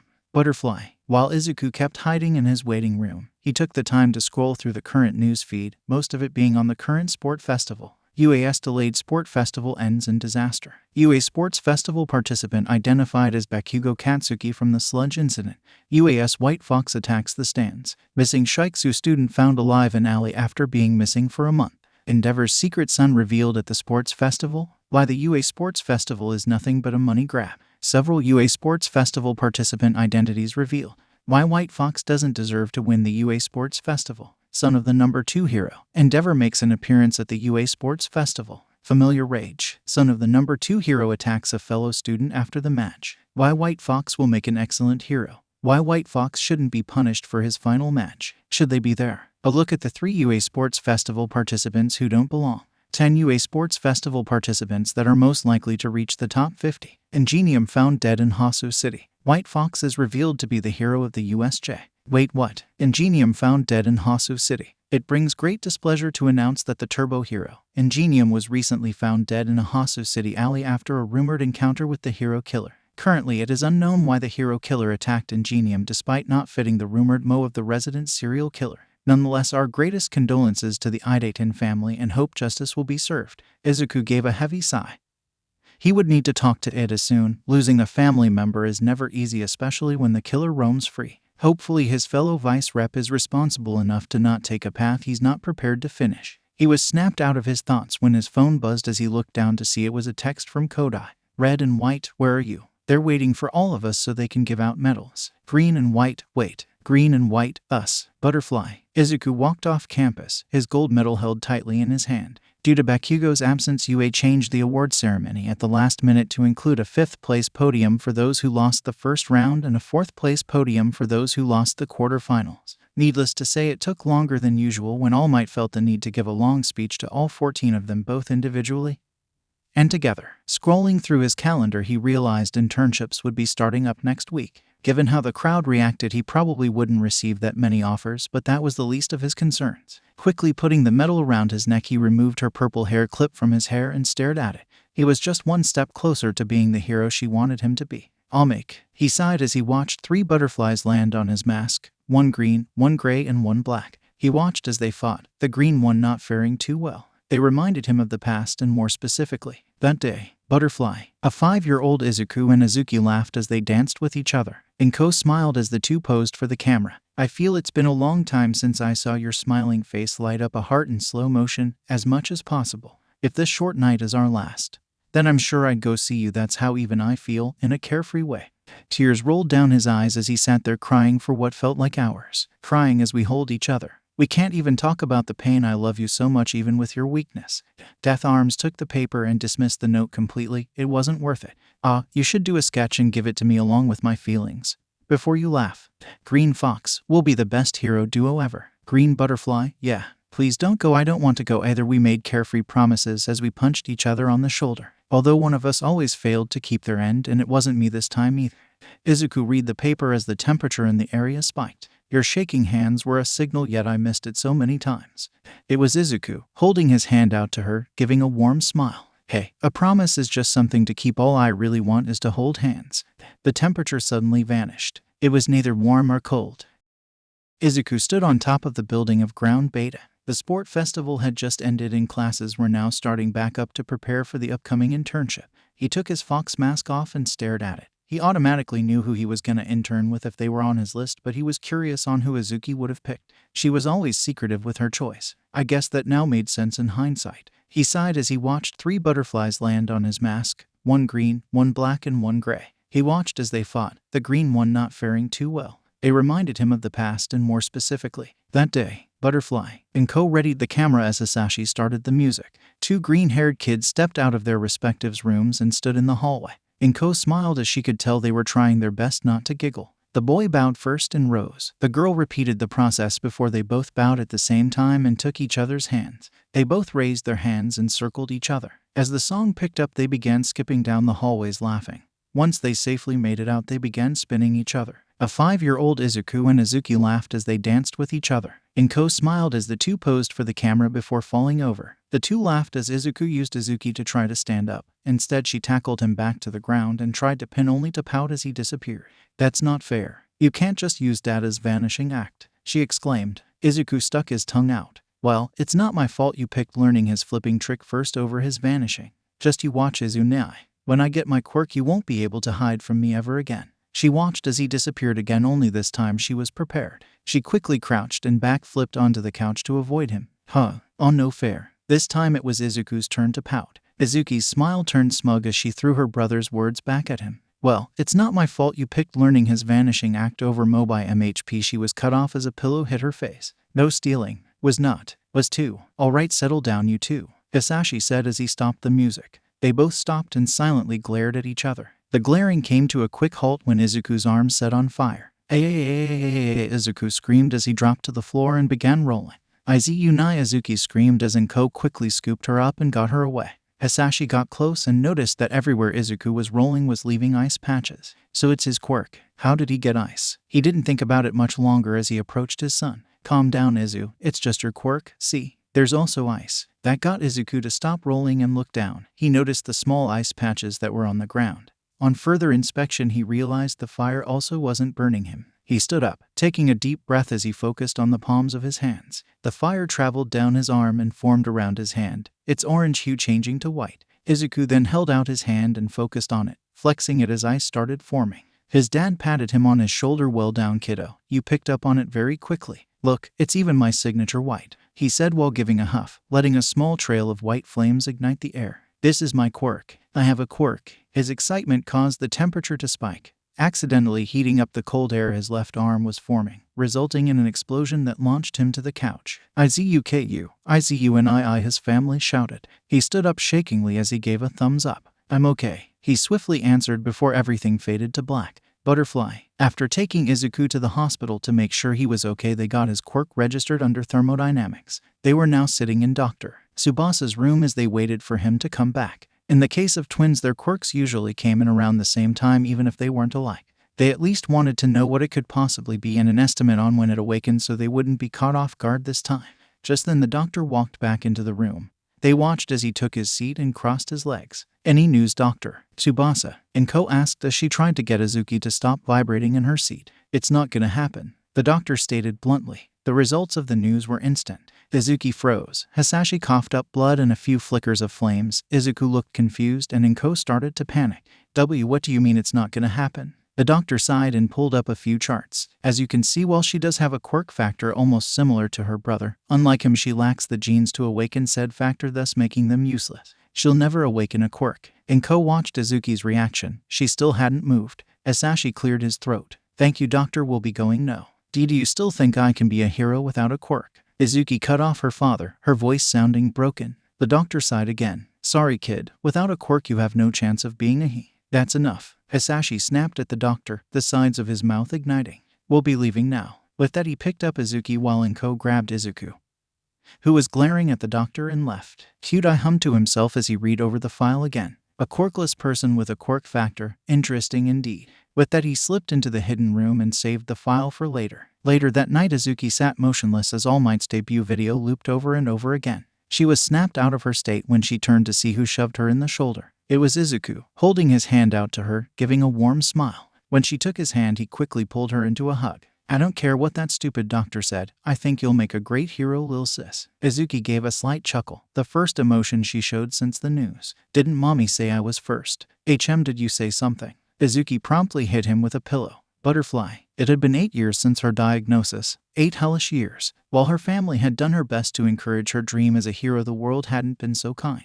Kaken had changed towards her since that day. Izuku never really liked Kaken, but she knew he'd be an amazing hero with his quirk. He was just rough around the edges, but they were still friends. No, they weren't. Izuki shook off those thoughts as she looked back at her phone. Green Fox. All I'm saying is that if Edshot snuck up on All Might, he'd most definitely be able to take him down. Green Butterfly. Izunai, no, I'm not having this convo again. Green Fox. Izunai, yes. She laughed at her brother's antics. He was such an Edshot fanboy, though I guess she couldn't talk since she had a whole wall of All Might posters. Would have been a whole room, but she was always more obsessed with butterflies than heroes. Suddenly she heard the sounds of explosions cracking as her body froze. Move it, defect. Kaken sneered as an explosion popped off in her face. She fell to the ground, wincing in pain as a few Kaken's friends kicked her as they walked by. She grit her teeth and bared it. She couldn't afford worrying her family. Green Fox. Hey, are you okay? You randomly stopped typing. Green Fox. You also started walking home by yourself a lot more. Is there something wrong?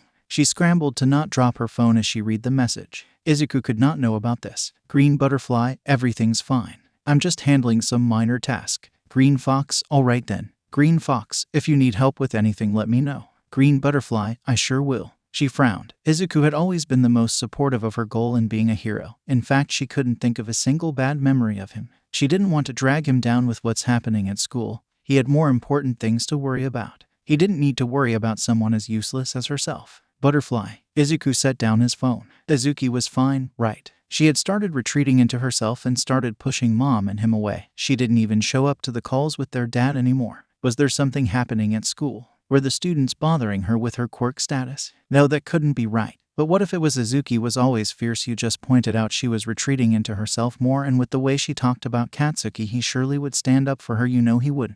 He may not like Katsuki due to how aggressive he is and how loud he is, but the Bakugos were practically family. Surely he would interfere if someone was harming Izuki unless he was part of the problem.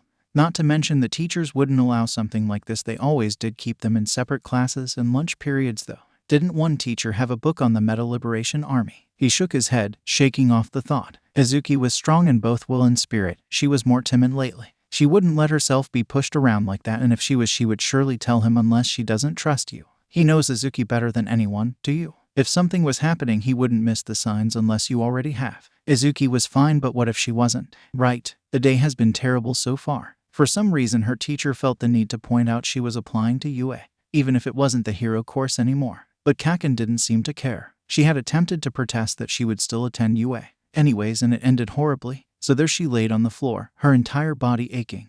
Here's some advice, a damn defect, Kaken said as he leaned down to face her. If you want to be a hero so damn bad, pray for a quirk and take a swan dive off the roof, he said, delivering a final explosion to her side. But knowing how useless you are, you probably find a way to fuck that up as well. He finished walking out of the classroom soon after. With that, she shakingly grabbed her now cracked phone and texted Izuku. Green butterfly, walk home without me. I have something I need to do real quick. Green fox, are you okay? Do you need any help with the task? Green butterfly, oh no, it's fine. Just doing some last-minute training prep for UA. Green fox, oh okay, I'll see you at home. Green fox, we'll be the best hero duo ever. Green butterfly, yeah. She put up her phone and numbly limped out of the classroom. What was the point of even trying anymore? Butterfly. Izuku stared at his phone as he walked home, using Prowl to speed up the trip.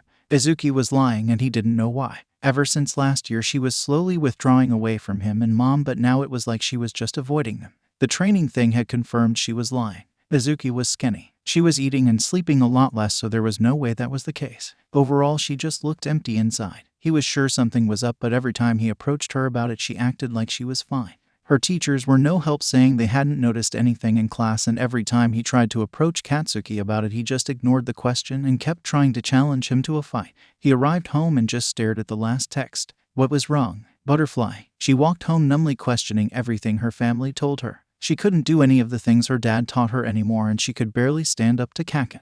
How was she meant to be a hero, someone who saved someone, when she was so pitiful? She quickly paused as she heard something explode behind her. When she turned around, she found herself quickly enveloped in green sludge, her scream muffled by the same substance. Relax, kid. I just need to use your body to get away from him, so be a good kid and stop resisting. The sludge villain spoke to her. She didn't know her body stopped struggling until her attention snapped back to reality as she heard a voice. Texas smash. And then everything went dark. Butterfly. Izuki's eyes flickered open with a groan. This day was horrible. There you are. Almost thought I lost you. Izuki looked up to see All Might standing above. Any other time she probably would have been vibrating in excitement, but today she just couldn't bring herself to. She just felt so numb. Sorry about that. I usually pay more attention to keeping bystanders out of my justicing, but apparently this city's sewer system is pretty difficult to navigate, All Might said while giving off his signature laugh. Though I must thank you. You were a big help in catching the villain. Now if you excuse me, I must get going. I have to get this guy to the police. He tapped the bottle in his pocket and started to walk away. Izuki's eyes widened as she scrambled to her feet, a small bit of hope filling her body. She needed to ask All Might. Quickly running forward, she grabbed the #1 hero and clung tightly to his leg as they soared through the air. All Might shook his leg lightly as he spoke up.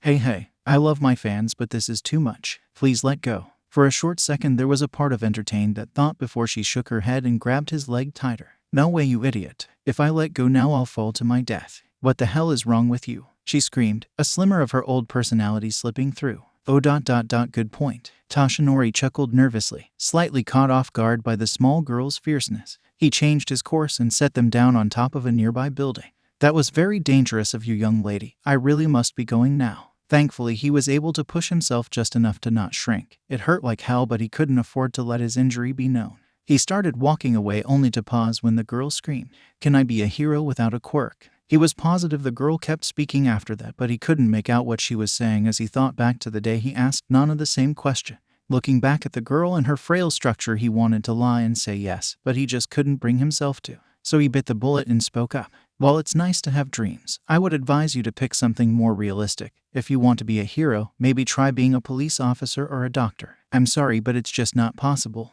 And with that, he launched off again. He quickly felt his pockets to make sure the villain was secure, only to feel they were empty. He slightly panicked as he patted his pants again, only to hear an explosion in the distance. Damn it, Butterfly. Be realistic. The numb feeling crept back up on Izuki as she replayed what happened. She had told All Might everything that happened, how society looked at her, how she mentioned why being a police or doctor wasn't an option, you needed a quirk for those. But All Might didn't hear any of that. All he heard was quirkless and tuned her out, just like everyone else. Be realistic. 2 words everyone but her family have said to her. 2 words that mocked her entire life. 2 words that she could never escape from. Boom. Izuki snapped out of her thoughts as she looked around, now realizing she was closer to the edge of the building than she originally was. Boom. Izuki looked up and saw a bunch of explosions popping off in the distance. What was going on over there? Butterfly, what were you thinking? Death Arms asked her. Izuki stood quietly as the hero berated her. When she arrived at the scene, she was greeted to the sight of Kaken being suffocated by the same sludge villain from earlier while the heroes just stood around and did nothing. When Izuki saw it, she didn't know what came over her. She had simply just moved. It was all just a blur. She didn't accomplish anything though. All Might still had to come in and save Kaken, but also her again. She just couldn't do anything. So you're not gonna answer the question? Death Arms asked before scoffing. You're lucky we don't arrest you for illegal quirk usage. I don't have a quirk. Izuki numbly spoke. She didn't know why she blurted that out. She knew the response she was gonna get. Death Arms' face twisted in disgust. Quirkless. How the hell did someone as useless as you even get by us? Death Arms. Kamui Wood snapped. What? Death Arms asked. You know I'm right. Honestly, I'm shocked there's still people like her around, given they don't really contribute anything. Kamui was about to say something before he noticed the girl was gone. Oh great, now she left. Good going, Death Arms. Whatever, Death Arms said with another scoff. Butterfly. Izuki walked numbly away from the scene. Why couldn't she do anything right? She couldn't even save Kaken correctly. She had to be bailed out by All Might. Maybe everyone was correct. She continued walking until she turned the corner where she was met with an explosion. Hitting the ground with a winch, she heard Kaken speak up, still trying to play hero HUD defect. Think you're something 'cause you tried saving me. Well, guess what, I didn't need help from someone as useless as you, Katsuki said as explosions cracked in his hands. Honestly, you should just take my advice from earlier and save everyone the trouble of being weighed down by you. With that, he stomped off. Izuki shakingly stood back to her feet. She couldn't feel anything as Kaken's words from earlier looped in her head. Take a swan dive off the roof. Take a swan dive off the roof. Take a swan dive off the roof. Maybe he was right after all. This world didn't need someone as useless as her. Butterfly. Izuku ran through the city with Prowl as he navigated his way to the scene. When he got home, he had brought up Izuki's recent behavior with their mom to see if they should intervene. The conversation didn't get far when they had seen Izuki sprinting towards a villain attack on the news trying to rescue Bakugo. Izuku didn't really think twice about it. He had sprinted out of their apartment and had taken to using Prowl. When he arrived at where the news reported the scene from, he instantly saw a building surrounded in yellow police tapes as paramedics were loading what appeared to be a covered body into an ambulance. It wasn't until he saw a yellow backpack covered in blood that it all sunk in. No. He spotted Kamui walking up to Death's Arms and handing him a piece of paper. The poor girl left a note. We got the name of someone named Kaken. Bakugo. Death Arms took the paper and dismissed the note completely. It wasn't worth it.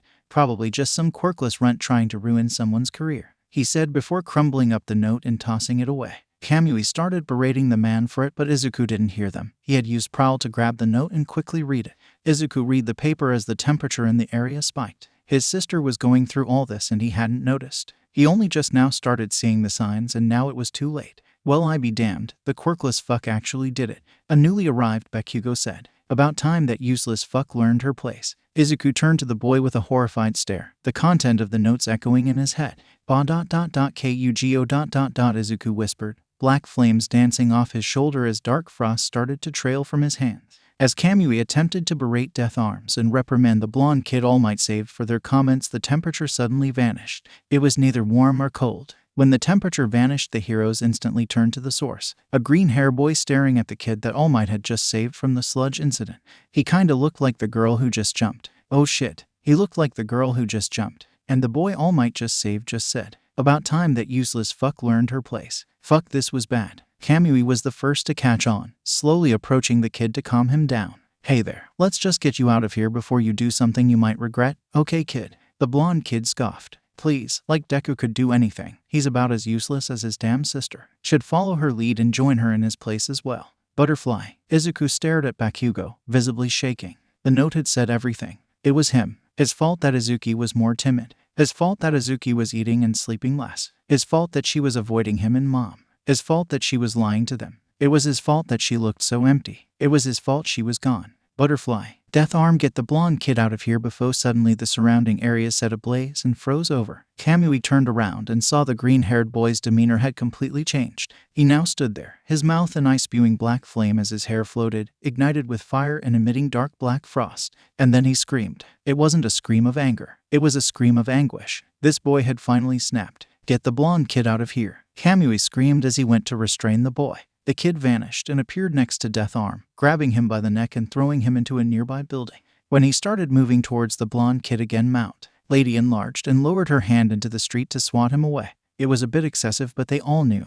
This boy wasn't in the right state of mind to try to talk to. The kid suddenly appeared in the sky, floating right in front of her face, and delivered a harsh kick. You felt like she had been hit by a truck as her body forcibly shrank itself in pain. The kid had caught her mid-fall and slammed her into a building, dragging her through it on the way down. Backdraft, do something, Shinji shouted as he sent multiple pillars of wood to capture the boy. I can't, AI screamed as he tried using his quirk. Any water I make is instantly freezing and then evaporates into mist. The boy skillfully evaded all his pillars and closed the distance with terrifying ease. The kid then gripped Kamui by the head and slammed him into the floor before kicking him away and swatting Backdraft down the street. The boy looked like he was going to continue the assault only to be stopped when he was wrapped up in bamboo. We saw the fire. Kamui turned to see Takeshita standing on a rooftop, bamboo extending from his hands. We're here to help. Suddenly Ms. Joke jumped down and landed in front of the boy with her signature smile. Hey, no need to be mad. How about a laugh? She said while activating Outburst. As soon as her quirk turned on, her blue aura swiftly changed to red.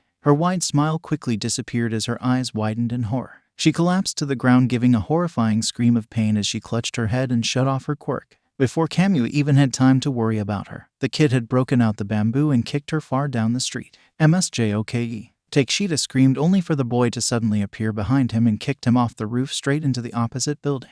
Mount. Lady enlarged herself again and took a deep breath. She blew on the area, attempting to put out the fire and blow the kid away. She watched in horror as the kid didn't even budge an inch and just stood there. The kid then retaliated, blowing on the air in front of himself as she felt her whole body be covered in thick black ice. Izuku dodged to the side as Death Arms attempted to punch him. He dodged again when a newly arrived Mr. Brave slashed a sword at him, grabbing them both tightly by the neck and slamming them into the floor. He kicked both of them away and was going to trap them in a glacier when he suddenly felt himself being pushed into the air by bamboo and wood. Keep him off the ground. Kamui screamed he can't use his ice effectively if he's not touching something. Izuku gripped the wood and bamboo tightly, the fire spewing from his mouth growing thicker. Mr. Brave stood up and watched as the kid was suspended in the air. And then he saw it. Everyone take cover. The kid then opened his mouth as a mountain of flames rained down on the heroes. Mount. Lady's icy prison exploded as her shrunken self was launched into a building. Izuku landed back on the ground, the road melting under him as he turned to look at his sister's killer. Katsuki stared in horror as he watched Deku slowly walk towards him.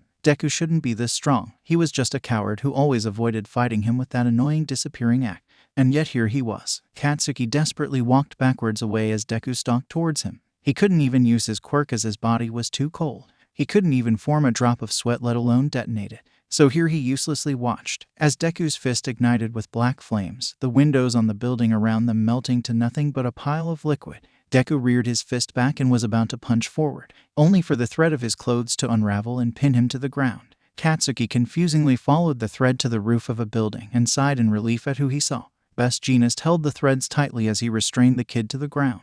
Best Jeanist is on the scene. Shinji shakingly stood back up and sprung back into action. Lacquered chain prison, he yelled as wood wrapped around the pinned boy. At the same time, Takeshita recovered and was right next to him. Deep blooming bamboo forest, he said, slamming his hands down as winding bamboo lifted the boy off the ground. Izuku thrashed around in his restraint. While his vision was blurry, he could make out one person standing behind a corner. A skinny blonde man wearing similar clothes to the one All Might was wearing on the news. And then the contents of Izuki's note clicked. This was the person who put the final nail in his sister's death. All Might. He painfully screamed as he started thrashing more. All three heroes that held him tightened their hold on the boy. Best Jeanist held his grip tight as he turned to Kamui Woods. Kamui, report. Shinji clenched his jaw and readjusted his stance as he felt himself sliding forwards towards the boy. Kid's sister committed suicide, and the blonde kid over there said some incentive things. Needless to say, the kid snapped. He's not in the right state of mind. Suddenly, Ms. Joke limped over to him and helped him pull back on the wooden restraints. That kid is feeling nothing but raw anger. Not even Outburst has an effect. I see, Best Jeanist said as he turned to look at the blonde boy only to find them sprinting away down the street. That wasn't good. They still needed to get his name. He didn't have time to tell Death Arms to follow the kid when suddenly all the fire disappeared as the area temperature dropped. He quickly turned back to the kid to see his entire body covered in ice. Oh, that can't be good. Boom. In a short amount of time, Tsunago and the other pros quickly found themselves trapped in solid ice only to be launched back by an explosion. Izuku slowly lowered himself back to the ground as the surrounding area looked like a war zone, destroyed and covered in nothing but dark flames and black ice. Mr. Brave was hanging through a window. Mount. Lady's shrunken body laid unconscious in a pile of rubble. Kamui Wood laid in the room of a nearby building he flew into, riddled with burns. Death Arms landed harshly onto a roof, his entire right side scorched while the left was still covered in ice. Takeshita was laying upside down in a crater on the ground. Backdraft's arms looked out of place as he stood slumped against a wall. Best Jeanist in a mess. Joke looked the worst of the 8, having been in civilian clothes as they weren't originally on patrol. Once he landed, Izuku then prepared to charge at all might, only to switch directions when he felt someone approaching behind him and quickly turned around. His vision quickly cleared up as he was greeted to the sight of glowing red eyes staring at him, the flames and ice coating his body disappearing right before he passed out. Butterfly. Toshinori stood in horror at the chaos and destruction that played out. He had just finished setting the media on a wild goose chase away from the area and was looking for the green-haired girl. What he saw broke his heart. Yellow police tape around a building as a young boy was being restrained as fire and ice spewed everywhere. When he heard Kamui's status report, he pieces everything together. The girl he saved earlier was now dead and he was the pushing point. He couldn't do anything but watch as the boy thrashed around in his restraint. He had already pushed the limits of his time limit, and with the boy who he could only assume was somehow related to the girl was not in the right state of mind. A fight between All Might and a berserker capable of giving 8 pro heroes a hard time, one of which was Best Jeanist, would end in nothing but more damage. And then the boy looked right at him and screamed. The kid knew exactly who he was and exploded the entire area. He probably would have charged at him had Eraserhead not grabbed the kid's attention and erased his quirk. Toshinori slowly began walking away as he saw Aizawa cuff the unconscious kid. He was there all right, and he failed in the worst way possible. He had truly failed that girl and her family. Butterfly. Izuku's eyes snapped open as he sat up to find himself in an empty cell. He began replaying the events that just happened in the head, remembering the vague snippets of the fight that he could remember. Then it clicked. Izuki was gone. She was suffering in silence, and by the time he caught on, it was too late. Tears rolled down his eyes as he sat there crying for what felt like hours. Eventually, the cell door opened to reveal a heavily bandaged Kamui Woods. Izuku gave a full body flinch as he backed away. He had done those injuries, and for the first time that fact he was in a jail cell finally clicked. "Relax, kid, you're safe." Kamui spoke. "Death Arms tried advocating for your arrest, but he was swiftly shut down by me and the other heroes involved." Shinji watched as the kid gave an audible growl as now familiar black flames danced off him. It meant the quirk suppressants were wearing off. He reached out the cell and grabbed a few things that should help. Izuku watched cautiously as Kamui grabbed something from outside. He only relaxed when he saw it was a yellow book bag and purple butterfly hair clip. Izuki's stuff. He felt like something was missing but ignored it as he quickly got up from his seat and tried to run to get them, only for the chains connected to his cuffs to jerk him back towards the wall. Okay, now this was just excessive. Kamui quickly walked up to him and broke the chains and cuffs, silently swearing about how dumb it was to chain a minor to the wall. Shinji nearly fell over when the green-haired boy quickly stood and snatched up the book bag and hair clip before running out of the cell. He attempted to follow the boy out of the station, only to stop as he watched the boy disappear into thin air. Kamui sighed and walked back into the station. If he ever saw Death Arms again, he was gonna strangle him. Butterfly. Izuku bursted into the apartment, stopping at the door when he finally saw his mom. Inko instantly started to worry as she looked at Izuku carrying Izuki's book bag. "Izuku, where's Izuki?" Izuku only fell to his knees as he started crying again. She had her answer, but she wishes she didn't. Butterfly. Izuku laid on his bed just staring at his ceiling. The room felt so suffocating. It had been a month since Izuki's death, and to make matters worse, they couldn't even have a proper funeral. Apparently, on the way to the hospital, the entire ambulance and crew in charge of it just went missing without a trace, so there wasn't even a body to bury. Izuku just hated the whole thing. Izuki's death hit the family hard. His dad didn't call as often anymore, and he could count the amount of words he and his mom had spoken to each other during the entire month on his fingers. Neither of them could really blame the other for avoiding them, though. Izuku looked nearly identical to Izuki, with only a few minor changes like how he had 4 freckles in the shape of a diamond while Izuki had 5 in the shape of a star, and then of course the more obvious changes. Izuku fully understood why neither of his parents wanted to look at him and knew it wasn't anything malicious. As for him avoiding his mom, it was more so that Izuku couldn't help but feel this was his fault. He had been born with a quirk while Izuki hadn't. She suffered for 9 long years while he lived a carefree life. She was hurting and he, her own twin brother, didn't even notice. Izuku could only stare at his right hand and think. What was the point of having a quirk if he couldn't even save the person he cared most for? What was the point of having a perfect quirk for heroics if he couldn't even save the one person closest to him? He gave a frustrated sigh and looked out the calendar. UA entrance exam was in 9 months, but he couldn't help but question himself. Did he deserve to be a hero? While he held heroes on a high pedestal like Izuki, he wasn't born with the same heroic drive as she was, that meddling when you shouldn't mindset that made her the most heroic person he knew. He had originally wanted to be a hero to be right by her, helping her achieve her goals. So that begged the question, did he even deserve to have this quirk? He spent his entire life thinking heroics would be a fun little hobby to do with his sister. He had practically been given a free pass to being a hero that he took for granted while she had her goals ripped away from her. So why did he deserve to be a hero if he didn't even have a proper goal while she was subjected to a life of hell for just wanting to save people? Izuku rolled off his bed and put some outside clothes on. He needed some air. Quickly writing a note for his mom to read, he jumped out the window and started roof hopping. Maybe a trip to that old beach would help him find an answer. Toshinori quietly watched as young Midoriya kept dodging young Bakugo. While he watched, he just couldn't help but think about the whole situation. He knew why young Midoriya hated him. He knew for a while and came to accept that he had every right to last month. What he couldn't understand was why he hated young Bakugo even more than him. He had been the one to shatter his sister's spirit and was the one to break the camel's back. So if he hated Bakugo more than someone who had an active albeit accidental part in his own twin sister's death, Toshinori could only think of one thing. Young Bakugo played some part in the death of young Midoriya's sister. When the arena blew up, he just stood there unfazed and watched as the other members of the teacher stand ducked for cover to avoid the flying glass and debris. Looking back down at the arena, he saw young Midoriya leave. And while there wasn't a single flicker of black flames or even a trail of dark frost, anger and aggression were still clear in his steps. He made a promise to that boy that if he ever needed him, he'd be there. So he intends to keep that promise. He was gonna find out what Bakugo did to Izuki Midoriya.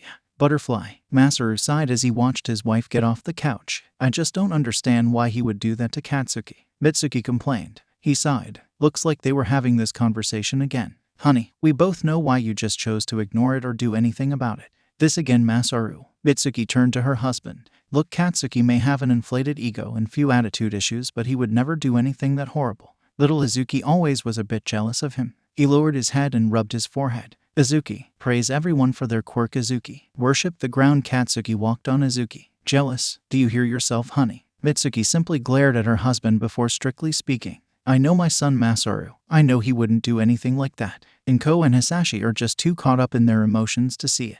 His eye twitched at that. Mitsuki. Their daughter is dead and you're brushing it off as if it was some slight inconvenience. Don't you think there's a reason Katsuki refuses to go over there? Or even answer us when we question him about it? We know barely anything about this and he refuses to speak on it. Katsuki's always been a tough shell to crack. Even before Izuki died, he never wanted to go over to their house. For Christ's sake, do you hear yourself, Mitsuki? You're making every excuse to not see Katsuki in a bad light. What you're doing isn't good, honey. Are you saying I'm a bad mother? She slightly hissed. I didn't even say that. That's a completely new sentence. Mitsuki was about to say something when her phone buzzed. Quickly picking her phone and reading the text, she gave a heavy sigh and turned to Masaru. We'll continue this later. Yue wants us to come down there. Masaru sighed. Fine, but this isn't over. Butterfly. Tajiro watched in horror as Bakugo was carried away carefully by the medical bots. He knew there was something going on between Bakubro and Midoriya, but this was extreme. He didn't know much about Midoriya due to being in separate classes, but he knew Bakugo. He was one of the most manly people he knew. Sure, he was a bit brash and rough around the edges, but he means well. His interactions with Midoriya were a different story. The green-haired boy was always standoffish to those outside his class and rarely showed any emotions except when it came to one person, Bakugo. Midoriya was always glaring at Bakugo and was overall more hostile when it came to the blonde. Bakugo would always make comments in response about the green-haired boy but would unusually cowered under Midoriya's aggressive stares as if he was afraid of the boy. Taking all this and with the out-of-the-line attack he just witnessed, Tajiro was sure of his conclusion. Midoriya was a bully, and Bakugo was his victim. Butterfly. Mina watched as Bakugo was carried out of the Gen Ed stands, stunned and shocked. Her bet was meant to be a joke. She didn't actually want to be right. Everyone was well aware of the bad blood between Midoriya and Bakugo, but no one ever assumed that it was to this degree. So that got her wondering, what exactly did Bakugo do to Midoriya? While she was far from book smart, she wasn't an idiot. She got into UA for a reason. She always excelled in reading people and their body language. She knew the aggression Midoriya was showing wasn't from out of nowhere. How the boy always restrained himself, the way he walked and the way he feared when his flames turned black showed that. This wasn't a simple case of just someone just hating someone for no reason, but someone trying to keep their cool their best they could. So she instantly ruled out Midoriya being some type of bully. But Bakugo, on the other hand, was a different story. The blonde's personality always reminded her of the bullies around her middle school, but anytime she tried bringing it up, Kiri always vouched for him. No way, Bakugo isn't a bully. Bakubro wouldn't do something like that. No way he'd do something like that. He's too manly for that. She was starting to worry her friend was being blinded by his admiration for the Mad Bomber. But she could feel it. She knew she was correct, she just couldn't fully prove it. Bakugo was towing a line. Between his insults, the nicknames he gave out, and how he viewed everyone else as extras, he was just pushing that very thin line. But that couldn't be it. She could feel there was something more to the blonde, something that involved Midoriya. She knew Bakugo Katsuki was a bully, and she was gonna prove it. Butterfly. Izuku jumped off the ground beta building and landed right next to his classmates. Where were you? Yanagi questioned. She quickly pulled out her phone as it buzzed and read the text. The vanishing, I was Butterfly watching. Before she could question him what he meant by that, Vlad Sensei and Mr. Aizawa walked onto the grounds and addressed both classes. Vlad stood in front of both classes and gave a grunt. All right, you hellions, with the sports festival over and done with, you'll be taking another step into your careers as heroes. Aizawa pulled a remote out of his costume and clicked it, a large holographic screen quickly being displayed in front of them. Internships. For 1 week, you'll be interning under an official pro hero for not only experience but guidance on how pros act on day-to-day basis. Shota handed the remote to Vlad, who pressed the button to change the screen. You'll be selecting who you'll be interning with from the offers you got via the sports festival. Usually they're more spaced out, but due to the USJ and certain incidents, all eyes were on you this time. The screen quickly changed and displayed their offers. White Fox, 4,326. Snow Torch, 4,123. Dynamite, 3,556. Vines, 1,452. Roll, 864. Chargeable, 360. Recipro, 301. Lizardy, 272. Creati, 108. Real Steel, 73. Red Riot, 68. Mudman, 67. Prism, 53. Rocketai, 23. Alien Queen, 20. Cellophane, 14. Don't panic if you didn't get any offers. UA has a list of agencies you can pick from, so all of you will be doing internships. Vlad King chimed. Izuku stared at the list and paused. He still ended up with the most offers. Aw man, it's not even close. Subaraba whined. 4,000 offers. No offense, Midoriya, but I can't say I was expecting you to get a lot after ... Yeah.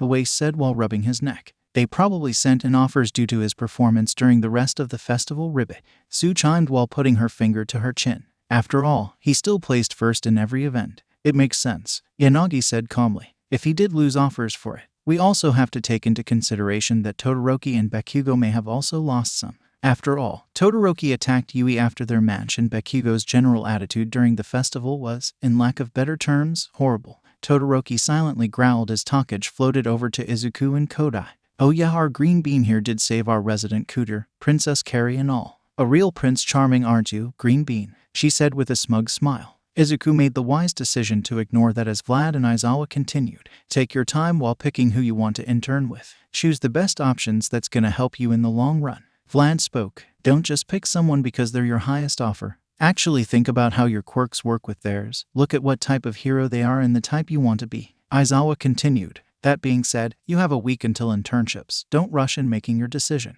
Now normally we'd be picking hero names now, but you've already done so. So for the rest of class, you all essentially have a free period and the entire training ground to do whatever you want within reason. Present Mike will be watching over you while me and Eraser deal with a few things. With that, the two teachers started walking away until Aizawa turned back around.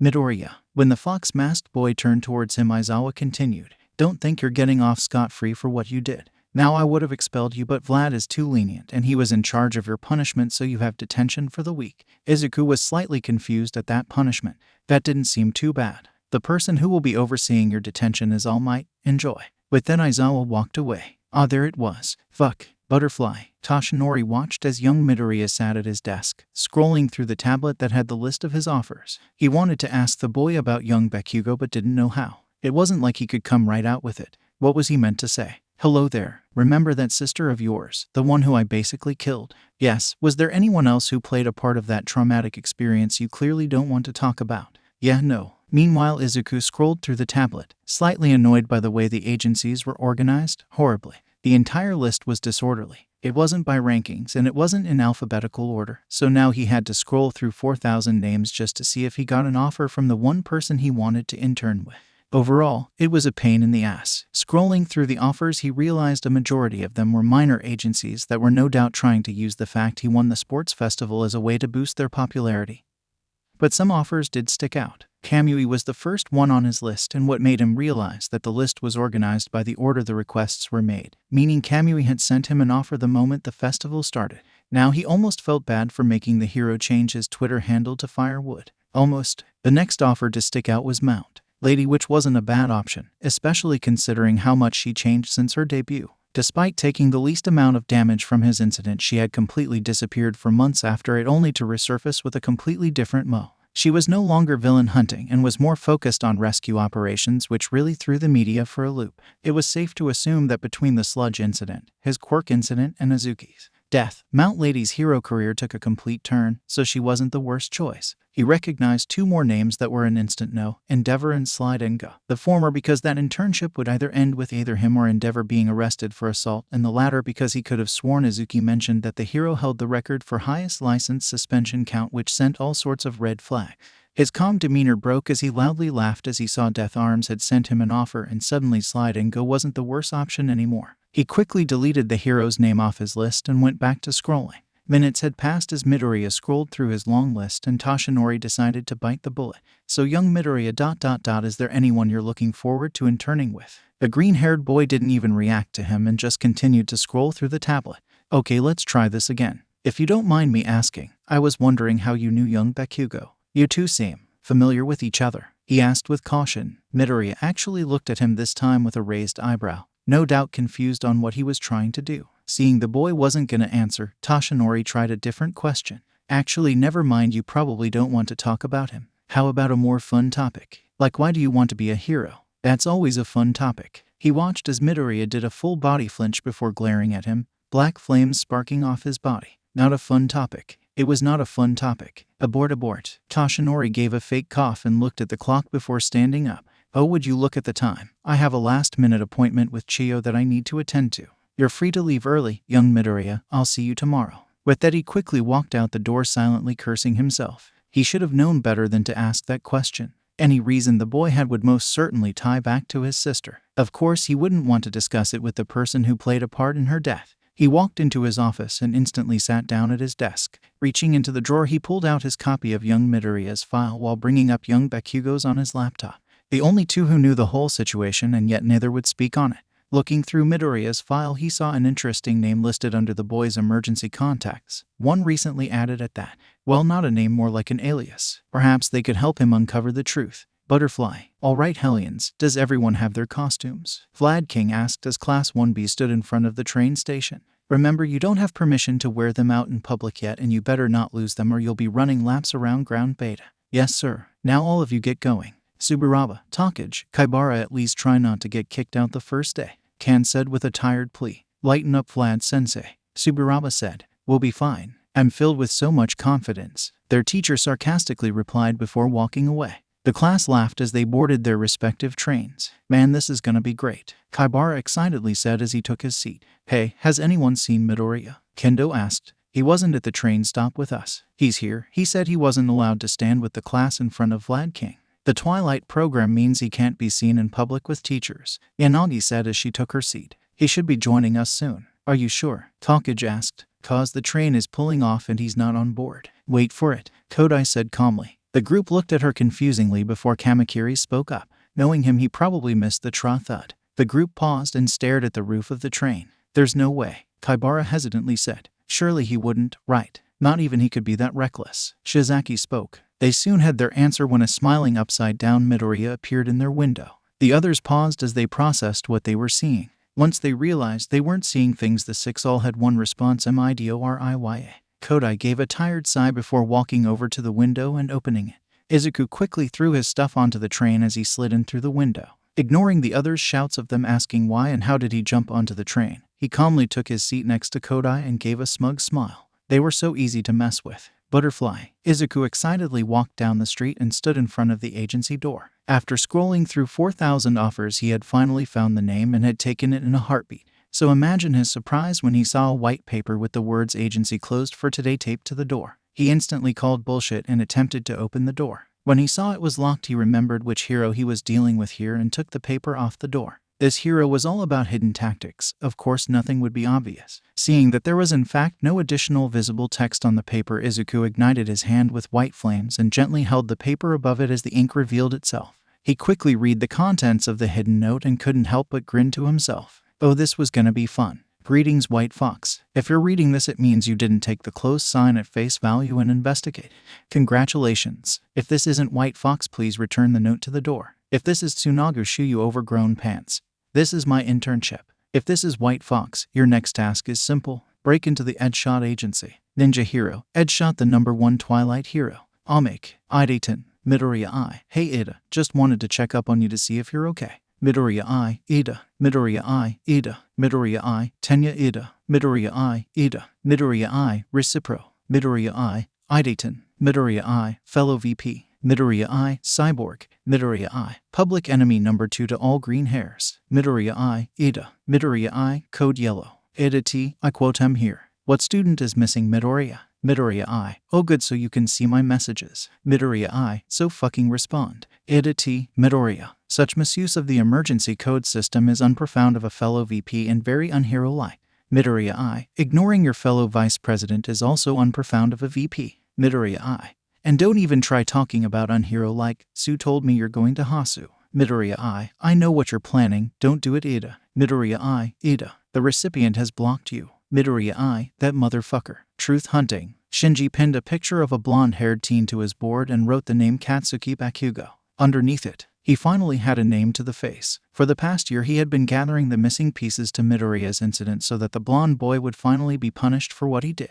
He knew the kid was the cause of the girl's suicide. The note she left mentioned Akakin, and Midoriya attacking him that day confirmed it was him. So why hadn't he got the kid arrested after a whole year? Simple. There was one major thing that put a snag in his whole plan and he hated it. He couldn't prove it. He read the note alright, but if he went through with the arrest none of the charges would stick. For starters, he originally didn't even have the kid's name. Whenever he asked Midoriya about it, the kid would call it a day and leave the beach early with that vanishing trick of his. The kid was bottling up everything revolving around that day inside of him and it wasn't healthy. He needed to talk to someone about it soon, but Shinji just didn't know how to help him. When he realized he wasn't getting a name, he had visited Midoriya at the home and asked if he could take a picture of the note. It wouldn't be much, but it would be just enough to get an investigation open. He hit a dead end when Mrs. Midoriya informed him that they didn't have the note. That only made him feel worse, that there was either a chance that Midoriya had accidentally burnt his sister's note in his attack or it was just lost in the wind, both options being terrible ones for the Midoriya. His investigation came to a quick end without anything to prove the blonde actually did it. His word alone wouldn't have been enough to anything, given the entire thing would just evolve into a he said she said situation. They would also call in someone else who read the note to validate the information as well. Midoriya would be ruled out for biases, and he had a feeling Death Arms wouldn't vouch in favor of the Midoriya. The entire thing was just frustrating because he couldn't do anything about it on his own. But now he had a name. He figured he could use the kid's old school records to use previous behavior issues as proof that it was at least a possibility, and hopefully get an investigation started. Only to be disappointed when the kid's records were spotless. Fuck, he couldn't do anything. The school was even covering for him. That would be an entire faculty staff vouching for his behavior against nothing but his word and the Midoriya's. The blonde was basically getting off free by pure luck. He let out a long, frustrated sigh that only stopped when his phone rang. He quickly picked it and saw it was a UA number. Why would they be calling him? Quickly answering it, he put it on speaker and sat it on the table. Hello there. Is this Kamui Woods? Shinji paused and stood there stunned. There was no way. Allow me to introduce myself. It is I, All Might, and to simply put it, I need your help. Izuku jumped off a nearby building and quickly rolled to the ground as he landed on top of the Edshot agency. He swiftly took his bag off his back and pulled out his hero case. Quickly slipping on his fox mask and pulling out one of his cable wires, he slung the bag back onto his back and walked towards the edge. His plan was simple. He'd scale down the side of the building and break in through one of the windows. The agency itself was 8 stories tall, and thankfully, thanks to his atomic sensing, he knew exactly how well guarded each floor was. The first 4 floors had the most people on it, no doubt swarmed with Edshot sidekicks. It made sense after all. After the Idaitan agency, Edshot had the second highest sidekick count since he was one of the few agencies that employed underground heroes. The 5th and 6th floor were also swamped with sidekicks, but to a lesser extent. The 7th and 8th floor are the main ones he was focused on though. Before he roof-hopped onto the building, he had scoped out the windows, and the only floor that didn't have any was the 8th.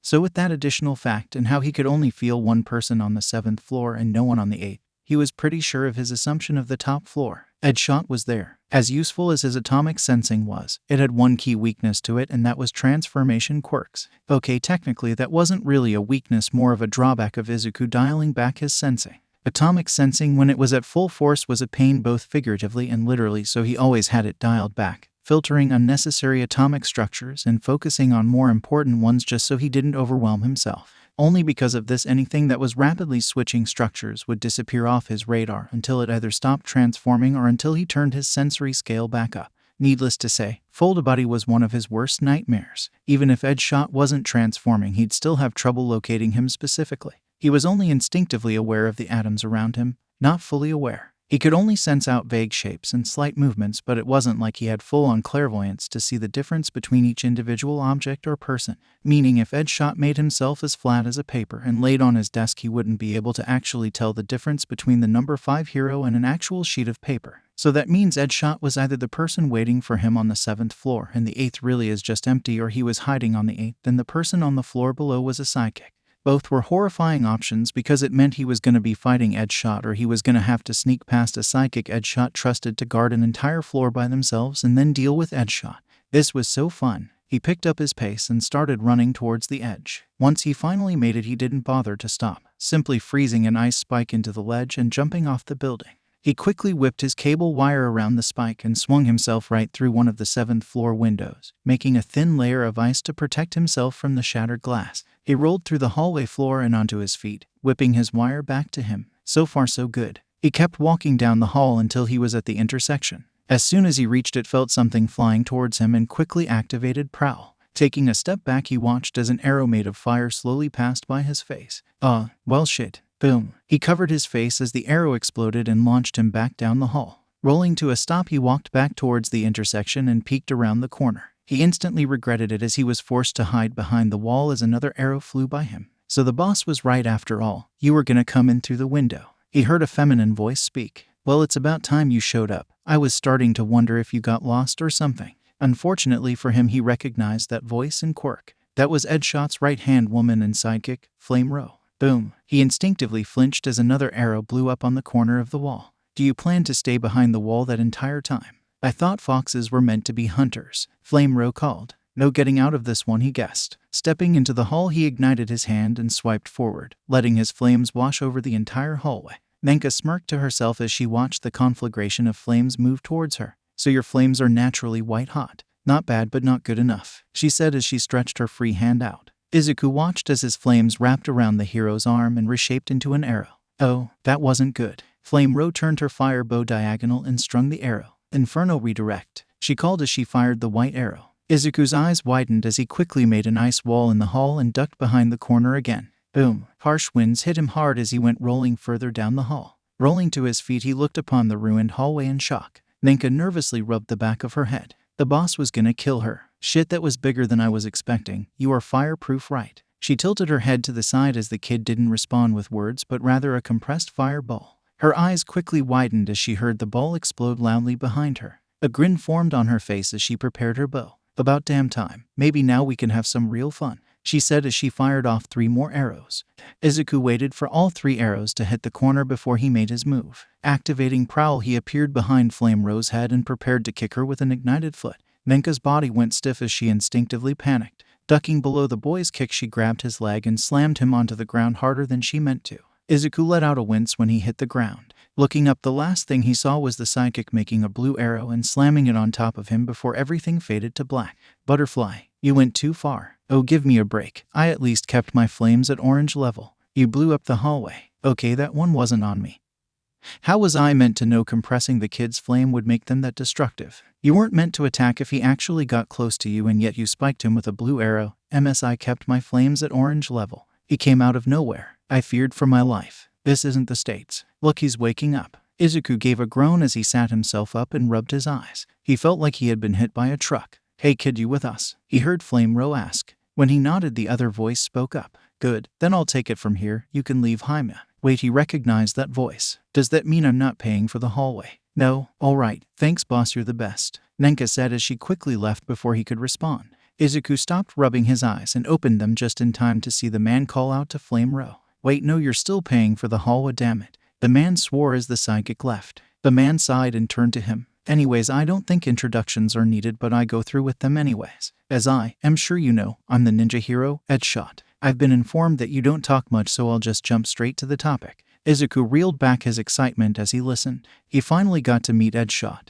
You don't have to say much, but bear with me here. We'll start with the break-in. What could you have done differently? The number 5 hero asked him. Not commit a felony. Izuku grumbled as he rubbed his head. Shinya held back a chuckle at that before he looked at the boy. True, but more importantly, why didn't you counter her arrows by reducing their temperature? The boy paused and looked at him confusingly. I see, so I was right. You don't even notice how you shift the temperature around you, you just do it unknowingly. Edshot spoke before walking over to his desk. Izuku took the time to realize what he said. Come to think of it, Tsuburaba had mentioned he was messing with the temperature back during the battle trial.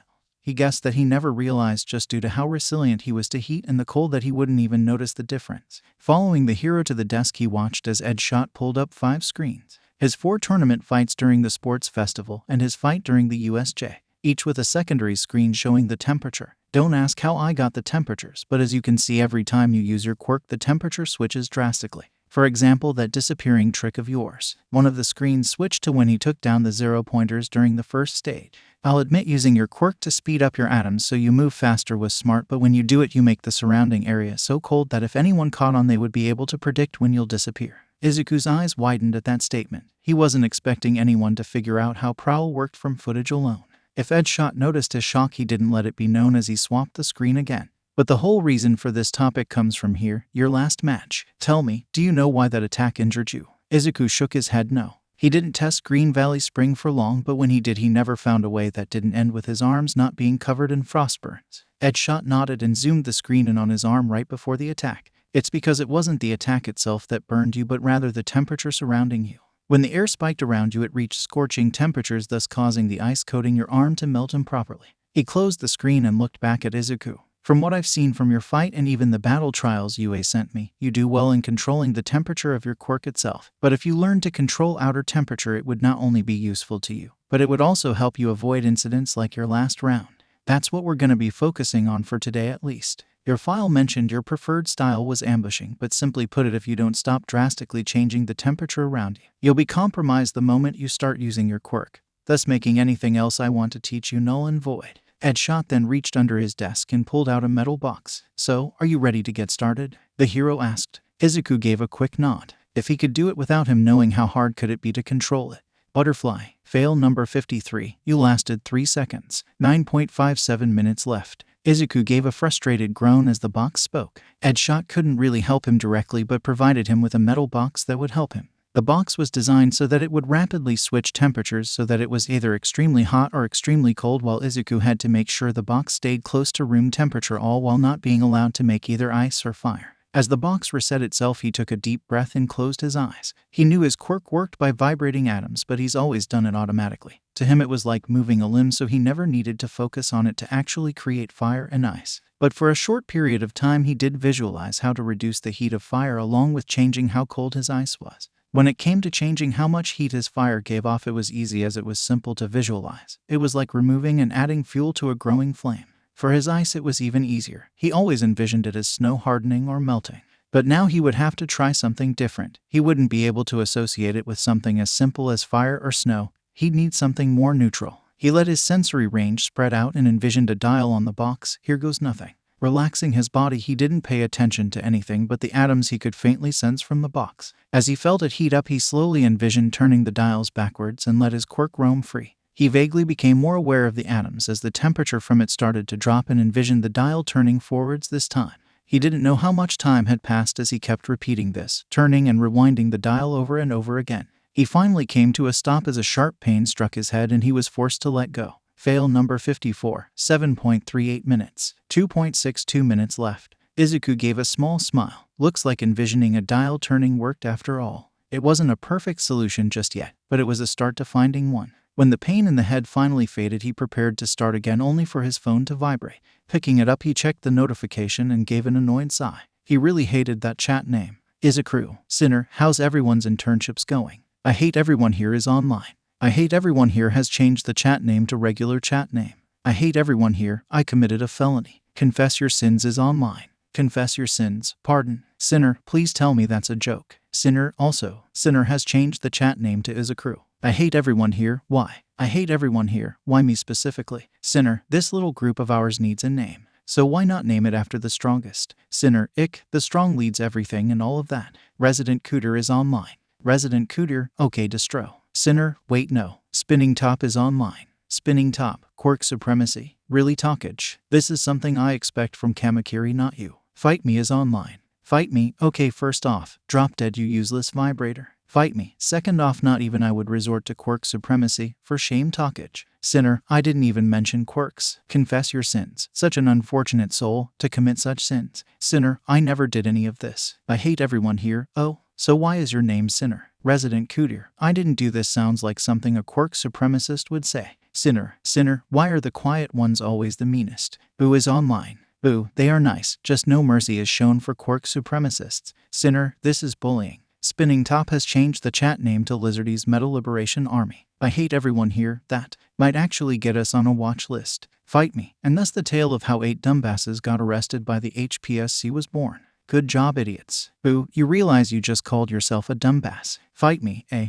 Better than being a Quirk supremacist. Sinner, I didn't mean it like that. Madam President is online. Madam President, what the hell is the chat name? Sinner, class prez. Sinner, I'm being bullied. Enforce the rules. Madam President, didn't know Quirk supremacist followed rules. Sinner, no. Spinning Top, LOL. Boo, we got kendo. I hate everyone here. One of us. Resident Cootier, one of us. Madam President, before y'all start another cult. Madam President, what did you mean by you committed a felony, Midoriya? Spinning Top, think long and hard about this kendo. Fight me, are you positive you want the answer to that? Madam President, on second thought maybe I'd like to have plausible deniability. I hate everyone here, it was a joke, sorta. I hate everyone here. Edshot wanted me to break into the agency, it wasn't anything illegal. Sinner, you're interning with Edshot. I hate everyone here. Oh right, I forgot we never mentioned where everyone was interning. I hate everyone here. Who are y'all interning with? Spinning Top, not someone in the top 10. WTFMIDORIYA. Fight me, speak for yourselves. I'm interning with Yoroi Musha. Spinning Top, I hate you. Spinning Top, I'm stuck here with Master Driller and you two are hanging out with top 10 heroes. Sinner, me and Yanagi are at Majestic's agency. So far all we've done is an aerial obstacle course. Boo, I have a video of Takage smacking into a wall. Sinner, what is this bullying Setsuna hours? Resident Cootier, yes. Sinner, D, lesser than. Madam President, Yaoyorozu invited me with her to Midnight's agency. It's definitely different from what I was expecting. Resident Cootier, Mount, lady is also different from what I was expecting. I hate everyone here. Tell MS. Takeyama I said hi. Resident Cootier, she said tell that brat I said stop calling me miss and walked away cursing your bloodline. I hate everyone here. My job here is done. Fight me, you didn't do anything though. I hate everyone here. My job here is done. Spinning Top, are we just gonna ignore the fact he knows Mount? Lady, confess your sins. Given he mentioned he knew Kamui Woods in the past, it not really a surprise he would know Mount. Lady, given how often they work together. Madam President, aren't you interning with Kamui? Shizaki, confess your sins. I was originally planning to, but my quirk has recently been blessed with great power, so I went with someone who could help me control it. Spinning Top, how TF did you make a quirk awakening sound so graceful? Madam President, so what hero did you go with? Confess your sins, Gran Torino. Spinning Top, how did you manage to name a hero more unknown than Master Driller? I hate everyone here. The name sounds familiar, but I can't think of why right now. If anything, it might have been from one of my sister's rants. Sinner, oh right, Bakugo did mention you have a sister during the festival. Sinner, how come you don't mention her more often? We could always invite her to the chat. Resident Cootier, Midoriya. Resident Cootier, are you still there? I hate everyone here. Sorry, I didn't mean to send that. I hate everyone here. I'm gonna go. I need to finish this task Edshot gave me. Spinning Top, is everything okay, bro? Sinner, shit, was it something I said? I didn't mean to make you upset. I hate everyone here. No, you didn't do anything wrong. I just need to head out. I hate everyone here. Good night, everyone. I hate everyone here is offline. Izuku tossed his phone to the side. He didn't blame Takage for what she said. Not like she knew. Solemnly, he thought about the group chat name as memories of his sister's nickname for him flooded back. He gave a heavy sigh and turned towards the box. He really hated that chat name. Shinya Kamihara walked towards the training room as he thought of his newest trainee. To simply put it, Midoriya was terrifying. The boy was exceptionally fast at learning and extremely persistent to go along with it. He had to practically force the kid to stop training and go to sleep last night. When Kamui had first mentioned he recruited someone to their little gang of Twilight heroics, he didn't really bother to get involved in the matter. But watching the sports festival was, for lack of better terms, an experience. Midoriya's style of ambush was an odd one that not many could pull off. The way the boy used his quirk was also drastically different from how others would use it. Most would take a fire quirk like that and try to emulate Endeavor. The Todoroki kid was a prime example. 2 quirks nearly identical on paper, but in practice were so different it was like night and day. But it wasn't just those. No, the way the kid fought in general slightly bugged him. He knew Midoriya's movements looked familiar. The way he used whips and ambushes were very distinct. He just couldn't remember where he knew them from. Altogether, Midoriya was a mystery. One terrifying big mystery. Success number 32. Time, 10 minutes. The familiar noise of the training box alerted him to the fact he made it toward the training room. Peeking into the room, he could see Midoriya standing on the opposite side of the room from the box with both arms extended.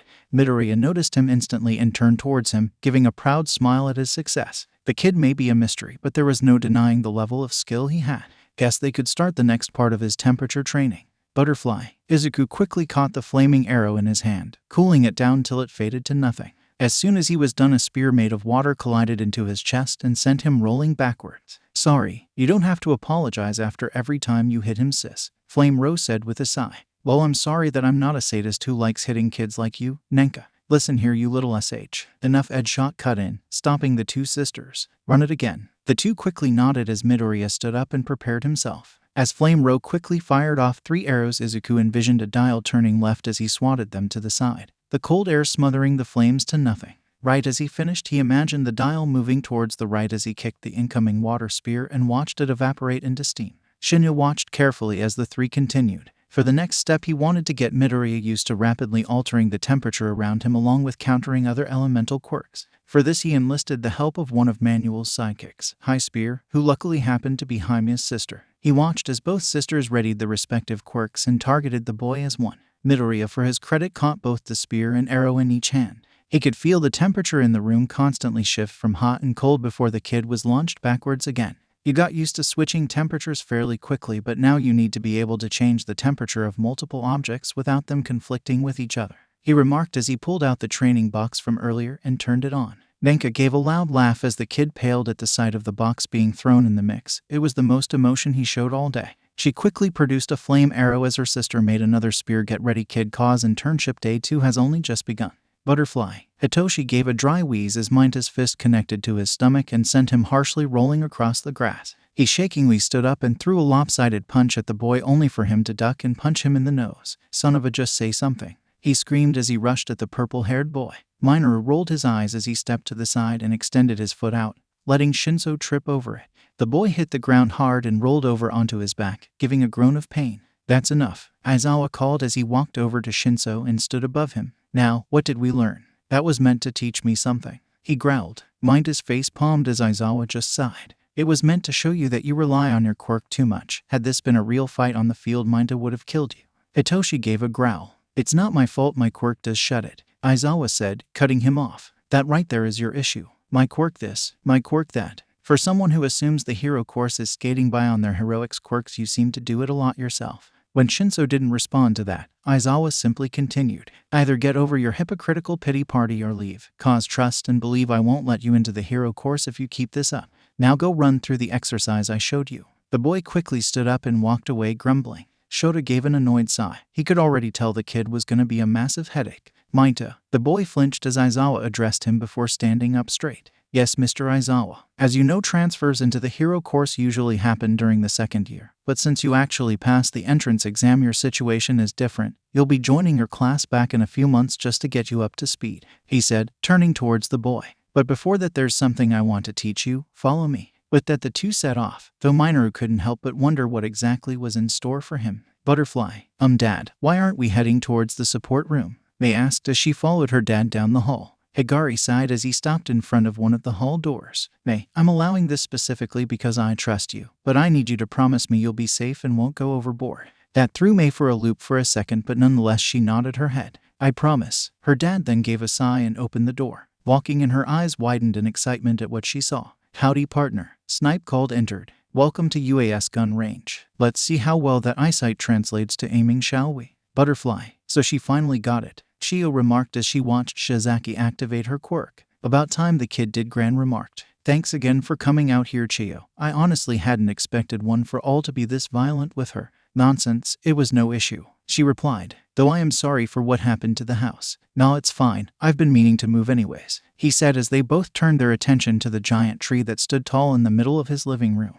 Butterfly. Shoto's left eye twitched as Best Jeanist talked. He had only taken the hero's offer because he was the highest rank hero who sent him an offer outside of his father. He had only accepted because he knew it would annoy Endeavor if he went with another top hero for internships rather than him. He, however, was not expecting Best Jeanist to criticize his every action during the sports festival, even down to saying his fighting style was abysmal, and that he should use White Fox as a proper example as how to fight with grace and precision. Needless to say, this was gonna be a long internship. Butterfly, are you sure this amount of nomus is necessary? Tamura Shigaraki, positive Kirigiri. It's like Sensei said, the doctor doesn't care about the low and mid-tier nomus anymore. All his attention has been focused on the whatever end namus and that one Nimbus project.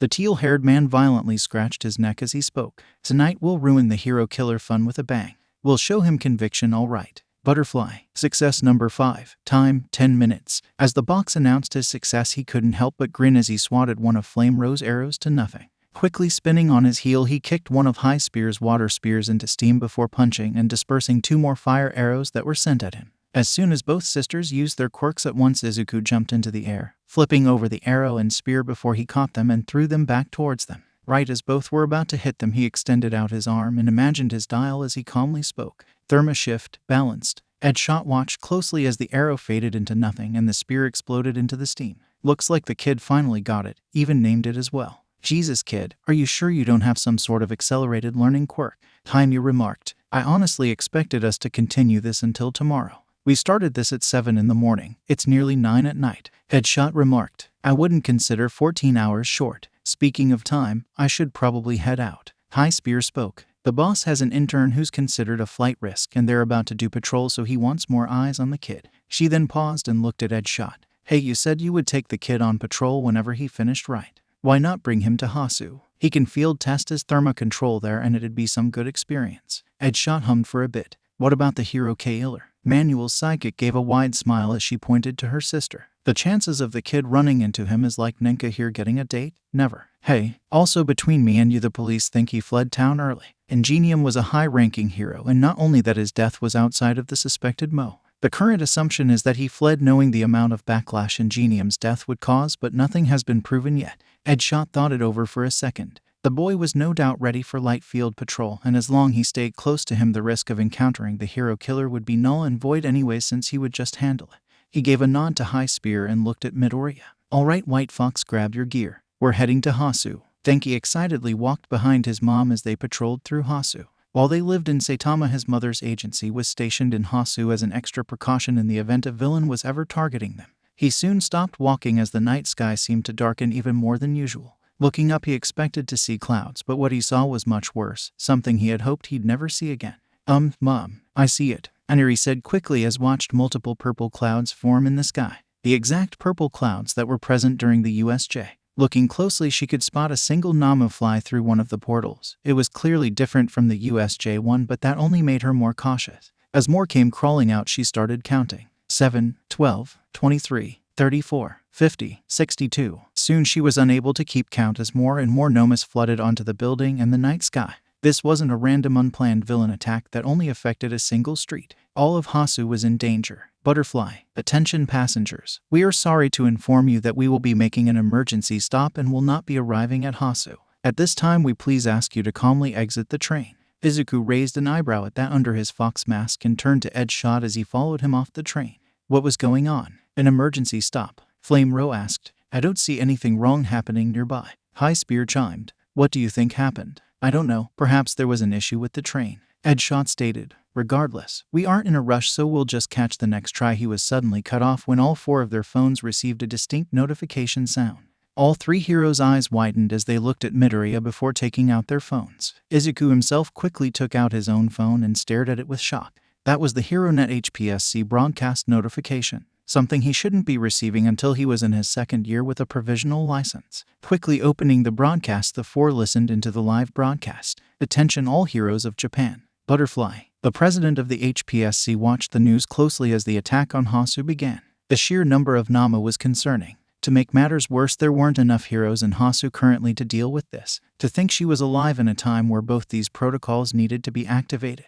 Mira, alert all heroes of Japan that Hero Code S&T are officially in effect. Yokimuru's eyes widened at that statement as he looked at the president in disbelief. Madam President, you can't be serious. Those codes haven't been in use since All Might's reign as number 1, and Code S specifically has only been used once in its entire existence, long before All Might was a hero. Yes, I'm well aware, she said, cutting him off. This situation, for lack of better terms, is a shit show. They're needed. Mira stared at her for a while before giving a sigh. Understood, Madam President. Yokimaru quickly took his position and started the announcement. Attention all heroes of Japan. Butterfly. For all those who can hear this message, it's with great displeasure to say that Hero Code T is officially in effect. In her agency Mount, Lady audibly gasped as she and Rule listened into the broadcast. It had been decades since Hero Code T was needed. Butterfly. As of right now, you are required to report to Hasu and deal with the threat at hand. In his office, Toshinori gripped his phone tighter as the announcement played on. This was a disaster. Butterfly. We are well aware that this week is internship week for hero schools, and thus we sadly announce. Best Jeanist eyes widened as the announcement played. No way they would enable that code. Todoroki also listened in surprise. Surely they wouldn't. Butterfly. Hero Code S is now officially in effect. This is ridiculous. Flame Rose shouted. No way, this is real. High Spear hesitantly spoke. For the situation to reach this level. Ed Shot spoke as turned towards his intern. Meanwhile, Izuku's mind was doing mental gymnastics as the announcement played. Hero Code S. Butterfly. This can't be happening. Hero Code S hasn't been used in decades. Setsuna shouted as she stared at her phone. Hero Code S hasn't been used since before most pro heroes were born. For it to be in use. Inagi calmly spoke as she turned towards Majestic. How bad is Hasu right now? Butterfly. Hitoshi stared at his phone in confusion while Minta looked pale as a ghost. I don't understand. What's Hero Code S and why are the two of us receiving this broadcast? We're not in the hero course yet. Shout aside and stared at his phone. Hero Code S is a last resort code. One that's only been used once in its time of existing. He turned to both purple-haired boys and spoke. Minta knows what it is, since despite not being used often, it's still told to students who join the hero course. The code is simple. All hero course students, whether active or on reserve, are granted full permission to use their quirks and assist the heroes in whatever fashion they deem fit. Butterfly. We are well aware of what the code entails, and thus we apologize, but with the situation at hand, we need all the help we can get. Good luck, heroes. As the announcement ended, Shinji gave a growl of frustration and put his phone away. We need to get to Hasu. And how do you plan to accomplish that, boss? Flame Ro asked. We're miles away from Hasu, and no train is going to be running until the situation is over. Not to mention it will take hours for us to get there on foot. Shinji hated to admit that she was right. It would take them a while for the four of them to get there. I'm going ahead. He was snapped out of his thoughts as he turned to look at Midoriya.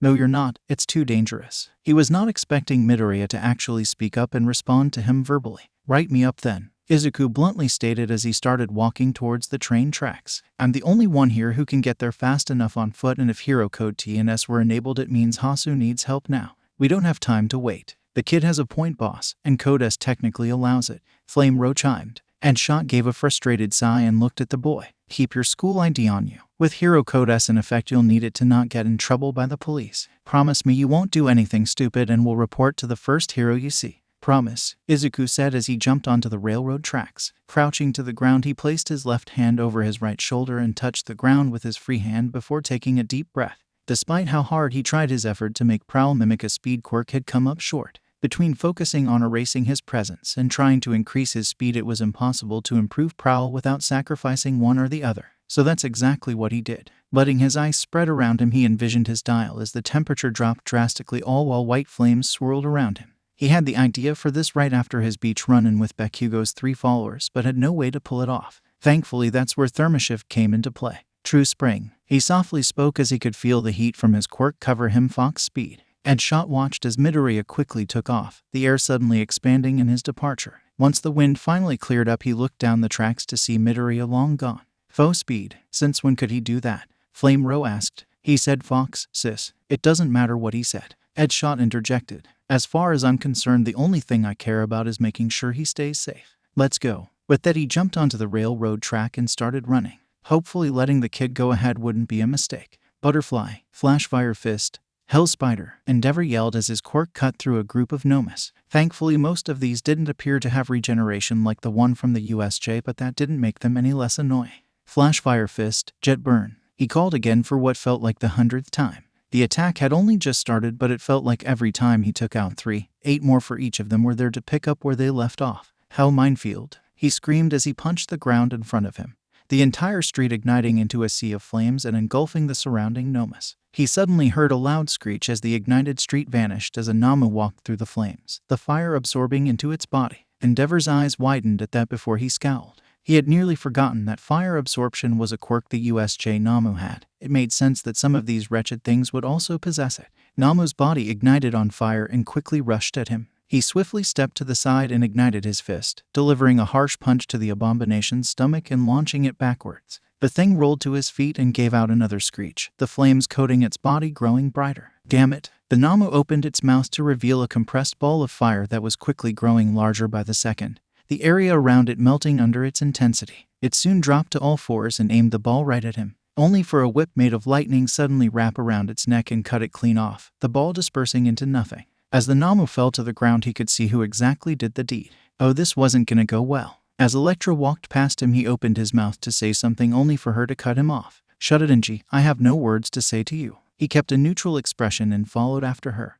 What's the current status? The current status is some dumbass who keeps setting streets on fire in an already burning city is following me. She quickly responded. He gave an annoyed grunt and glared at her. If you can't be professional, USH professional? She said, cutting him and turning to look at him. Was it professional when you drove my best friend to insanity and locked her away in a mental hospital? Was it professional when you used your status as number 2 to threaten me and my family to keep quiet about it all to protect your stupid image? She took a step forward and pointed at him. Listen here and listen well, Angie Todoroki. You may be a good hero, but you are a horrible person. She then lowered her arm and looked him in the eyes. And it's why you will never be like All Might. When Endeavor didn't say anything and just stared at her, she took a deep breath and released a heavy sigh before she started walking again. The current status is a nightmare. We still don't have an official Namu count, but it seems more of them finally stopped coming. My agency sidekicks are evacuating citizens and manuals are dealing with the fire.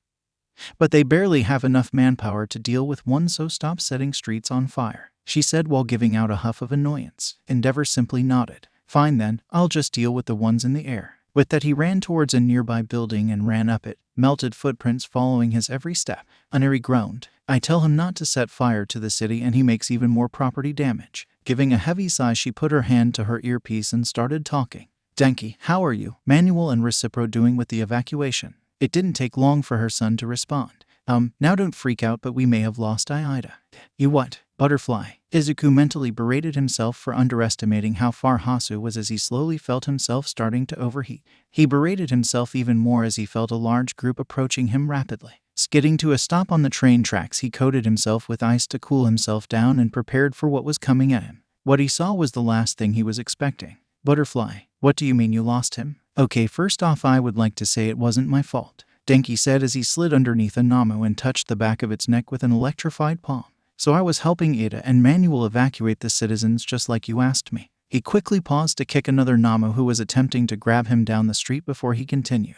And everything was going completely fine until a horde of Nomas showed up. Shockwave. He quickly slammed his fist onto the ground and watched as a group of Nomas were swiftly caught in a wave of electricity. Next thing we knew, we were under attack and Ida was missing. Repeating his heat lightning technique, he swiped his arm and cut a Namu in half before jumping away. So yeah, we lost him, sorry. Where the heck is Manuel? He's currently dealing with the fires that just broke out, he replied as he moved away from a bulky Namu. He could slowly feel his quirk finally getting to him. Can we get some help over here? I'm on my way, just hang in there and please be safe. Denki looked down the street and watched as another group of Namu started running towards him. He took a deep breath and slowly started to prepare himself, only for purple glowing rubble to fly by him and hit the entire group. Wait a second, he knew that Quirk, the Majestic agency, has arrived. Turning around towards the voice, he could see Takage floating in the air next to Majestic, who was using his quirk to move his sidekicks around Hasu. We also picked up a lost soul on the way here, Inagi said as she floated on a piece of rubble.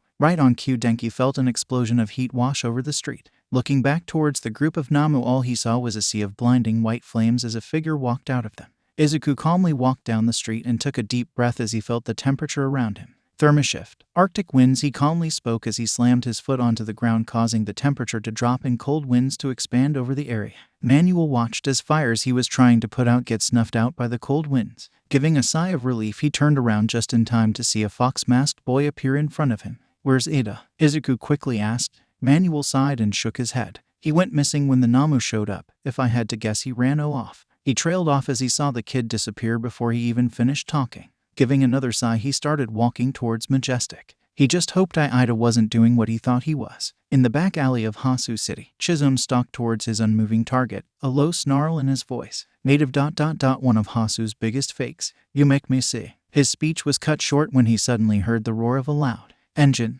Who the hell was driving in the middle of a city attack? RECIPRO burst. Suddenly he found himself kicked out of the alley as he rolled onto the street. Standing back up, he attempted to access the situation only for him to get kicked on the back and sent flying back into the alley. Okay, that was it. He rolled to his feet and slid to a stop before jumping into the air. Flipping backwards, he could see his attacker blur by him as he brought his sword down just in time.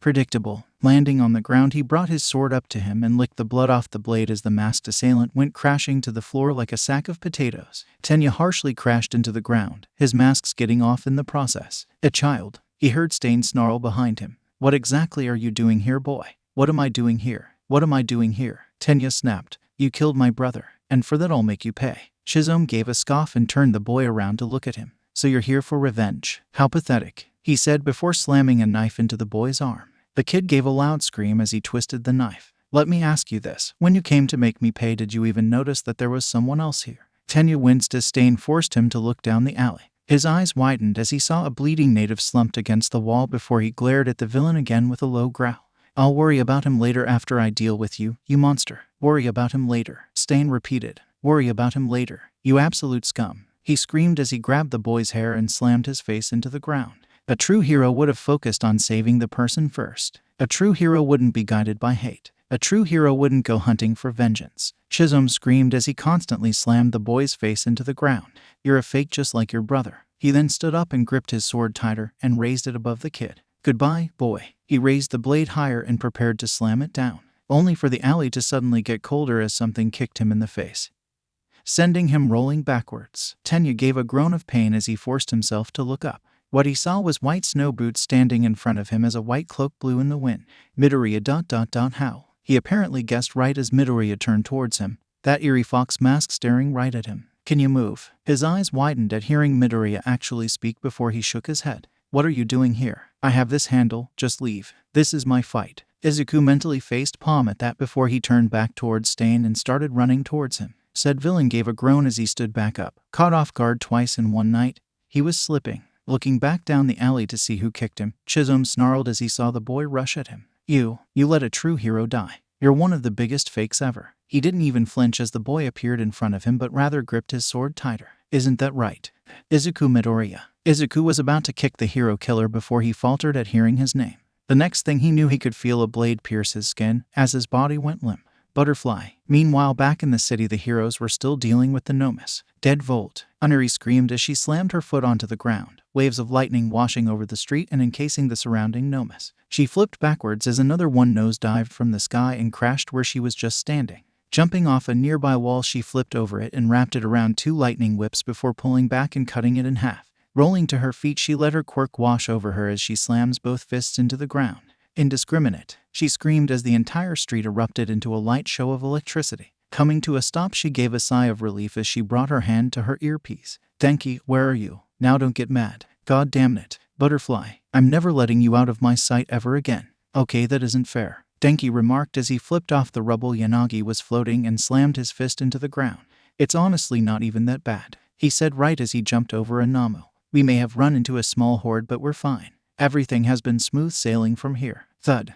Him and his big mouth. Turning around, he was greeted by the sight of a large Namu the size of a building. The only thing was it wasn't gray like all the other Nomus roaming around the city. It was pitch black like the one at the USJ. It gave a loud screech and prepared to slam its hand down on the street, only for a blue arrow to fly through the sky and pierce right through its hand. Turning to the source, Denki could spot a hero standing on the rooftops, holding a bow made of fire. What the hell is this thing? Haimya shouted as she continued to fire off multiple arrows. Shinya landed beside her and unraveled himself, parts of him wrapping tightly around the Namu. It's a Namu. We need to keep it from moving till someone can stop it. Right as he said that, wooden restraints wrapped tightly around the Namu as Kamui Wood landed next to him. Kamihara, if you're here, where's Midoriya? He mentally gave a sigh of relief as he wrapped himself back up. His quirk wasn't really meant for restraint. I don't know. I sent him ahead so he arrived in the city before us. You did what? Nishia hissed. What possibly possessed you to do that? Didn't have much of a choice. Had I not let him, he still would have gone off on his own. That doesn't make it any better. Before Shinya could respond to that, he was cut off by a large thud as Mount Lady ran up to the enlarged Namu and kicked it. If you two boys are done, we still have a city to save, she said while trying to wrestle the Namu to the ground. Argue about Midoriya later. The kid's probably having a ball right now. Butterfly, Izuku was not having a ball right now. Don't bother trying to move, Stain said with a mocking tone. I know yours and your sister's blood type. That other kid is gonna get up and move well before you, not that it matters. Blood type. How would he know mine, let alone Izuki's? He didn't get to continue as he was snapped out of his thoughts by Stain gripping his hair through his hood and forcing him to look up. I'm sure you recognize this, Stain said as he held up a single phone that had a cracked screen and a green butterfly case. Izuku's eyes widened as he tried to move. That was Izuki's phone. You're probably wondering how I have this. Tell me, boy, did you truly think your little rampage went unnoticed? Chizum said with a low snarl. He may not operate in Musutafu due to it crawling with heroes and fakes that could catch him, but it didn't mean he didn't keep tabs on it. He had only been in the city for recon, but he ended up with so much more. The phone was unlocked when I found it. It also had an interesting video on it. I'm sure you would love to see it, he said right before he slammed the boy's face into the ground and twisted his face into it. But tell me, why should I let you see it? Shizome questioned. You, the fake that let his sister die. Someone so caught up with themselves that they couldn't see their own family in pain. You're lying, Ingenium's brother screamed, gaining his attention. I've known Midoriya long enough to know that's not true. He would never do that. You're just making things up so that it fits your twisted views, you damn villain.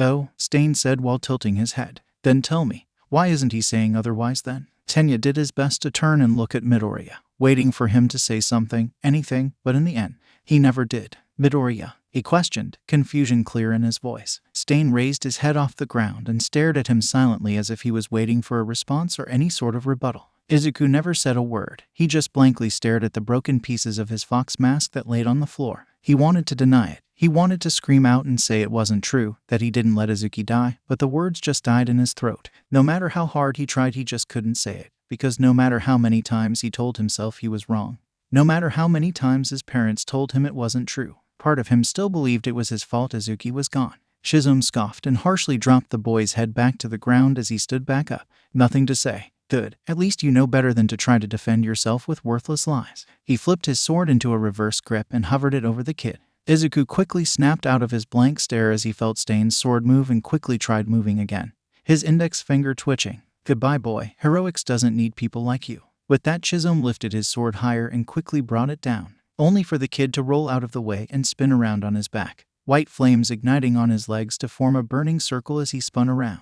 What the hell? He screamed as he quickly jumped away from the fire. You're type B. You shouldn't be moving already. Izuku came to a stop and flipped himself onto his feet. Staring at Stain, he confusingly tilted to his head the side. Type B. Is he talking about blood types? No, wait, he couldn't be. The only ones in my family with type B are Dad and Iz. Oh, Izuki was type B. Stain's words echoed through his head. The killer had said he knew both his and his sister's blood type. It means Stain somehow found out Izuki's blood type and assumed his blood type was the same due to them being twins. One assumption led him to finding out the main key to the hero killer's quirk. He silently thanked Ida for having the idea to discuss blood types in case any of his classmates needed an emergency blood transfusion while on campus. I'm type O, so it must be the shortest. He assumed I was B and said Ada, whose type O would get up well before me, meaning B is one of the longer ones. That leaves AB, which means Oa, AB, and B. Izuku calmly spoke out loud as he watched the hero killer's eyes widen and flinch backwards. Bullseye. He didn't waste any time waiting for Stain to recover from his shock. He quickly vanished and appeared behind Stain, aiming a kick at his head. Shizum silently cursed himself for letting the boy catch him off guard like that and hastily ducked underneath the kick. Turning around, he flipped his sword back into a proper grip and swung at the kid's torso. Izuku quickly brought his foot back down and bridge bended backwards to avoid the sword. Once the sword passed by him, he raised his foot and kicked the sword out of Stain's hand before doing a handspring off the ground and into the air. The temperature dropping was the only warning Stain got before he was forced to move, as Izuku's heel came crashing down onto the floor, ice spikes rising where he struck. Shizome gave a low growl as he threw a knife at the kid and went to retrieve his sword, only to be forced to move away when the kid snatched the knife out of the air and threw it back at him. The moment he moved back, he felt a wire wrap around his arm as the kid pulled him forward and jumped into the air to kick him in the side of his face. He didn't even get the chance to stumble backwards when the wire quickly pulled him back as he was greeted with a knee to the face. When he felt the boy pull him back once again, he pulled out another knife and prepared himself as the kid ignited his fist with his quirk and delivered a punch right to his stomach before spinning him around and kicking him back down the alley. Rolling to his feet, Shizome chuckled to himself as he held up the knife to reveal a single drop of blood on it. I'll admit you may have caught me off guard, but all you did was delay the inevitable. As he went to lick the blade, he could only watch in shock as the dropped blood suddenly froze over and crumbled into nothing. He didn't even get a chance to glare at the kid before suddenly the boy was in front of him, kicking him right in the stomach and sending him rolling again. Izuku was about to follow after Stain and continue before he heard Ida's voice cut in. "Stop it, Midoriya. This is my fight. I have to be the one to take him down. Just leave." He paused and turned to look at Ida with a confused expression. Was it not registering that he was currently pinned to the ground with a knife through his arm? Turning back towards Stain, he saw the deranged killer climbing up the fire escape and leaving the alley. Izuku looked aghast as he watched the hero killer run away. This was the man who had the city on lockdown. He was about to give chase until Ida cut in again, causing him to pause. "Please just leave it to me," Tenya practically begged. "I need to be the one to take him down. You don't understand. It has to be me." He slowly trailed as Midoriya looked at him. Those same eyes he saw every time he looked in the mirror after Tensei's death were clear as day on Midoriya's face. "Midoriya?" he asked, confusion clear in his voice. Midoriya gave a small sigh and looked away from him. There was a moment of silence before the green-haired boy suddenly spoke up. "I'm not gonna sit here and tell you shouldn't try to avenge your brother's death." Tenya bit back his shock at the sight of Midoriya outright speaking and listened as the boy continued. "I'm not even gonna tell you you're wrong for wanting to kill Stain, cause you already know that." Midoriya then turned towards him, a blank expression present as green eyes stared at him. "What I will tell you is that you should ask yourself 3 things before you leave this alley. Would my brother approve?" Izuku ignored Ida's eyes widening in shock and walked up to him and crouched down. He coated Ida's arm in a thick layer of ice to numb it as he carefully removed the knife from it. "I'm the last one to be judging someone for wanting to take a path of revenge. But ask yourself, what lines are you willing to draw? And how low will you stoop to the level of the person you're getting revenge on?" Izuku then stood up and walked over to where his fox mask fell off. It was split into 2. Giving a sigh, he picked up the right side and put it on the best he could. "You should be able to move soon. If you want to follow after me and Stain and finish what you started, I won't stop you. Just make sure it's a path you're willing to go through with." Tenya could only stare silently at Midoriya, multiple thoughts running through his head as his shock turned to misguided anger. "What gives you the right to question what my brother would have wanted? What you did to Bakugo at the sports festival? That was an act of revenge, wasn't it?" He noticed how Midoriya slightly flinched and continued. "He had something to do with your sister, Stain mentioned, didn't he? Would she have approved of what you did?" he asked, not even realizing he'd gone too far. Midoriya didn't say anything for a few seconds, his body completely unmoving. Tenya was starting to think he wasn't gonna bother answering. The answer he did get wasn't one he expected. "No, she wouldn't," Midoriya bluntly said before he vanished. His eyes widened as he watched the green-haired boy vanish, his shock disappearing when he could feel his finger twitch. He could move again. Quickly standing up, he was about to set off and follow his classmate before Midoriya's words sunk in. "You should ask yourself 3 things before you leave this alley. Would my brother approve? Ask yourself, what lines are you willing to draw, and how low will you stoop to the level of the person you're getting revenge on?" The questions constantly echoed in his mind more and more, constantly screaming at him that he knows what to do. "Damn it," Tenya said through gritted. He unawarely punched the wall beside him. He knew his answer. "Butterfly." Shinji gave a painful groan as he pulled himself out of the rubble he was thrown in. Whatever type of Namu the large one was, it certainly wasn't on the same level of the others. Currently you and Kamihara and his arrow sidekick were doing their best to keep it in one area after they sent the students away. As of now, they were waiting for someone with enough firepower to actually do something more than just stalling it. He hated waiting around for the right hero to do something while he couldn't do anything. The whole annoyance made him feel like it was the sludge incident all over again, a day he wished just didn't exist. Standing up, he gave a small hiss as he felt a strong spike of pain in his left arm. "Just great." He ripped off one of the sleeves of his costume to make a quick makeshift splint with his quirk and prepared to rejoin the fight, only for a large tree to sprout out of nowhere.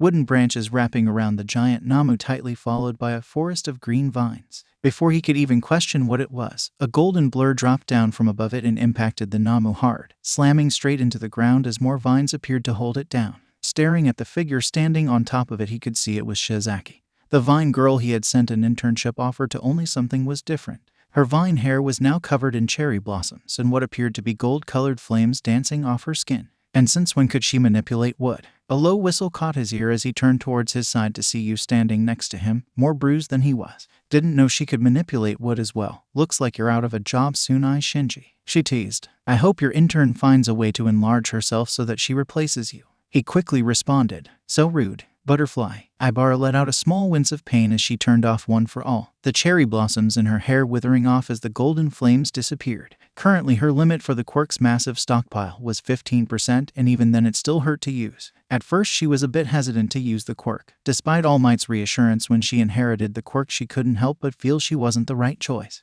Not to mention the quirk was heavily a combat quirk, something that went against her nature of choosing non-violent options first and physically fighting last. If it wasn't for Gran Torino's words, she probably would have given the quirk back. Snap. Ibara's eyes widened as she was pulled out of her thoughts as the sound hit her ears. Snap, snap, snap. Quickly realizing where the sound was coming from, she reactivated One for All as fast as she could, barely avoiding the large hand that was about to crush her as she jumped off the Namu and landed on the nearby roof. She watched as the Namu quickly stood up and gave a loud roar as it turned to look at her. Ibara quickly took an open palm stance and prepared herself. Looks like resolving this peacefully sadly wasn't an option anymore. Butterfly. Tamura gave a loud laugh as he watched the Namus destroy the city. All the chaos, the destruction, the screams. It was working even better than he expected. From what Kurogiri told him, the HPSC enacted some old hero codes, which means if he was lucky enough, All Might would eventually show up and he would get another chance to kill him without that fox brat and turf. His thoughts were cut off as he saw an familiar white streak run across the rooftops.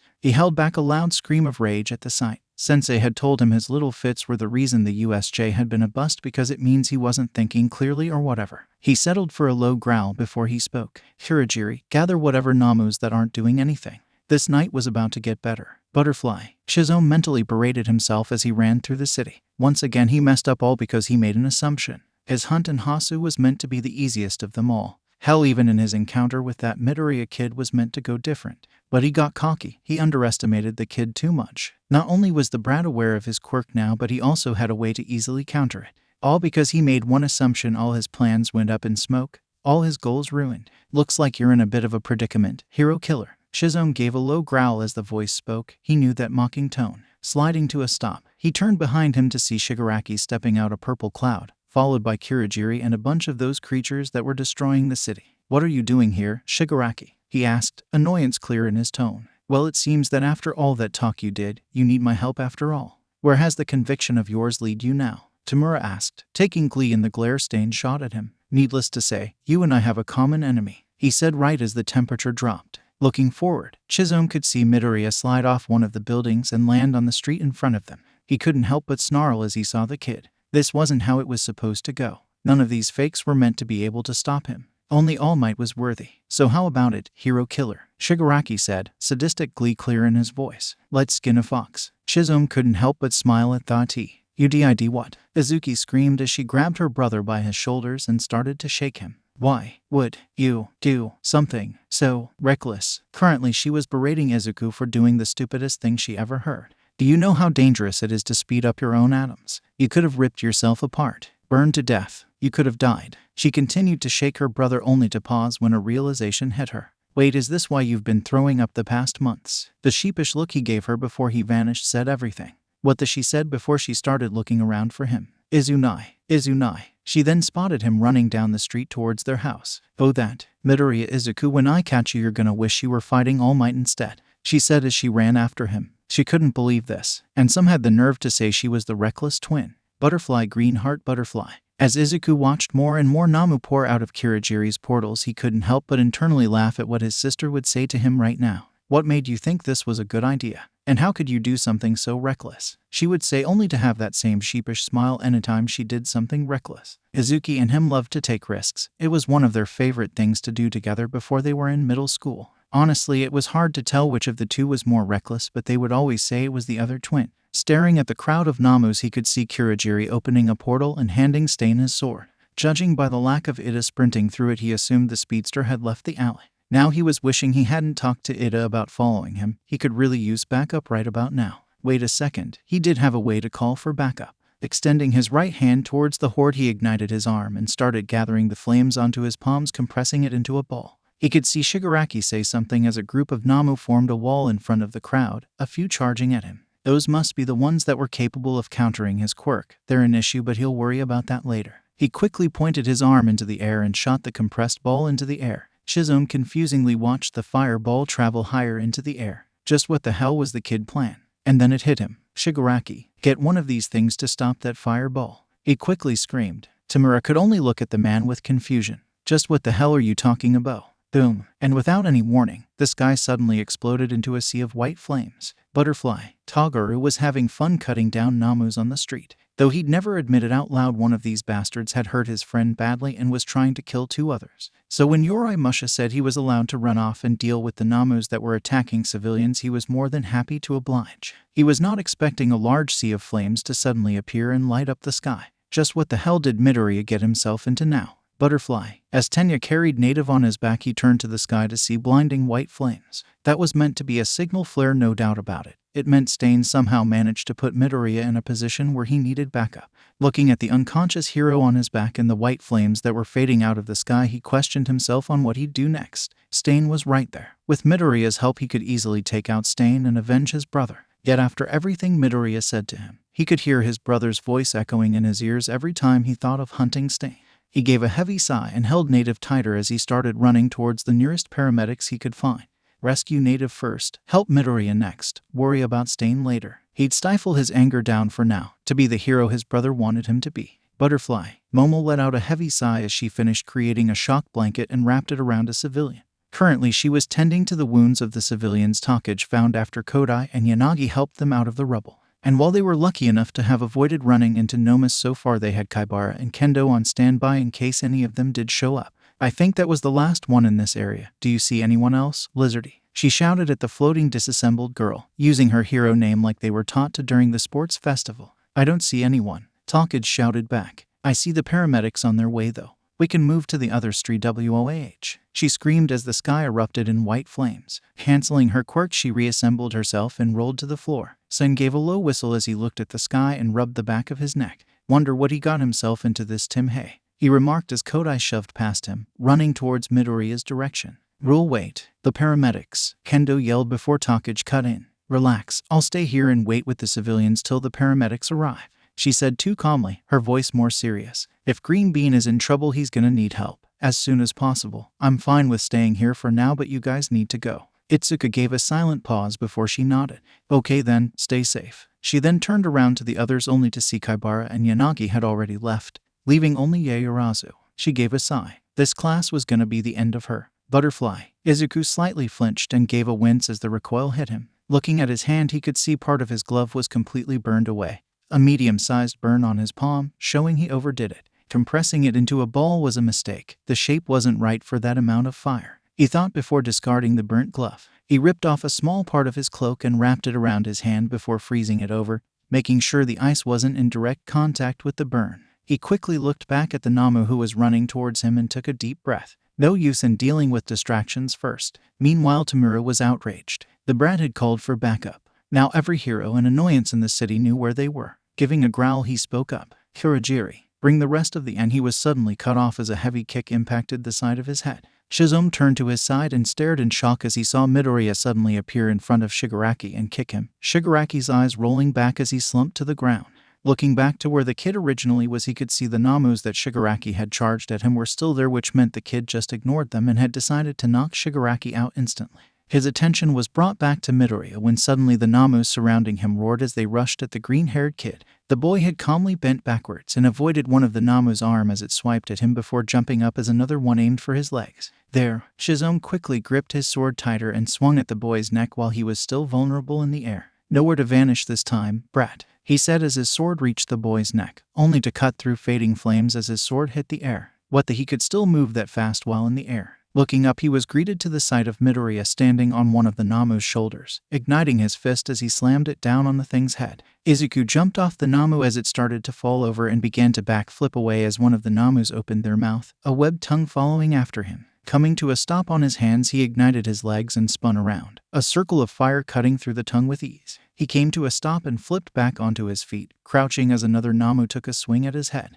He shifted the heel of his foot on the ground and created an ice spike through it, before shifting it again, fire erupting over the spike, expanding the ice until it shattered. Standing back up, he activated Prowl and moved back as two Nomas slammed down from above of where he was originally standing. Meanwhile, Kurogiri was in the process of gently shaking Shigaraki as his master gave a groan, his eyes fluttering open. Well, hello there, how was the nap? Stain taunted. Shut up, Tamura snapped as he rubbed his head. If that fox brat wasn't dead already, he was gonna kill him slowly. Looking forward, he could see the fox brat was in fact not dead, and was taking down Nomus left and right. Giving a growl, he turned to Stain. Why the hell are you just standing here and not fighting? And end up like you? The hero killer immediately replied, much to his annoyance. It's better if we stay back for now and let those things tire him out. Or at least injure him so I can get his blood. Unless you have a way of dealing with that annoying disappearing trick. Chimera could only glare at Stain as he stood up before scoffing. Fine, Kirigiri, bring more. He was cut off once again as the fox brat appeared in front of him, his fist reared back, ready to punch him. So he was trying to make sure he couldn't give any commands. How annoying.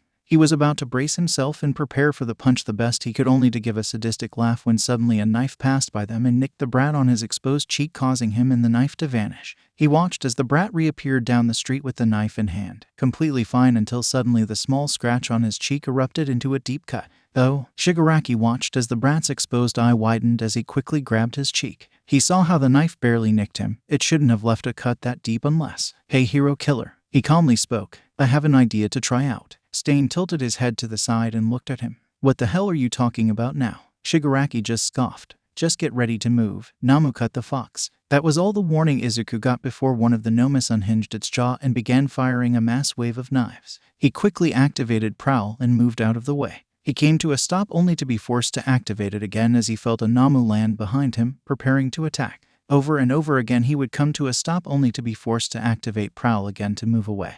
It didn't help that they were also spreading themselves out, limiting the area he could move to.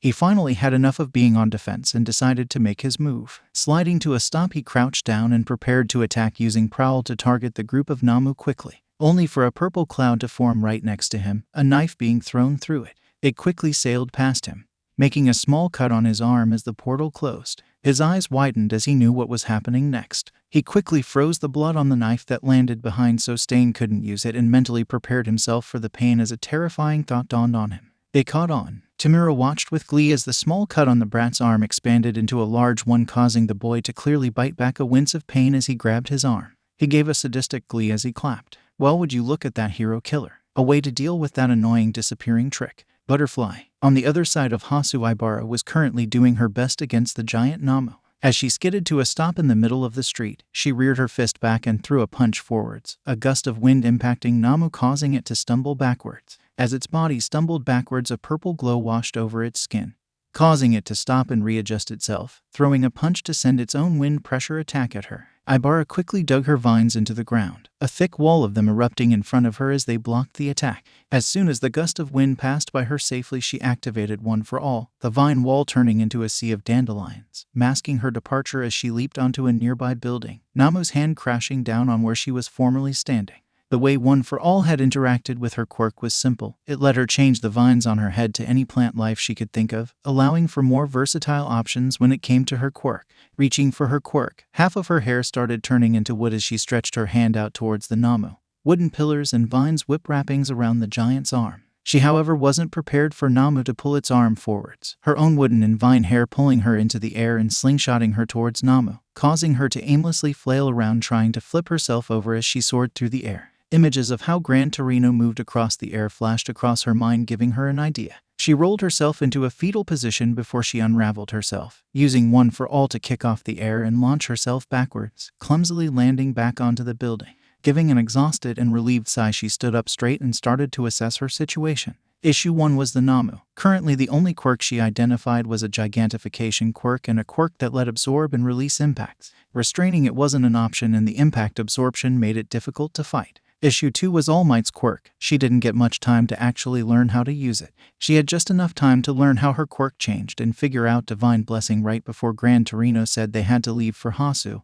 It was a blessing she was managing this well with it so far. Issue 3 was the drawback from the quirk. While she was well in shape, apparently 15% was still too much. It wasn't shattering her arm like 100% was, but it was still causing her enough issues to make it harder to move than it should be. Lowering the percentage wasn't an option either. Not only was 15% just barely enough to help her in this fight, thus meaning going any lower wouldn't be worth it. No matter how hard she tried, she couldn't seem to get One for All to go lower than 15% unless she turned it off completely. Backup wasn't a choice either. She had led Namu away from the injured heroes, so she couldn't rely on any of them for help. So with her options thin and the situation dire, she decided to do something reckless. Red lines in the shape of vines traced over her skin as the golden flames around her started flickering more violently. The cherry blossoms in her hair multiply.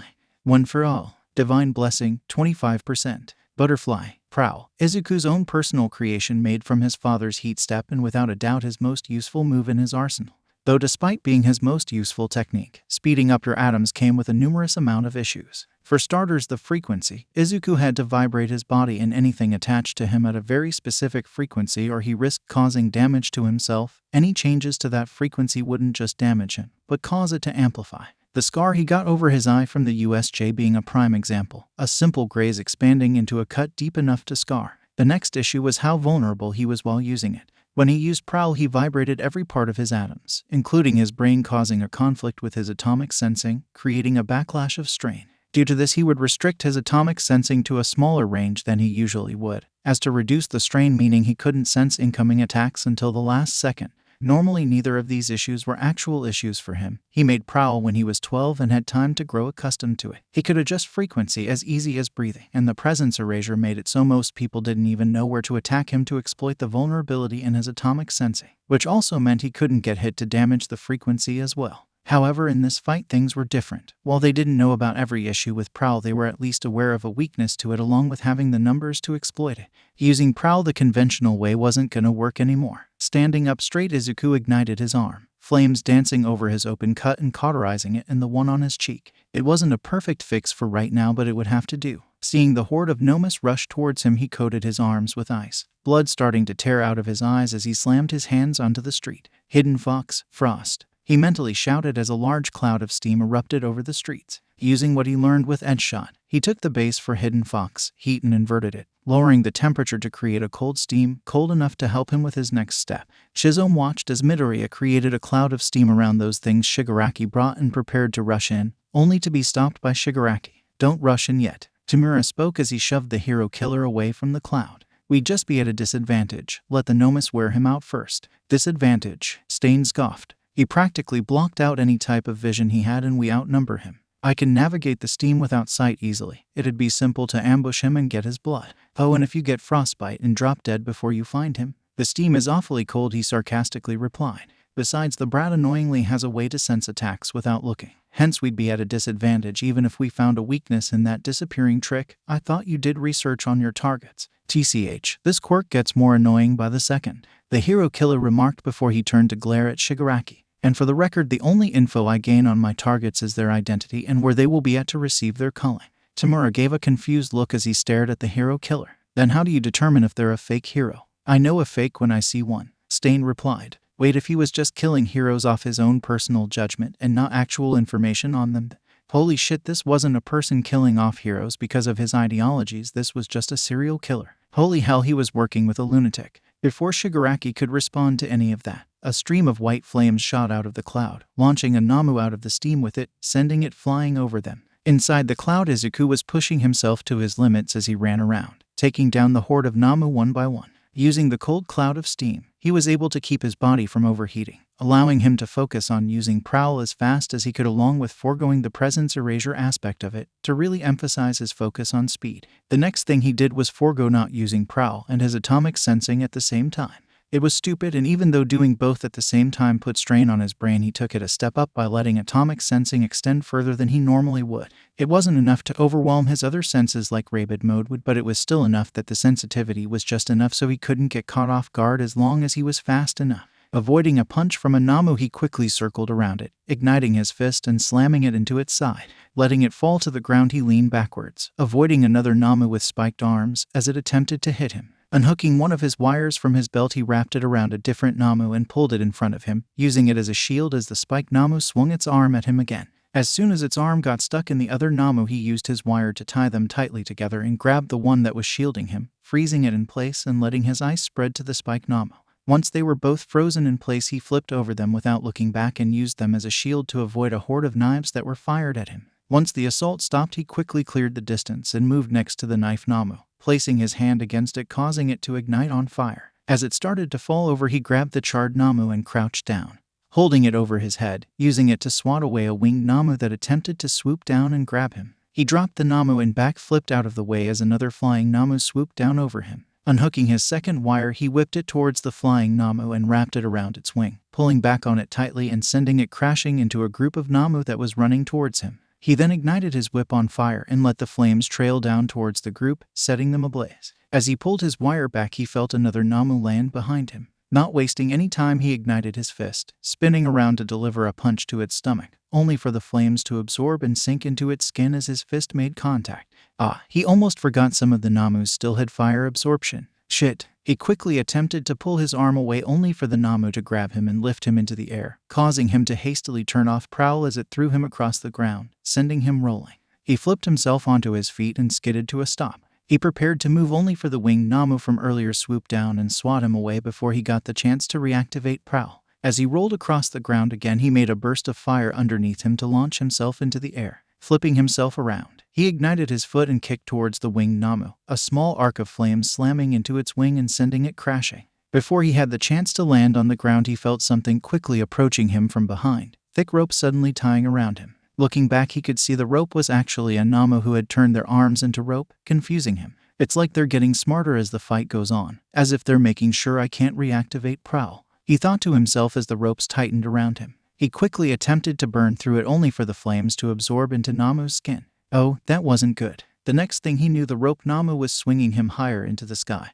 preparing to slam him to the ground as the remaining Namu gathered below him waiting to strike. Oh, he was right. They were getting smarter as the fight went on. They were grouping up to make sure he couldn't safely activate Prowl without risking getting hit, the exact opposite of what they were doing earlier by spreading out. So that meant somehow, despite being mindless, they were aware of the fact he couldn't be allowed time to use his quirk. Unfortunately for them, all of them grouping into one spot was perfect for him. Taking a page out of his dad's book, he took a deep breath and held his head to the sky, the sides of his mouth igniting as he whipped his head towards the horde and opened his mouth, a sea of flames erupting over the group. He kept the barrage of flames going as he started freezing the ropes tied around him, breaking out of them and landing on the ground. As he slowly walked towards the horde, he coated his body in ice to cool himself down and increased the amount of fire he was breathing out until his atomic sensing sensed the ones he assumed had fire absorption quirks get overwhelmed and finally stop. Sensing the rope Namu running towards him from behind, he turned around and stopped breathing out fire, switching to blowing on the air as cold winds washed over the mindless beast as it froze in place mid-run. When he finally finished, he gave a heavy cough as smoke and frost trailed out of his mouth. While his lungs were technically fireproof, his body wasn't exactly built for breathing out fire like his dad, let alone ice. He had only done it a handful of times, and he didn't even know he could freeze stuff with his breath until the incident when he did it instinctively. He would have had no idea how to replicate it if it wasn't for Ed's shot. Seeing the frost cloud finally start to disperse and fade away, he wiped the blood away from his nose and eyes and turned around as he felt a stain and Shigaraki walking towards him. "See, hero killer, just like I said," Shigaraki said with a sadistic grin. "He's practically on his last leg." "I guess you were right," Chisholm replied as he stared at the kid. He was covered in bruises and heavily breathing, his eyes bloodshot, probably from bleeding if the blood he smelled in the air was any sign.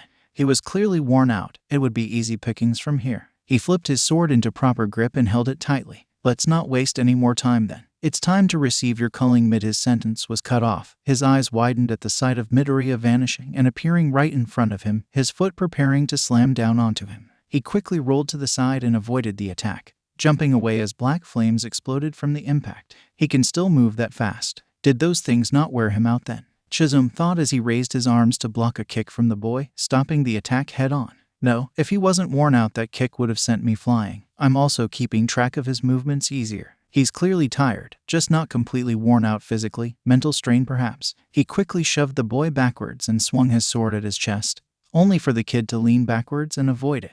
While Midoriya leaned back, Chisholm could see Shigaraki rush up behind, preparing to place his hand on the boy, only for the kid to vanish before he touched him. Tamura was grinning like a madman when he saw White Fox disappear. He quickly spun around and easily blocked the surprise kick the brat attempted to land on him, shoving him backwards and quickly reaching his hand out. Izuku's eyes widened as he felt three of Shigaraki's fingers touch him and quickly slammed his foot onto the ground, creating an ice pillar to hit him in the chest and send him flying away. Shigaraki gave a loud grunt in annoyance as he went flying into the air. When he was about to slam into the building, Izuku saw a purple cloud from behind him, the blue-haired villain disappearing into it. Izuku didn't even bother looking up as he sensed something appear above him. He quickly activated Prowl and moved away just in time to avoid Shigaraki slamming down to where he was standing. Rubble flying into the air as his fingers decayed the small part of the street his hand was touching. Shigaraki quickly grabbed parts of the flying rubble and threw it in his direction before sprinting towards him. Izuku simply ignited his hand and threw up a wall of fire to block the rubble and force Shigaraki away, only to sense Stain coming up behind him, swinging his sword towards his neck. He quickly ducked under the sword and flipped onto his hands, doing a handspring as he kicked Stain in the jaw, causing him to stumble backwards. While he was still on his hands, he could sense Shigaraki approaching from the right,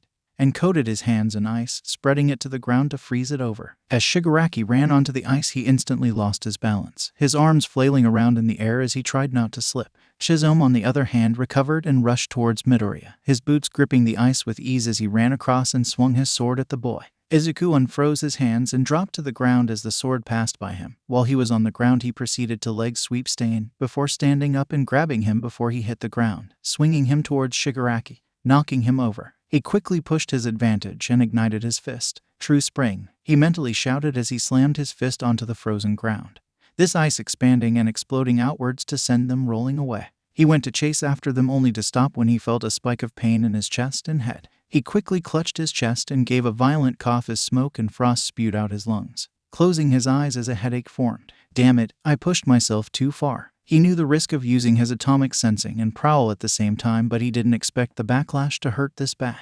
Meanwhile, Tamura and Stain stopped rolling and flipped themselves onto their feet. Tamura was about to rush back in until Kurogiri appeared next to him, blocking his path. Shigaraki, Tamura, it's time, Kurogiri said in his usual monotone voice. While wait, no, he shouted back as he realized what he meant. Buzz off, Kurogiri, that fox brat is on his last legs and I'm not letting him get away this time. Apologies, Shigaraki Tamura, but Master was quite clear on how long this operation would last. Kurogiri reminded him, much to his annoyance. He gave a low growl and scratched his neck as he looked back at White Fox, seeing him clutching his chest and coughing. He was right there. He was right there, injured and exhausted. This had been the closest he had gotten to stage completion, and now he had to withdraw. It's not fair. Giving a childish scream Sensei definitely would have reminded him not to do. He turned to face the sentient purple cloud. Fine then, bring that unstable Namu that damn doctor was going on about. Kurogiri shook his cloudy head. Apologies, Shigaraki Tamura. The doctor has said that Namu was unfinished. That was an order, Kurogiri. He watched as Kurogiri's cloudy body went slack before carrying out the order. When he was younger, he realized by saying, that was an order, Kurogiri. He could overwrite Kurogiri's judgment with a command as long as it didn't conflict with one of Sensei's. He didn't use it often, nor did he like to, but this time he wasn't taking any chances. He needed that fox brat dead, and this Namu was the best to handle it, unfinished or not. What the hell are you two talking about? What do you mean it's time? Stain said, annoyance clear in his voice. Oh right, he's still here, he annoyingly thought before a sadistic grin spread across his face. Two birds, one stone. Hey hero killer, he said, trying not to laugh as he gained his attention. That fox brat will be dying first. Good luck. Shizome confusingly watched as Shigaraki disappeared into a portal as another one slowly opened. Well, what the hell? What do you mean, good Lou? He was cut off as a large hand suddenly shot out of the second portal and hit him in the head, swatting him into the side of a building. Izuku, hearing the crash, bit back the pain he was feeling and opened his eyes to see a new Namu had arrived. Only this one was different. Every Namu he'd seen so far had been various shades of gray, some random vibrant color that was stronger than the gray ones, and then the USJ Namu, which was colored black and was on a completely different level. But this one wasn't like that. It had more standout features. It was completely ghost white with stitches over its body, some that weren't even fully stitched closed, as if they didn't get to finish stitching them and just left midway through the process. There were also chains wrapped around its neck, wrist, and ankles, dragging them across the ground as it walked. The whole appearance just screamed unfinished, and yet Izuku couldn't help but feel unnerved by it. Shigaraki had left it behind for a reason, he just didn't know why. As the Namu finally stepped fully out the portal, he quickly went on guard as the ground cracked beneath its feet as it rushed at him, clearing the distance between them with ease and preparing to punch him. Whether it was unfinished or not, it was certainly fast. Izuku pushed past the pain he felt in his chest and rolled out of the way of the punch. Hopping onto his feet, he created a small burst of flames and fired at its arm. Much to his surprise, the Namu's arm completely ignited into white flames and quickly spread to the rest of its body. He quickly jumped away as Namu crashed onto the ground and started burning away easily, almost as if its body was made out of flammable material. Moments passed and he stared at the charred Namu confusingly as he thought it was actually over. Suddenly the chains it was wearing shot into the air and wrapped around its scorched body, the white flames covering it being smothered into nothing. Izuku then watched as the chains receded back to normal as Namu stood back up, completely fine as it rushed at him again. He instantly ignited his hand and punched forwards, letting his flames wash over it. Only this time it didn't burn, completely walking through his fire without a single burn. He quickly cancelled out the flames as it approached him and covered his arm in ice, raising it to block the punch it was throwing at him. As soon as Namu's fist connected with the ice, it completely exploded, its hand severing from his body. Izuku then saw the chain around its wrist wrap around where its hand would be, completely regenerating it. Izuku didn't even get a chance to move before Namu punched his frozen arm again, his eyes shattering like glass as the punch sent him flying. He rolled to his feet and looked up to see Namu jumping through the air, preparing to land on top of him. He jumped back and placed his hand on the floor, creating an ice spike that the Namu impaled itself on as it landed. When he saw it stop moving, he gave a sigh of relief, only for his eyes to widen when it wrapped itself in chains again and broke through the ice, repairing its stab wound. Frost trailed off his hands as he made another ice spike, only for the Namu to charge right through it, completely shattering it as it punched him into a wall. Izuku felt his vision wavering as he attempted to pull himself out of the wall, only to stumble backwards. Eventually, he slumped to the ground, everything fading to black. Butterfly, back on the other side of Hasu, Ibara was finally seeing some progress in her fight. Landing on the ground, she dug her vines into the street and turned them into large pillars of wood, slamming them right into the giant Namu's chest. As it stumbled back, she watched its skin glow purple once more as it absorbed the impact, preparing to send it back at her. The moment it closed its fist and punched forwards, Ibara didn't hesitate and punched the air herself, her shockwave overpowering the Namu's and slamming right into it. As it started to fall over backwards, she quickly had her vines wrap around it, stopping before it could fall onto a nearby building. She then turned her vines into wood and held it down tightly so it couldn't move, and then wrapped 2 more vines around it. Slingshotting herself forwards, she flipped forward in the air and landed a flying kick to its chest before flipping off of it and landing onto a nearby building. She was slowly getting the hang of One for All as the fight went on, and though 25% made it feel like her bones were gonna break and fall off, she could at least bear with it if it meant she could stop this Namu from causing any more mayhem. Keeping her eyes on the giant Namu, she tightened its wooden restraints to keep it from moving. Another bonus of One for All enhancing her quirk is that even if she severed part of her hair off, she could still freely manipulate it as long as it was within a certain range of her. She could see the purple glow Namu absorbed from her kick bubble underneath its skin as if it was trying to force its way out. When Namu attempted to close its hands, she extended her hair out and wrapped around them tightly, forcing them to stay open. As the giant Namu struggled more against its restraint, Ibara could notice it was slowly getting smaller. Before she could think about it, the black bird let out a loud screech as the purple glow underneath its skin gathered at its right shoulder and exploded outwards, tearing a cut into it.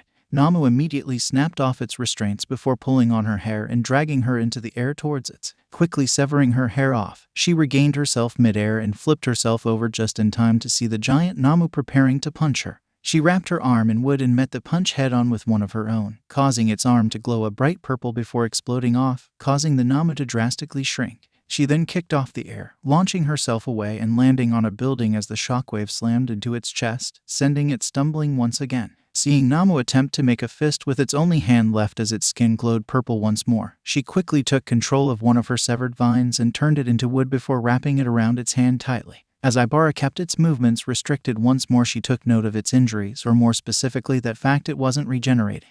The cut on its shoulder and missing arm were still there, and it wasn't as large as it was before. Did this one not have regeneration like the one at the USJ?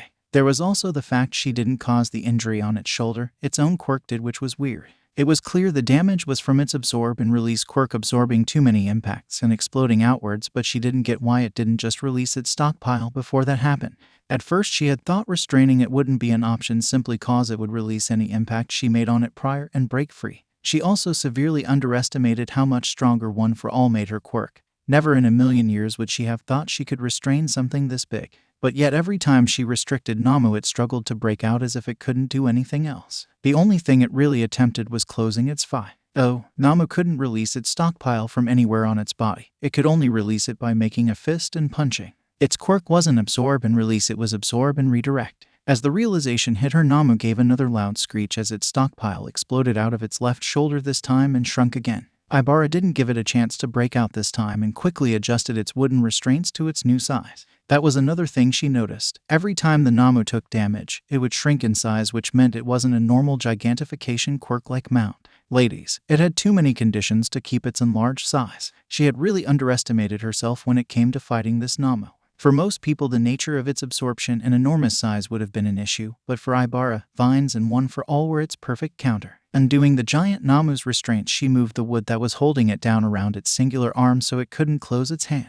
She then wrapped 2 vines around its injured shoulders and slingshotted herself forward, landing a kick directly to its chest. Watching it shrink and stumble backwards, she adjusted the vines to its new size and pulled herself towards it again, landing another kick to its chest. It shrunk once again, its skin now glowing a bright purple as its absorption overloaded. Seeing this, Ibara raised her percentage up to 30 and delivered one final kick, causing the Namu to shrink back to its normal size as its arm exploded off. As the arm exploded, a shockwave hit her head-on, sending her rolling into the ground. When she came to a stop, she turned off One for All and gave a groan as she sat up. She quickly looked to see where the Namu landed. When she finally caught sight of it, the armless black bird locked eyes with her and immediately jumped backwards into the air, trying to run away. She wasn't concerned at first till she looked at its missing arms closer. They were regenerating. Her eyes quickly widened in panic as she attempted to stand up. She assumed Namu didn't have regeneration like the USJ-1 simply because it didn't fix its arm earlier. She didn't consider it couldn't regenerate unless it was its original size and not enlarged. The moment she stood up, she attempted to activate One for All again, only to stop when she felt a sudden spike in pain throughout her body, sending her kneeling as she winced in pain. She put too much stress on body by using 25% for that long and 30% during that last kick. It felt like her limbs were on fire. Looking back at the Namu, she could see its arms were almost done regenerating. She wasn't in any condition to fight it head-on again. If it finished regenerating, she would be a sitting duck. She was snapped out of a sense of panic when she suddenly saw Mount Lady enlarge in the distance and throw something in her direction. Suddenly, a brown blur slammed into Namu, stopping it mid-air. "I don't remember you being this fast in the sports festival. It took us a while to catch up," Kamui Woods remarked as he stood on top of Namu's back before kicking it back towards the ground. "Finish it off." Ibara shook off her shock at seeing Kamui arrive and stood up the best she could. She didn't need to be told twice. Looking back at Namu, she can see its skin glow purple as its regeneration stopped. This was her chance. Pushing past the pain she felt in her bones, she finally activated One for All again. She could feel her bones creak as she used 15% again and rushed forwards, clearing the distance between them with ease and delivering a punch directly to Namu's chest, completely destroying it. As the rest of its body went limp and fell over, she whispered a small prayer for it before she stepped back and flopped onto her back as she turned off One for All. Hearing footsteps, she turned her head slightly to see Kamui Woods staring above her. "Any injuries?" he asked. "Every inch of my body is in excruciating pain, and I think I fractured the majority of the bones in my arms and legs, but other than that, I'm not injured, thankfully," she calmly replied. Shinji gave a mixed sigh of relief and regret. While he was glad she was okay, she shouldn't have been left to fight that Namu alone in the first place. None of the students should have been here. This whole situation was a disaster. "That's good to hear. For a second I thought me and you wouldn't make it in time. If I may ask, how exactly did Mount Lady know when to enlarge and throw you at Namu?" Ibara asked as he finally sat herself up. When Kamui simply pointed upwards, she followed his fingers and looked up to see a news helicopter flying over her.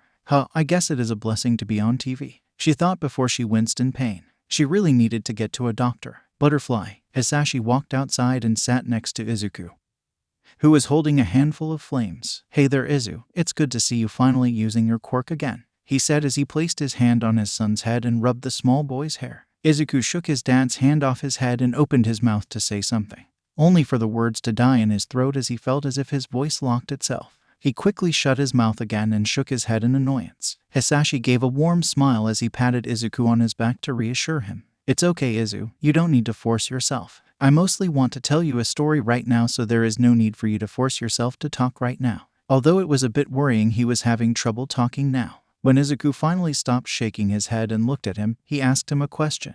"Do you know why fire quirks are common in our family?" When Izuku tilted his head in confusion, he continued. "My mother, your grandmother, asked this same question to me shortly before she passed away. It was the same question her dad asked her and his father asked him, and so on. When she asked me, I was around 13 and didn't get why she was asking what I thought was an unimportant question at such a dire time, so I gave a simple answer like genetics. My mom simply laughed at me and told me it's a reflection of our family's will, that it represents how that will burns brightly and unhindered, how it simply burns away obstacles in its way and uses it to fuel us, so that we push forwards. A will that passes like a torch in its family, an undying flame that will always live on." He turned towards Izuku and gave a proud smile. "I see that will burn brighter in you than it ever did for me. Never let that will die out, Izuku." Butterfly. Izuku's eyes shot open as he gasped for air and looked around. "Oh right, I'm in Hasu," he thought to himself as he slowly woke up. "How long was I out for WOAH? He activated Prowl and moved out of the way just in time as the Namu from earlier slammed its fist into where he was formerly laying.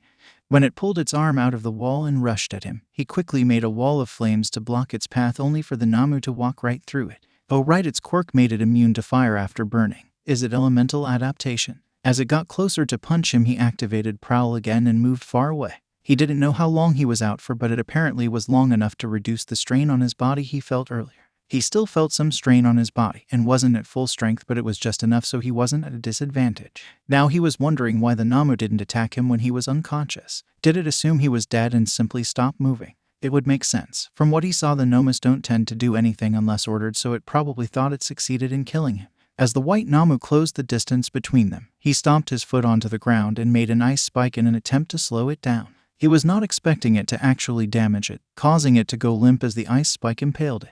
Izuku quickly activated Prowl and instantly moved away as its chains started wrapping around it once again. Did I get its quirk wrong? I thought it was elemental adaptation, but if that was true, it meant it adapted to my ice earlier, meaning my attack now shouldn't have worked. His mind raced trying to find an answer until he remembered he had damaged it with ice twice before he was knocked. Thinking about what exactly he did differently in those two attacks, he came to two options. Now it was just time to see which one it was. Instead of waiting for it to charge toward him, the moment it broke out of the ice and healed itself, he activated Prowl and appeared right behind it. He ignited his fist and punched the Namu right in its back, causing it to start burning away. When Namu's chains wrapped around it and repaired its burnt body, he quickly ducked as it turned around and swung at his head, delivering another ignited punch to its stomach. The moment he saw the punch have no effect, he used Prowl to avoid Namu's attempt in grabbing him and then flipped over its head, swiping his hand to send an arc of flames into its back. When he saw the flames slice through Namu with ease and set it ablaze once more, he couldn't help but grin. So I was right about test 1, let's try test 2.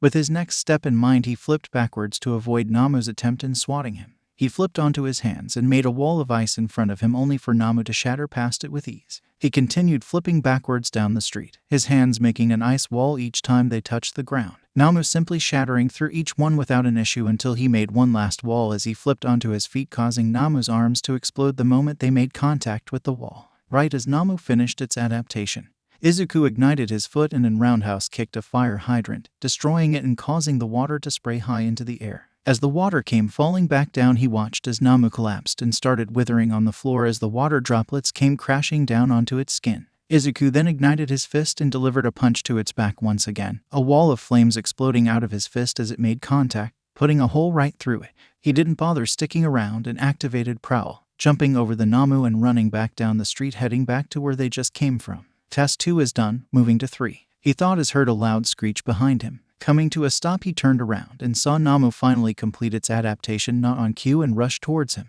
He didn't waste any time and swiped his hand diagonally, sending an arc of flames that missed the Namu and cut through the wire of an electrical pole. As Namu finally reached him and raised its fist back preparing to punch him, he made no attempt to move and instead watched as the electrical wire swung into its back, the spark stunning it in place as the heat caused it to ignite on fire and burn once more. As its adaptation completed once again, Izuku flipped over to avoid its counterattack, coating his hand in ice and grabbing the electrical wire before slamming it back against Namu. He watched as the sparks once again stunned the white bird in place, preventing it from moving, but this time it didn't set on fire. Seeing this, Izuku grinned. And that's test 3, he said before he stomped his foot onto the ground, creating a glacier that smacked Namu in the chest and sent it flying down the street. In 3 tests, Izuku had successfully identified what exactly Namu's quirk was: temperature adaptation. Test 1 was to see why exactly his ice had been able to damage Namu despite it adapting to it already. When he ignited his fist and punched Namu, he had lowered the temperature and thus power of his flames from when he first attacked before Namu knocked him out.